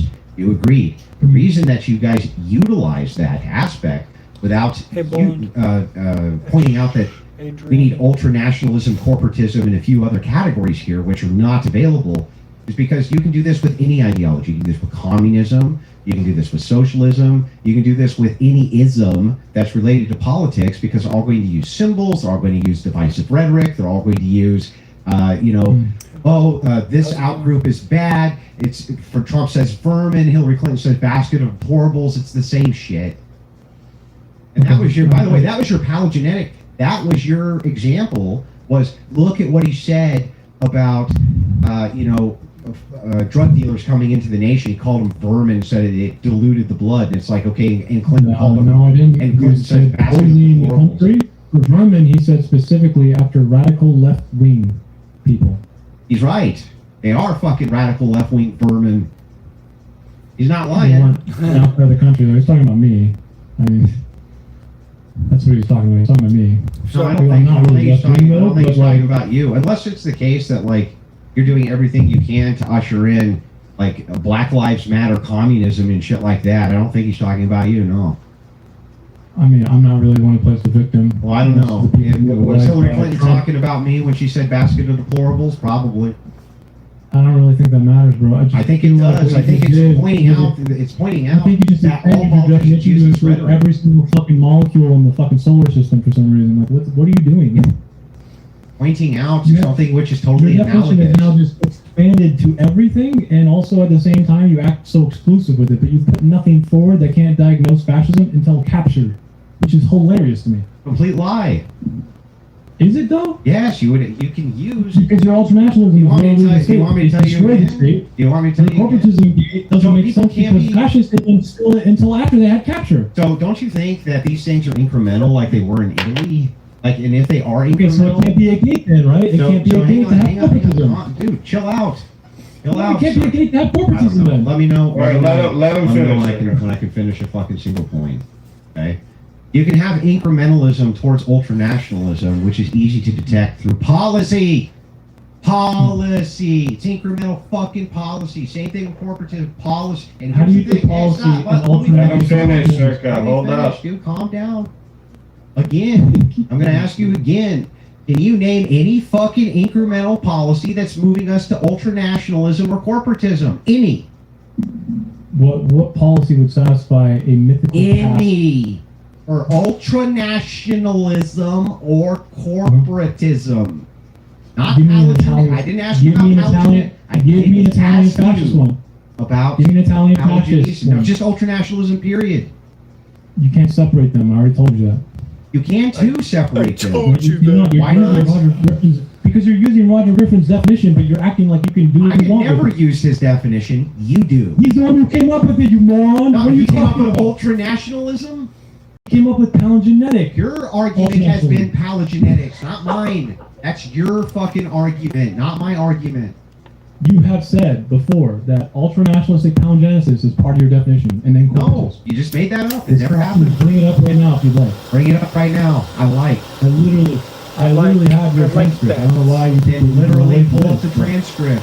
Yeah, your definition was a ultranationalistic palingenetic, whatever the word is, and you say corporative. Pull up the transcript. I don't want to hear the meta. Show us. That's not the meta. That's verbatim, buddy. If it's verbatim, then you should be able to show us this verbatim thing. Sure. And just while you're pulling that up, we'll pull a couple of these. Bully Mom for $5 says you're killing it easy. Thank you very much, Bully Mom. I appreciate that. Flair Riot for $2 just sends in $2 for support. Thank you very much. Moan Gozy just sending in a salute for $10. Thank you very much. JB Peltier says, "Holy gaslight, Batman." Thank you very much, Peltier. Cheers. We got 10 from Anaphilistics. Chris Dealey says, "Speaks and Co. Much love." Thank you very much. Did you find it, Circa? Yeah. Yeah, I did. What did you, all right, go ahead. This is in your debate with Khan. Oh, you mean so? Wait, I'm sorry. So not with you? Yeah, that's what I said. But not with you. Do you change your definition? So you just made it up? Like it's Halloween or something, bro? I never gave you a distinct definition for fascism today because you had the Why do positive. you have a different one? You Why do you have a had different one? the positive. I said the So you just requirements shit are ultranationalism. Hey, what does it say, man? What does it say? That's what I said. Fascism is an ideology that poses a corporatist, palingenetic, ultranationalist state. What does that mean? Is it Read back from the beginning. By the way, that's not a transcript. It is your transcript. I can Bullshit. You're fucking lying through your teeth. I bet it's not my transcript. Those look like your notes. It is my notes. Yeah, you fucking lied. That's not a transcript, you lying sack of dog yet. Okay, I guess we'll just show you in 4K. Good. We'll see Show you us in in 4K. That's not me. It's kind of weird, but. Alright, there's no audio. More like to see the audio. in my opinion.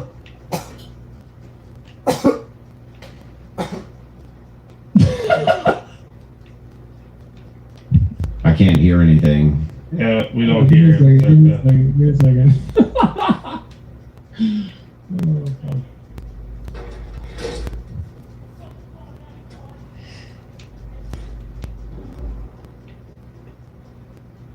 Yeah, I still can't hear it.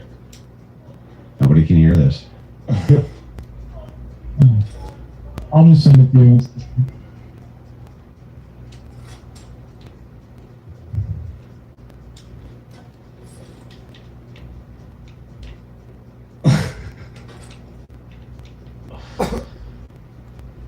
Weird. Yeah, we don't hear nothing though. There's no audio playing on this side. I got you. Don't worry. Because this is going to be fun to me. This is very interesting. Yeah, but this isn't even from tonight's debate. It's not, which is what was in question.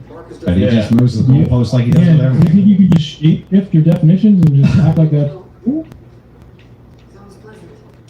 Yeah. So do you think that these are all requirements? These are all necessities, or did I outline what are necessary conditions for fascism in the debate with Khan? And do you really look at two words? What you say about this if you change your definition every 2 seconds. That's not me changing anything. Interesting. Okay. I guess. I haven't changed any. I haven't changed my position on those at all. I outlined the entirety of the debate with Khan was outlined about how Trump was an ultranationalist. And the thing is, and I didn't ask him, I didn't even ask him about, or it didn't focus on anything about palingenetics. It focused specifically on ultranationalism, and he said ultranationalist rhetoric was the key for him. No, you asked me your definition. You said, I'll put it simply. You said palingenetic, ultranationalist, corporatist. I gave it to Speakeasy. He can play it right now. Go ahead. I gave him the timestamp. Play it. All right, one sec. But play it. But play the 1 minute before too. All right, so it's at 18. I'll So put you it have at context. 17. Yeah. That's not going to help you. Let's see.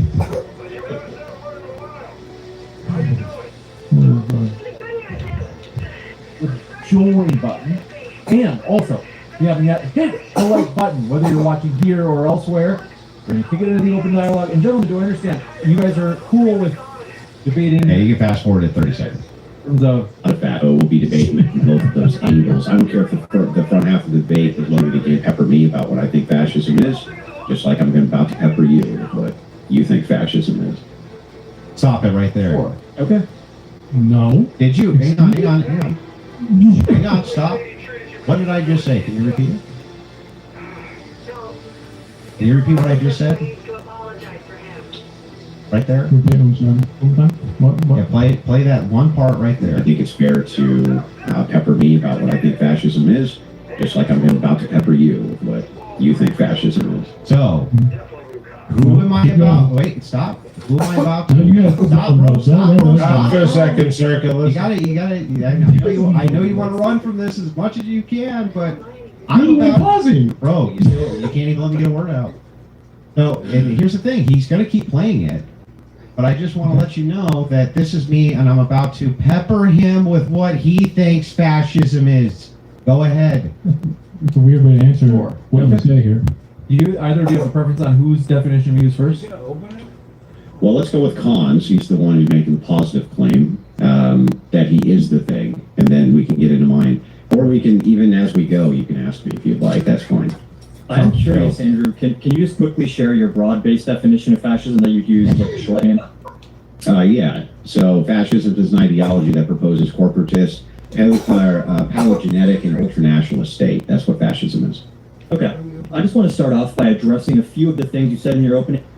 Now, do you want me to keep? Is that the narrative or what? Now, just so you understand, we're going off of this is his definition that I'm critiquing right here, because he's using two sources, and we get into both Stanley and we get into his other source, and these are the definitions that I'm using for the debate, which were his.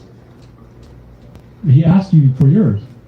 Because I'm critiquing his position, so I can assume that position, bro. I can assume that position. That's one way to just, There's no one way nothing. I literally caveated it right at the beginning of the debate. I'm about to pepper you on yours, so I assumed his position. Got it. I mean, words have meaning, but I guess they don't in this circumstance. They do in this circumstance. Semantically, I guess.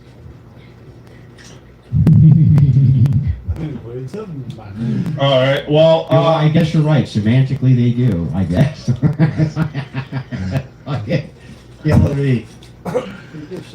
Next one from JB Peltier for $5 says, can't use figurative language with leftists. They take any occasion they can to exploit ambiguity and pretend like they don't know how semantics work. I'd say that's pedantic.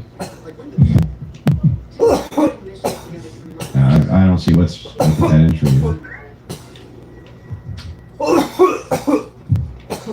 Probably look out for it then. Gizmo the Fisherman says, go Andrew, go, sub speakeasy. Thank you very much, Gizmo. I appreciate that big time. Kyle ran a mile for $10 says, this is going pretty much exactly how I expected it. What just happened? Holy Hex for $5 says, for the lib, what is the policy that Trump is pushing for or has passed that is, in your opinion, fascist? Not his rhetoric, but an actual policy. Remember, you can't separate rhetoric from policy. Act genteelly, right? Making sure you remember that first part of the debate. But Trump's policies, if you're looking for a hyper-nationalistic palingenesis policy, you're going to be waiting a long time. Now, Trump has kind of grown, let's say, the ICE as a paramilitary, right? He's eliminating the impurity in this country, right? Getting rid of... No, you don't think so? What are illegal immigrants used for in this country right now? Are they part of the pot or are they a contaminant? Do they need to be purified? It's not a purification process to remove illegal immigrants from your fucking country. I guess, but when you call them murderers and rapists, when they clearly I mean, they are And then the you break the murderers and rapists definitely are. What about the fact and that then you you break said? constraints to do that with executive policy. You mean when he said, and some of them I assume are very good people? No, when he ended asylum.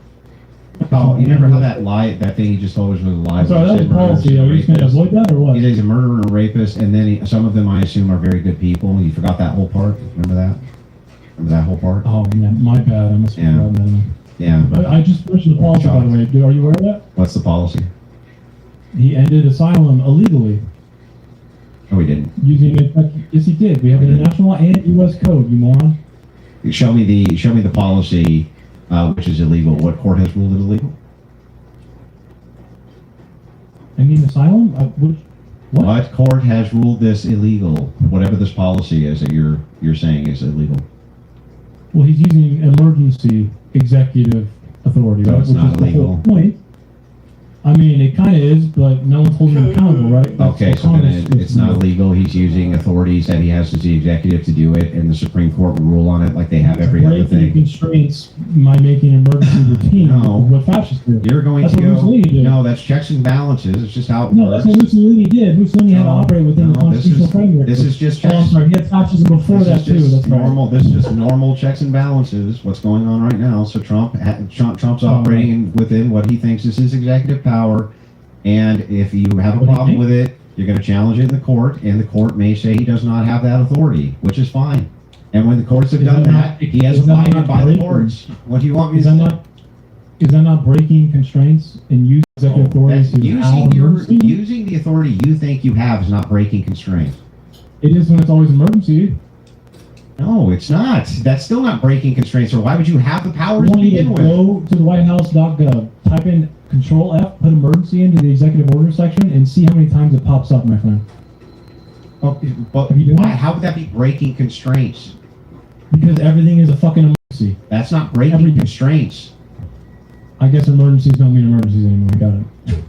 No, you're not breaking the constraints of your power. If Are you have emergencies emergency, if you have the power to declare an emergency and then declare it, how are you breaking the restraints on your power? Because emergency powers are not routine, right? Well, I mean, no, they are pretty They're treated routine. as emergencies by the name. Yeah, but that has nothing to do with routine. I know that's why it's breaking constraints. 'cause It's not routine. breaking any restraints. Shut up. This is good. This is Just good. making Alright. shit up. There's no restraints which are broken. He is making shit up to do emergencies. You're correct. Well, you can challenge that in court. You know, it's funny though. He's been challenged in court many times. The court sided with him many times. Okay. So it's like, you know, it's like everything you guys do. Oh, because it's an emergency. What is it? Unprecedented? No. Is it the case? What is the thing Canada that's is stopping? injecting fentanyl is kind of stupid and a little bit lying, right? Wait, say that again. He's saying Canada is a serious threat when it comes to fentanyl. By the way, hang on. I'm sorry. I have this right now. Trump has declared 10 emergencies in the second term total. Go to his executive orders and see how he does it through his executive actions. That's what you should do. Okay, let's go. Also, 10 is quite a bit. But in comparison to It's an what? emergency for How many? elections. Hang on. How many national emergencies did previous administrations declare in comparison to Trump? I'm not sure. Yeah, exactly. So how do you know it's a lot? You don't even fucking know. You have nothing to compare it to. So emergencies through executive orders are not the same as emergencies through Title 50. Are you aware of that? How many national executive orders? Sorry, let's find out. Are you going to answer that question, or are you just going to? I didn't hear the question. What was the question? Executive orders. He tries to write executive orders emergency into his executive orders, which do not come up as Title 50 emergency powers. Yeah, I agree, but that doesn't mean he doesn't have the authority to do it. He's still trying to by breaking constraints, right? No, that's not breaking any constraints. That's well within his powers to do as president. Yes. Overturning an amendment is not breaking He didn't constraints. overturn any amendment. That's a lie. He's attempting to. No, you didn't even attempt to. That's a lie too. Are you sure? Which amendment do you think he tried to overturn? Doesn't matter. I'm asking you a question. Which amendment? He's trying to judicially infer from the executive one? order because no fucking business doing Which that. amendment is he It trying doesn't to? matter. Wait, Trump's trying to. Do you think it matters use which amendments? So Trump needs to decide which amendments he doesn't like? Hang Bro, on, are you stupid? Hang on, I'm so confused now. Trump's trying to overturn an an amendment with an executive order. Okay, which amendment? I don't know. They I know just which made one it it is. up. Because Which one is matters, it? though, bro. That's the point. Well, then how do I know that it's even true? Because if you try to do it through this way on one, that means you can do it on all of them. Okay, well, what's wow, the this is executive order? hard. What's the executive order? He's trying to judicially infer, which he cannot not Which use the executive order are you talking about? Which one? The one that's protecting birthright citizenship. Which one is that? You don't know, do you? Yeah, you don't know. I do. I've read it a million times. Well, what is it? It's an executive order to judicially infer something else than No, what is the report. actual executive order called is what I'm asking you for the 40th time. Do you want me to give you the number? I can give you the Yes. What do you- Yes, any information or details would be I great. can spoon feed you too, bro. You want me to say? Yes, I do. It's your claim. I do want it spoon-fed. I want you to feed me what you say your claim is. Yes, I do. Put it How do in you a not know little that? fucking Gerber baby spoon and put it right in my fucking mouth because I want that shit. Tell me, what is How it? do you not know about this? Oh, I know what you're referencing, but I'm about to do what I've been doing to you the entire debate, so I want you to pull it up. I put it in chat. So, what are you gonna do? Say that you don't like the 14th Amendment? Which chat? It doesn't allow links. Goddamn. I'll send it to CQC through They Discord. didn't put it in the chat. I did. It just doesn't allow links, bro. It's YouTube. Remember, it's like fucking. Okay, well, local. just tell me what is the executive order number? I can tell you the name. It's protecting what's- the meaning and value of the American citizen. He doesn't put the fucking number on here, unfortunately. Gotcha. That's, Protecting the what? Protecting the meaning of the meaning and fucking the stupid Trump ads. It's fucking ads on this goddamn website. Value of American citizenship. Yeah, this is what you sent me here. Yeah. So, what we have here from Trump I'm and from his legal team is an interpretation. It says that the privilege of the United States citizenship is priceless, a profound gift. 14th Amendment states all persons born and naturalized in the United States and subject to the jurisdiction thereof are citizens of the United States of the state wherein they reside. That provision rightly repudiated the Supreme Court of the United States shameful decision on Dred B. Scott Sanford, which misinterpreted the Constitution as permanently excluding people of African descent and eligibility for the United States. That's true, by the way. And Confederates. It mostly wasn't about Confederates. But the It 14th was, because there were babies born in the Confederacy during the yeah, Civil but War. it mostly wasn't about that. It is true. That is Still, true, but it it mostly matters. wasn't about that. The 14th Amendment has never been interpreted to extend citizenship universally to everyone born within the United States. 14th Amendment was always excluded from birthright citizenship persons who were born in the United States but not subject to the jurisdiction thereof. Consistent with this understanding, Congress has further specified through legislation a person born in the United States and subject to the jurisdiction thereof is a national and citizen of the United States, generally mirroring the 14th Amendment's text. So Yeah, this where is is that? So this is Where is that? what? Why is there no citation? It was 8 U.S.C. 1401. He cited it. That's the U.S. code. That has nothing to do with judicial inference. You No, probably he learned said that from Congress here. He Constitution. said Congress, not judicial. They can't do judicial interpretation. They don't need to. He's saying that this was Yes, in line they with do. judicial They interpretation. don't have the jurisdiction to do that. You That's moron. nice. He's allowed to make these interpretations based on his No, he's understanding. He is. The court can He's not allowed to do then tell judicial the court to interpretation strike through it executive down. order. Tell the court to What are strike it executive down. orders for? What are executive Tell orders the for? court to strike it down. What are executive orders for? What do they do? Usually it's part and parcel for law enforcement in the United States. No, it's to direct federal agencies. Not the Which courts. is the chief law enforcement officer of the United States, Are Donald police Trump. That's his stations job. under? Are the police stations underneath the executive or something? You said law No, enforcement. no. Federal.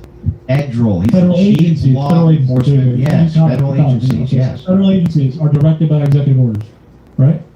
correct. So how the fuck is this even remotely not constraint breaking? He's trying to literally judicially infer an amendment, dude. No, there's no He can literally- inferment here. What's going on? He's not. is there's He's an- literally saying that the there's an Supreme Court ruled interpret- incorrectly. He's saying that the court, the way that he understands it and the way that he drafted this executive order, It that doesn't matter what he thinks. Yeah, it does matter what he thinks. He's the president. No, it doesn't. He's not a fucking Supreme Court judge. Bro, he's not doing anything to violate the 14th Amendment with this. What is he Yes, doing? he is. He's What? acting as if this is true. What is You know true? that, right? What is true? He's acting as if the 14th Amendment no longer applies. No, to he's certain not. people. No, he isn't. Yes, he is. He's limiting Show cases me. for this right now. Show me. Just because you refuse to actually know these things doesn't mean I have a You problem. haven't It's a you problem. demonstrated You should that. fix You're that. just claiming it. How is he violating the 14th Amendment? With I what can this fucking rev up the train right now, pour right into that fucking mouth again. What do you mean? Rev it the fuck up. Show me how he's actually violating the 14th Amendment with this executive. Sure. I mean, Go ahead. the recent Supreme Court ruling is coming up soon. Or sorry, the new one's coming up soon on substance. But like the old one, okay, when it was heard in the Supreme Court, they didn't do substance. He argued that they were going to continue in court. You know, the fucking the audio. Did you listen to that? Did you even like pay attention to that at all? What audio? From where? From what? What thing are we talking about? In the Supreme Court ruling, okay, he literally said he's going to act internally, okay, that this is actually in place because there's no one to actually hold him accountable for it. That's not what he said.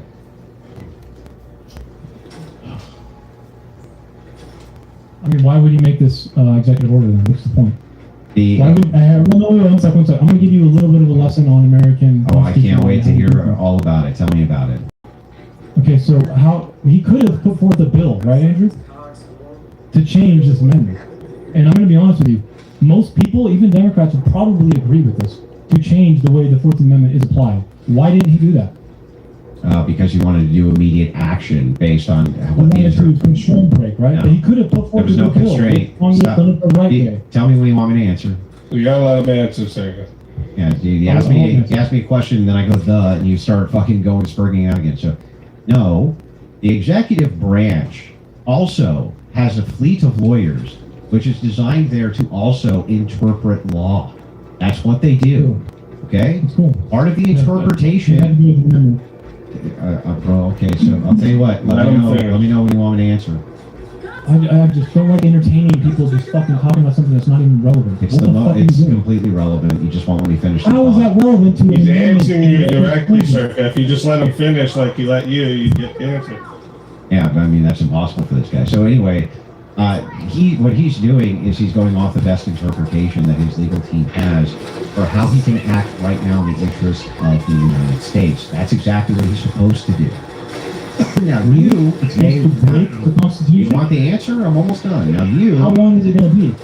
Just forget it. mean, Let me know when, like, just forget it, dude. There's no, You think talking breaking is the Constitution impossible. is how You we just should go never about this? stop talking. I Circle it. If you're I don't gonna know how to ask get a thought questions, out. if you're gonna ask questions, you gotta let them answer. Right? I mean, if they're fucking 5 minutes, bro, there's no reason for me to let them It would stop. be, listen, they would be 30 seconds, but you just butt in every time I talk. No, they wouldn't. We just really talk about Circle, we did this last inside time. the- Remember, your 5 minutes is actually 12 seconds. Just let them answer, man. I actually went back and watched it, and that's just not true, CBZ. I'm sorry. I actually checked it. Watch myself. this. I'll set a timer for you. I really went back and watched this. It's just not true. Yeah, I'm just gonna set a timer so that you can see that this literally takes me no time at all to explain as long as you're not talking. Okay, I'll do that. I'm happy. So 30 seconds. You ready for this? That's all I've given myself on the clock here. Now, Trump has an entire legal team as chief law enforcement officer of the United States and as the president of the United States. He has a duty to uphold various policies that he thinks are effective for the U.S. But all he's doing is he's using the best interpretations legal team in order to do that without violating the Constitution. That's well within his purview to do. I still have 5 seconds left. Look at that. Okay. So, how do we actually change amendments, Andrew? There's two processes for it. Article 5, right? So, why would Trump's legal team recommend him to break the Constitution by doing it through? He's not breaking the Constitution. That's their interpretation of this. I guess everything is interpretation if you think about it at the end of the day. You can Isn't do it what the fuck though? you want, right? I know. Yeah, that's why we have checks and Well, you're balances. breaking the Constitution You're not because breaking the interpretation is Constitution. tantamount. No. Listen, So what's more You important, Constitution or interpretation? actually just keyed in on something, right? It's like, yes, the reason we have checks and balances is specifically because of interpretation. That's Is the whole point. executive supposed to judicially infer amendments? He's not judicially inferring any. Well, yes, they are actually.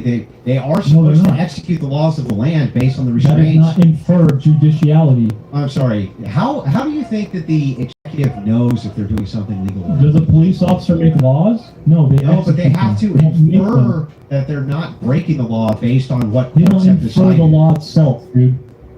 And I'm sorry. I'm really confused. How does a cop know that you're in the middle of committing a crime? They execute the law. So then They they're don't get to making change the law. inferences. They're making They don't get to inferences change about the law. They're not, Andrew. they're not changing the law. That's what he's doing. No, he's not. He's He's saying interpreting The it. Supreme Court got it wrong. No, it's an interpretation of what he can do within the parameters of his executive privilege. The courts can strike it down. I don't understand how you can say that. It just seems like you've never read the Constitution. Oh, is that another thing I've never read? You just mentioned balance of power and levers, which Here. Madison describes in federal Hang on, stand. hang on. Don't interrupt me. Look directly at me. Right? A well-regulated militia being necessary to the security of a free state, the right of the people to keep and bear arms shall not be infringed. Nate, close your eyes and do the same thing verbatim for any amendment. Mr. has read the Constitution. Close your eyes right now. Close it. Close them. You're not closing them. Close your eyes, bro, and tell me. Go. Close them. Close them. Can't close them. Do this thing. You gotta look one up. Gotta look one up and try to memorize it real quick. No, You gotta look one up I for didn't memorize it have real quick. speakeasies. Mr. I has didn't have read the speakeasies Constitution. Get the fuck out of here. Man, I didn't have speakeasy screen up anymore, you weirdo. It's fine. I find it weird that you Close think your that eyes. the Close president. your eyes and tell me an amendment. Just give me one verbatim. Go ahead. Close your eyes. Give me one How is verbatim. that going to tell us whether or not you know how the Constitution actually Well, I don't functions? know. I've never Or read it. I just know amendments verbatim. I've never read one though. When I've you never think read the anything. president What can do I know? change amendments, what is it going to look like when he says, I don't know, maybe he doesn't like the He second? hasn't changed any amendments. No amendments have been changed. That's completely made What up. is he doing here? He's executing the laws as he understands them. His legal team has advised him Why is he doing it through this method? through executive order because it's really Yeah, why? because it's an efficient way to get something done quickly. Could you just send a letter to the Supreme Court? Not if you wanted it done quickly. If Are you these sure? things He be seems a whole executed lot quickly. slower, What though. is it that you think he's trying to do with these? Let's start with that. What do you think it is that he's saying he's going to do? He wants to change the judicial inference without Supreme Court ruling. What do you think he's trying to do, though? Like, what is the bill saying it's going to do that violates that amendment? Go ahead, tell me. What the? The executive order, sir. What does the That's not a executive bill. order do that violates that amendment? What? Well, you kind of have to know what an executive order is first, and it doesn't actually do the things he's trying to do. Oh my God! Just tell me, what is it I in the just told you. executive order that's actually violating the amendment? What? Trying to change the amendment What? is violating How the is it Constitution. doing that, though? What in it is going against the amendment itself? Are you? Well, you have a problem with the amendment, then? Yeah. He's asking you what about the, I don't know. It's like violates. Like, seriously, it's weird. You think that, That the was your president can claim. literally do inference? I'm on just gonna judicial- I'm just gonna grab a blunt object and just fucking start striking myself with it. Why don't you try a Constitution? Maybe you can read it after. Yeah, one of these days I'll get around to reading that pesky thing. Yeah. I mean, Article 5 All exists right, for a well reason, let's get on to some more of these. We got a few, quite a bunch of them. Andrew Wiley, ATV for $20. Says, surprise, more disingenuous. Holly Pope. God bless you, Steve and Andrew. Keep up the good work, gents. Thank you very much, Andrew. I appreciate that big time. Jack of Blades comes in for $20. Says, easy, thank you for modding this debate. Andrew, thank you for being yourself and repping Christianity the way it's meant to be. Andrew, you and Easy got me into reading the Bible. I want to go to liturgy soon. I will thank you again. Ace. Look, man, just so you know, though, that never has anything to do with me. I understand that I'm very popular in the podcast world and a bit, I guess, in the mainstream now, but that because I'm Orthodox, I know that inspires people, but that's not what my primary function here is to do. But I'm very happy that you're inspired to do that. But it never has anything to do with me. That's all you. Like, you guys knock, the door will be open to you. Good luck, man. Thanks. Kokomo for 10 says, Circa, please make one argument why Trump is a fascist. Yeah, he satisfies the fascist minimum and all midterms. There you go. All right. The Guido Patrick Bateman needs to stay on Jersey Shore and out of the debate. Cabs are here. Thank you, Wrath of Reason. Mom sends in 5 for the goal. Thank you very much, Bully Mom. Wrath of Reason sends in 2, 750 subs from 10K. Let's get it, boys and girls. Yes, we are getting close. Make sure you guys sub up. We're really close to 10. Yeah, hang on, Speakeasy. Put me full screen for 1 second. Yeah. Speakeasy has been willing to host several debates on the Crucible. We always have the policy here, we support people who support us. Make sure you get over there and subscribe. Make sure you get over there and send him a bunch of that hard-earned money. Gotta send that hard-earned money. That's what makes these guys always want to make sure that they host these great debates for your entertainment. Hey, I appreciate that big time. Appreciate that big time. We're always looking for new debaters too, so if you're interested in it, hit me up. Next one comes in from, where was I? Oh, Kokomo for 10, just says nothing, sending support, thank you very much. Steelborn for $5 says, Andrew's radio face made my newborn cry, but his radio voice lulled my newborn. That's fair. That's a fair criticism. I'm the only guy who's married to a beautiful woman where she makes him put the bag over her head, over his head, you know? Oh shit! And congrats again to the newborn Steelborn. Jack of Blades for $5. Circa, is all you can do is interrupt. You never make a point like you did with Rob. God gave you one mouth but 2 ears to listen twice as much. I'll heed your advice. Hang on. Like, you would be a much more powerful debater if you had good timing.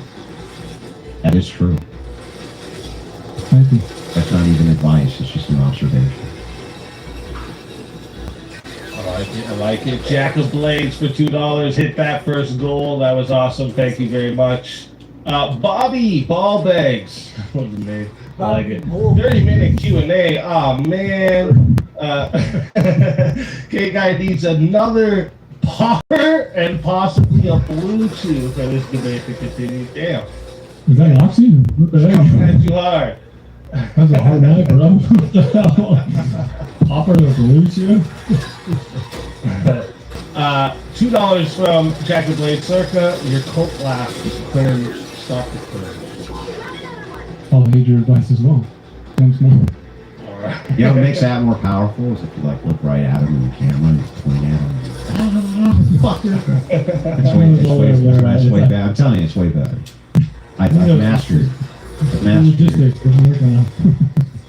My fascist rhetoric, it cannot be overstated. Shit.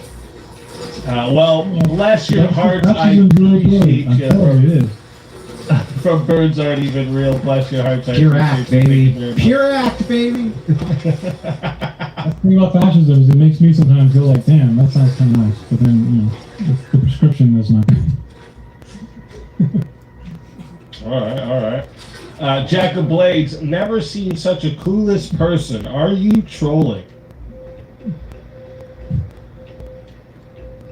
Oh, wait, so let's say that? Bro, I'm glad you like Speakeasy, but damn, I'll just keep heeding your advice, Speakeasy, and keep going with the page. Let's go. I like it. Circa, do you think you're smart? Just curious. I mean, I'm I'm like my biggest critic, so I don't like. Wait. What the fuck is this? No. We're not wasting time with $1, $2 super chats. 5 and above. 5 and above.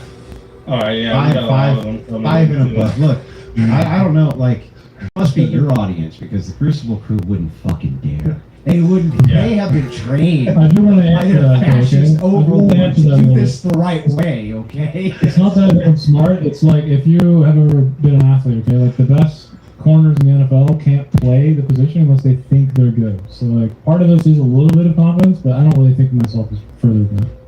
Nothing more than that. This is All right, fun. just so we don't keep them here too long, we'll do 5 and up, and then I'll read the $2 after myself. We got Alexander Medeiros says, Circa, did you pre-write your closing statement? Yes, I did. I thought so too. Nobody's. That's how you can tell Andrew wrote his too, because he had a phone. I mean, he broke it. He well, hard. The mocking just took it all out of me. The poem was good. I like that. Fuzzy Balls for $5 says, if everyone in here was drafted to fight in the Middle East, who would go to die for this? Just curious. You know, it worked out for Nazi Germany because they won fast, but I don't know. I don't think it'll work anymore. Look, if I was, maybe this is still the residual patriotism that I have, but while I would not be upset with anybody for not doing it, if I was drafted by the nation, I think I would probably do it.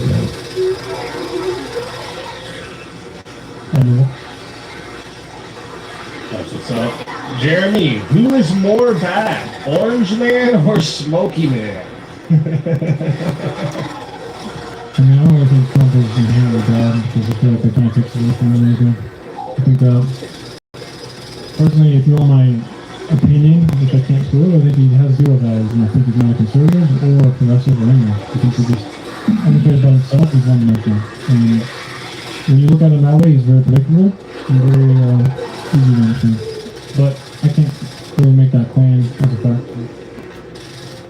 Wonder if I'd just be like an old man peeling potatoes. In gold? Is it gold potato peeler or? Yeah, just fucking peeling potatoes.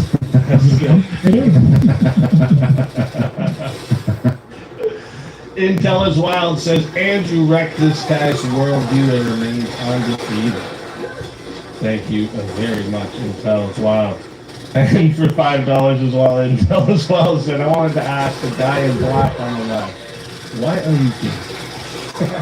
No, unfortunately. But that's a really good. You never heard that line, like the black guy saying that. Why are you gay? No, the way he wrote it, yeah, I'm actually familiar with it. Oh, that's so funny. Activist. Why are you gay? He's like, I'm not gay. He's like, you are gay. You are Oh, yeah, okay. Yeah. Now I get it. I think to answer this, man, fascism is the question already. There you go. Go ahead. I just have to say I like this name though. The jabroni big time.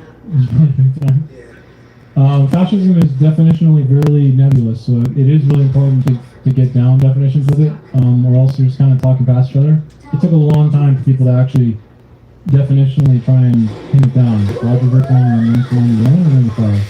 But I'm mixing up the years for Paxton and Griffin, but it took a long time, and even to this day, it's still contested by, an early fascist historian like the Felice, who was the teacher of Emilio Gentili.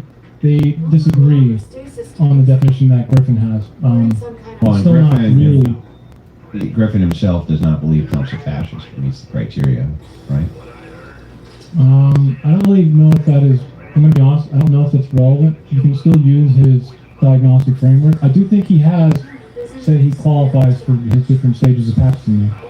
But But Griffin, who you're using as your diagnostic, using his own diagnostic, says that he's not. Right? Well, like the same way a doctor can create a diagnostic manual to diagnose, let's say, bronchitis. If one day he decides that this person doesn't have bronchitis, but you can use his diagnostic manual to find out someone does, just hypothetically, it's pretty hard to do that without a scan. But that doesn't mean that, the diagnostic manual is wrong, it means that maybe he made a mistake. Well, that's true, but let me ask you a question here. How long have you been studying fascism? Very long time. I don't How know, long is something that's been fascinating. Since I was young. I've been obsessed with World War II and kind of extended off that from, I honestly, middle school. I used to play a lot of World War II games. I'm really interested in like the atmosphere and But honestly, like, yeah, I get what you're saying, but wouldn't it stand to reason that the person who wrote the very diagnostic that you're going off of, who researched this professionally for years and years and years, who says under his own diagnostic, Trump does not meet this criteria, and you shouldn't call him this because you could muddy the waters for people who actually did. Why should people believe you? Hang on. My question is just this: why should people believe you over him? Again, I'm going to start with, I'm not so sure that's true. I think Griffin is somewhat of an outspoken opponent of Trump being in an incremental part of fascism, but like myself in 2019, for instance, do you know how hard it would be to do this debate in 2019 about Trump being a fascist? It probably would not work. There's been a lot that's changed since then. That Trump is, the constrained ranking is kind of big for the institutionalized modifying. Griffin calls him a freeloader, a wheeler dealer, but says he should not be ever conflated with an actual fascist because otherwise the word will start to have less and less meaning. Yeah. What year did he say that? Let me pull up the exact year. 2019, I want to say 2020, right? No, well, he made more statements on this post J6, just like the other one did. What was his name? I honestly think it's going to be pretty hard to debate this topic, even 2023, even if I did believe he was. A lot of the recent stuff he's doing, especially like the corporatist element, which, by the way, I have a whole writing I did on modern corporatism, which would look very different from the standstill and time of Italian fascism, because modernity was explicitly like utilized and bastardized by Mussolini on his track to it. So I think Trump can expand corporatism to a global level because financialization of the internet, which is why I brought Saudi Arabia. But nonetheless, I think it would have been hard to call him a fascist and argue this is what I'm trying to do right now 2 years ago. I think a lot of this. I think it's hard to argue it now. It's not a good case to make. It's just not a good case. I mean, also Roger Griffin is not my only diagnostic choice. He's kind of doing the one who did the fascist minimum, right? He essentially says that all fascist movements at least have the ultranationalist palingenesis, but beyond that, a lot of scholars disagree with Griffin. Paxton understands Griffin, but he also takes a different route. He's a historian, right? So he takes a very historical route. He doesn't want to include corporatism because of Mussolini's allegiance to it, because he modded it so much. You don't think at all that they didn't want to add corporatism because even though it's a pinnacle of fascism, it's hard to tie it to modern politicians, and so they can't use the loaded language that they want to use? Because there's you have to admit that the word fascist, just like the word Nazi, it has a lot of moral loading. 100%. And so because of that, it's like, when you call somebody that, you better be fucking sure that they are that, because otherwise you're giving them all that morally loaded.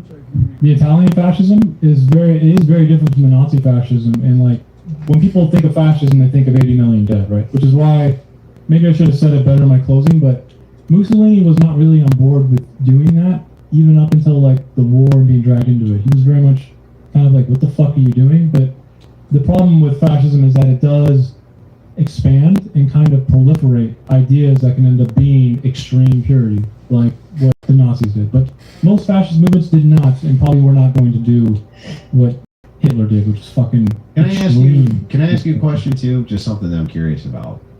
Biden's executive order for student loan forgiveness? Mm-hmm. Is that fascist? It's unconstitutional. That's it? I wouldn't call it fascist, yeah. Not fascist though?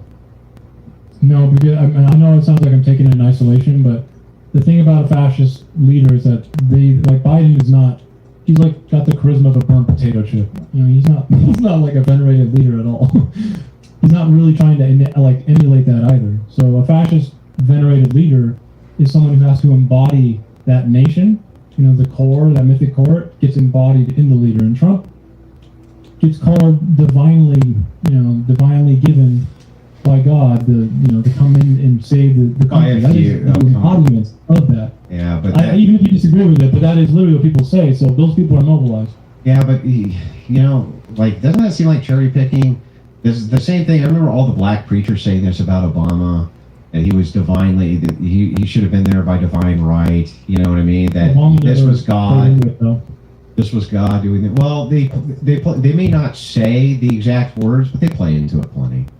So something I criticize about Obama, by the way, which is something that I wish he would have done, is to be a paramedic ultranationalist, you have to have that story of humiliation and decline. And Obama notably just said everything was fine, and it wasn't. That's one of the reasons we had this very populist movement after his presidency, because economic conditions and the incongruence between what people are living and the reality they expected is causing people to be very angry. And they have a right to be. Obama's slogan was like hope and change. I know, but he never looked at people. He never looked at people who were suffering and went, "I acknowledge you." But Bernie and Trump did honestly probably the right thing there and go, "I acknowledge you." But Obama still to this day will never say that there's a part of this country that really is not doing well, and they're loud right now, and I can't really blame them for it. I'm gonna be honest with you. Yeah, but I mean, he was the hope and change candidate. He ran on the same kind of rhetoric. He wanted to move us back. He never talked about the decline. He never said decline. He did. Like, he said he wanted to move. He said the nation was in decline under Republicans, and that we needed to move back to a much more progressive tax rate. We needed to have universal health care. He wanted to move us back to FDR-style policies. In fact, he said that many times. Do you think it's the same incremental stage as something like what Trump does exhibit, though, in this regard? I have not ever to date, and I've been watching closely.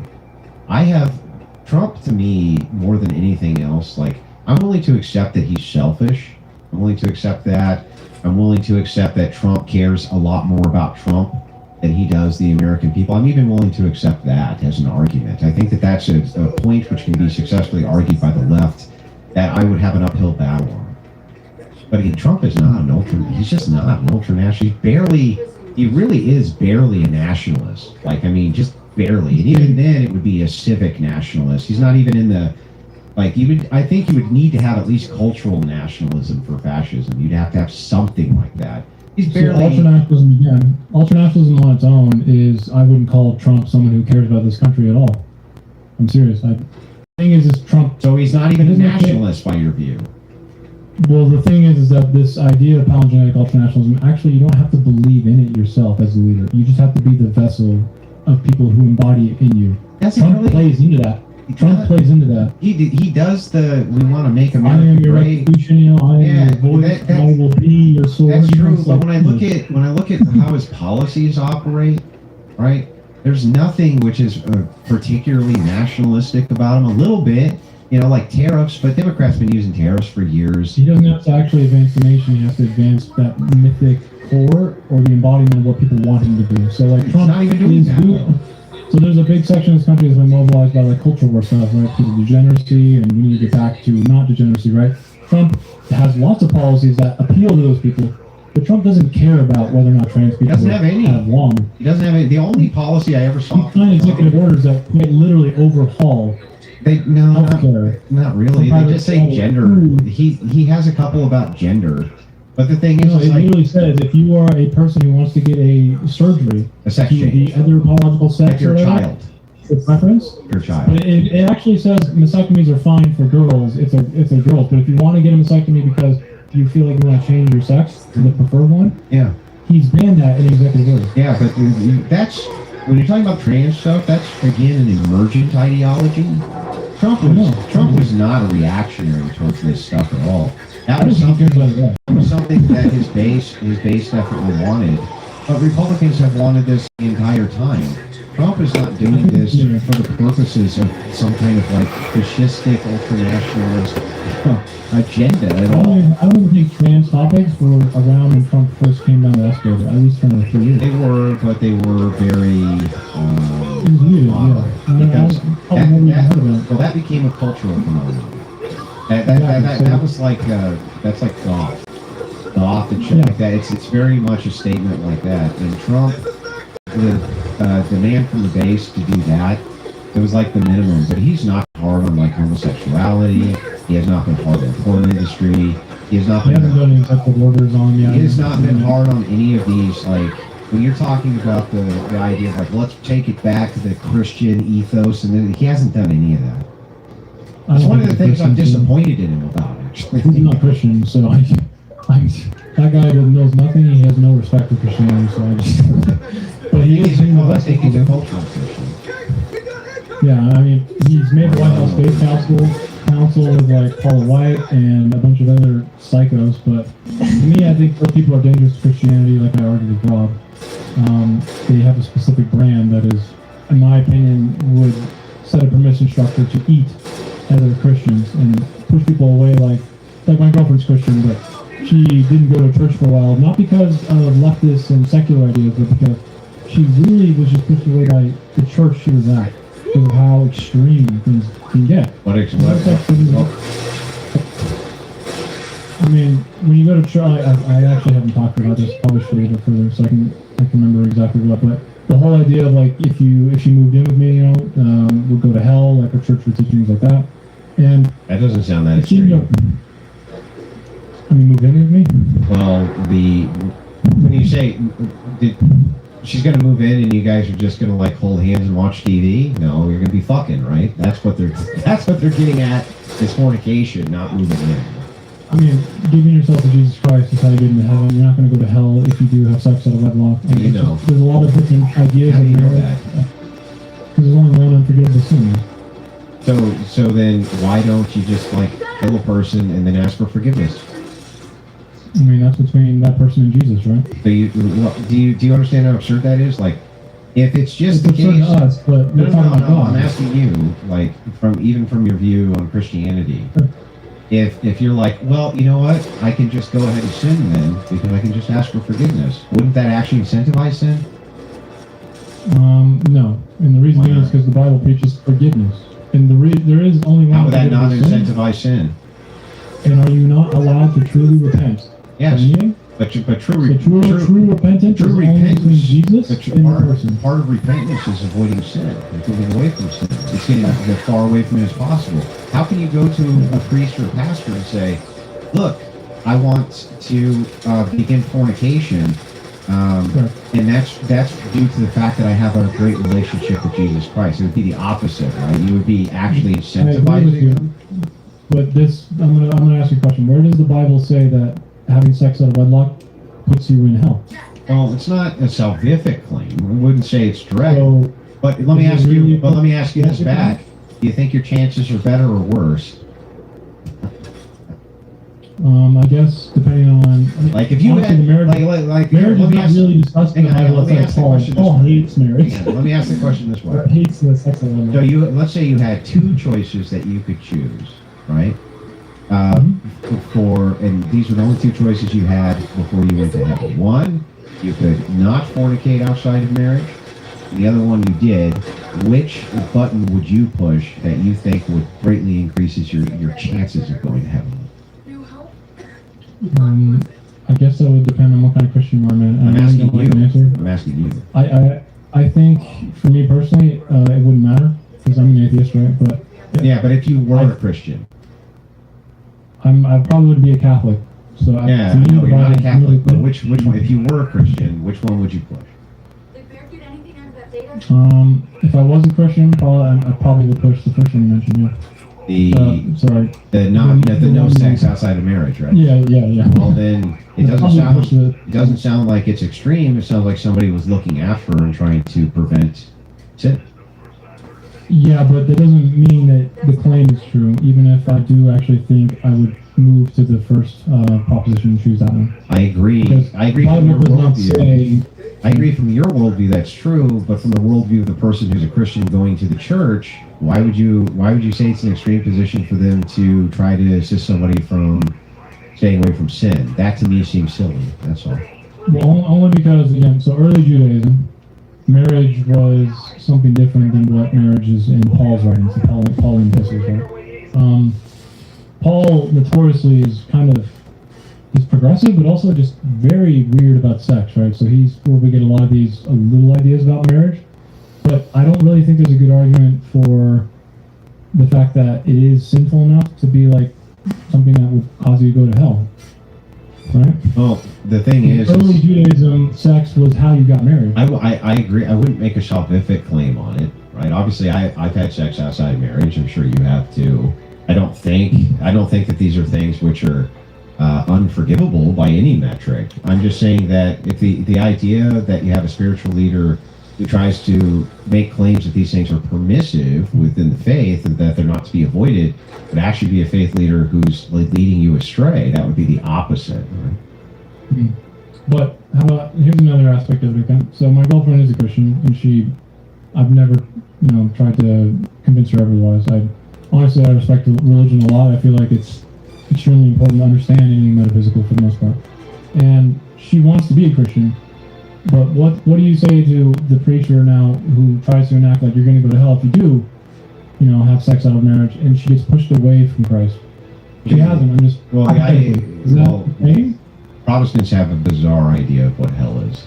So the Orthodox and Catholic view, hell is a separation from the energies of God.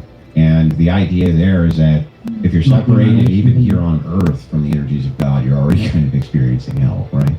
So the thing is that that's how you know people can take good actions even if they've never heard the good word, because the energies of God, they can become apparent to somebody. Like, I'm sure that the Greeks participated in the energies of God. I'm sure of it.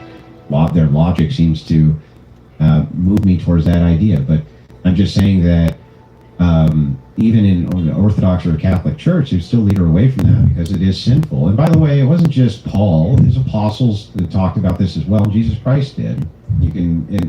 What Jesus Christ said was that you need to take a wife. He talks about marriage barely. Jesus talks about man and woman, but it's not necessarily about marriage, right? Well, no. Paul's the only one who really mentions it. But Jesus talks specifically. But Jesus says you need to uphold the law, and so did his apostles. Yeah. And he only added 2 caveats to the law.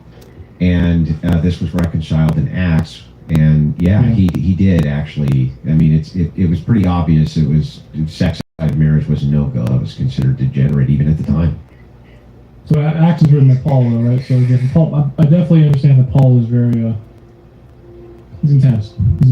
Yeah, but he was interacting with apostles who were there with Christ. So it's like if he was wrong, why wouldn't they correct him? He's interacting with Matthew, right? Or no? It was. I'll have to pull it up. I'm pretty sure Matthew is one of the only. He was interacting with apostles. He was interacting with. I don't know why I didn't have a brain for it, but yes, he was interacting with other apostles. Were there with Christ? Yes. I mean, I have a feeling. I was just gonna say we got quite a bit of these, and a little off topic here. But Efren wants to come in with 5 to say, does Trump have a silly little mustache? No, exactly. Thank you very much. Would I win if he did? And Acts was written by Luke, by the way. The chat corrected. Yeah, that wasn't me correcting you. To be totally honest, that was just the chat correcting. All right, Lady the Dank says, tell this commie to take down those sleep tokens. Peter and John. Okay, those were the two interact. Peter and John. Peter and Monica. He is not worthy of the sleep token. All right. Johnny McVito for $10 says, so if you can't apply any of the pillars of fascism directly to Trump and only have suspicions that he may be leaning towards the pillars of fascism, will this absolve Trump of fascism for now? That's a good question, actually. I mean, I can't prove beyond doubt that Trump is literally a fascist. That's definitely, it's unfortunate, but part of Andrew's argument is true in a way. But diagnosing fascism and recognizing the end state is completely different. So diagnosing is what I'm trying to do. It's a hard process. But you can't actually say that. I cannot say he's literally a fascist, unfortunately. And what is the debate prompt? I can only say he fits the description up until the moment that the end state happens. What is the debate prompt? Is Trump a fascist? No, what's after the debate? So and we can't say definitively that he is. Just saying. He's after the debate, so it doesn't matter. That's right. We can reference my previous debates, but not yours.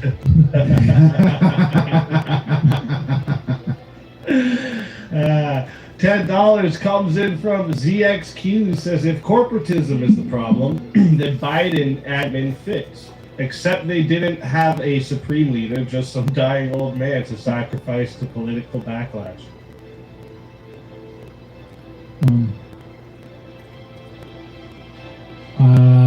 No. Biden has never done any state authorized. And when I say state authorized, again, it is voluntary every time, but ultimately it does subordination. So it's like, think about it this way when it comes to Italian fascism. It's kind of like, instead of the state being a traffic light where it lets cars in, green and red, instead of that, it actually does control the flow of traffic, like how the car moves. Institutionalized bargaining is when the state just allows traffic to go through, the street light. And then Italian fascism is ultimately when Mussolini just put them all on controlled little wheels and said, "I'm going to move it for you, but you're going to look like you're driving the car." Best way to explain it. But Biden, unfortunately, for us here, I guess, it would be fun if he was a fascist, but again, he's literally got the charisma of a burnt potato chip, will never be a leader, and most definitely could not get Congress to go along with this. So, sorry, guys. All right. Yo, I'll be back in a minute. DPG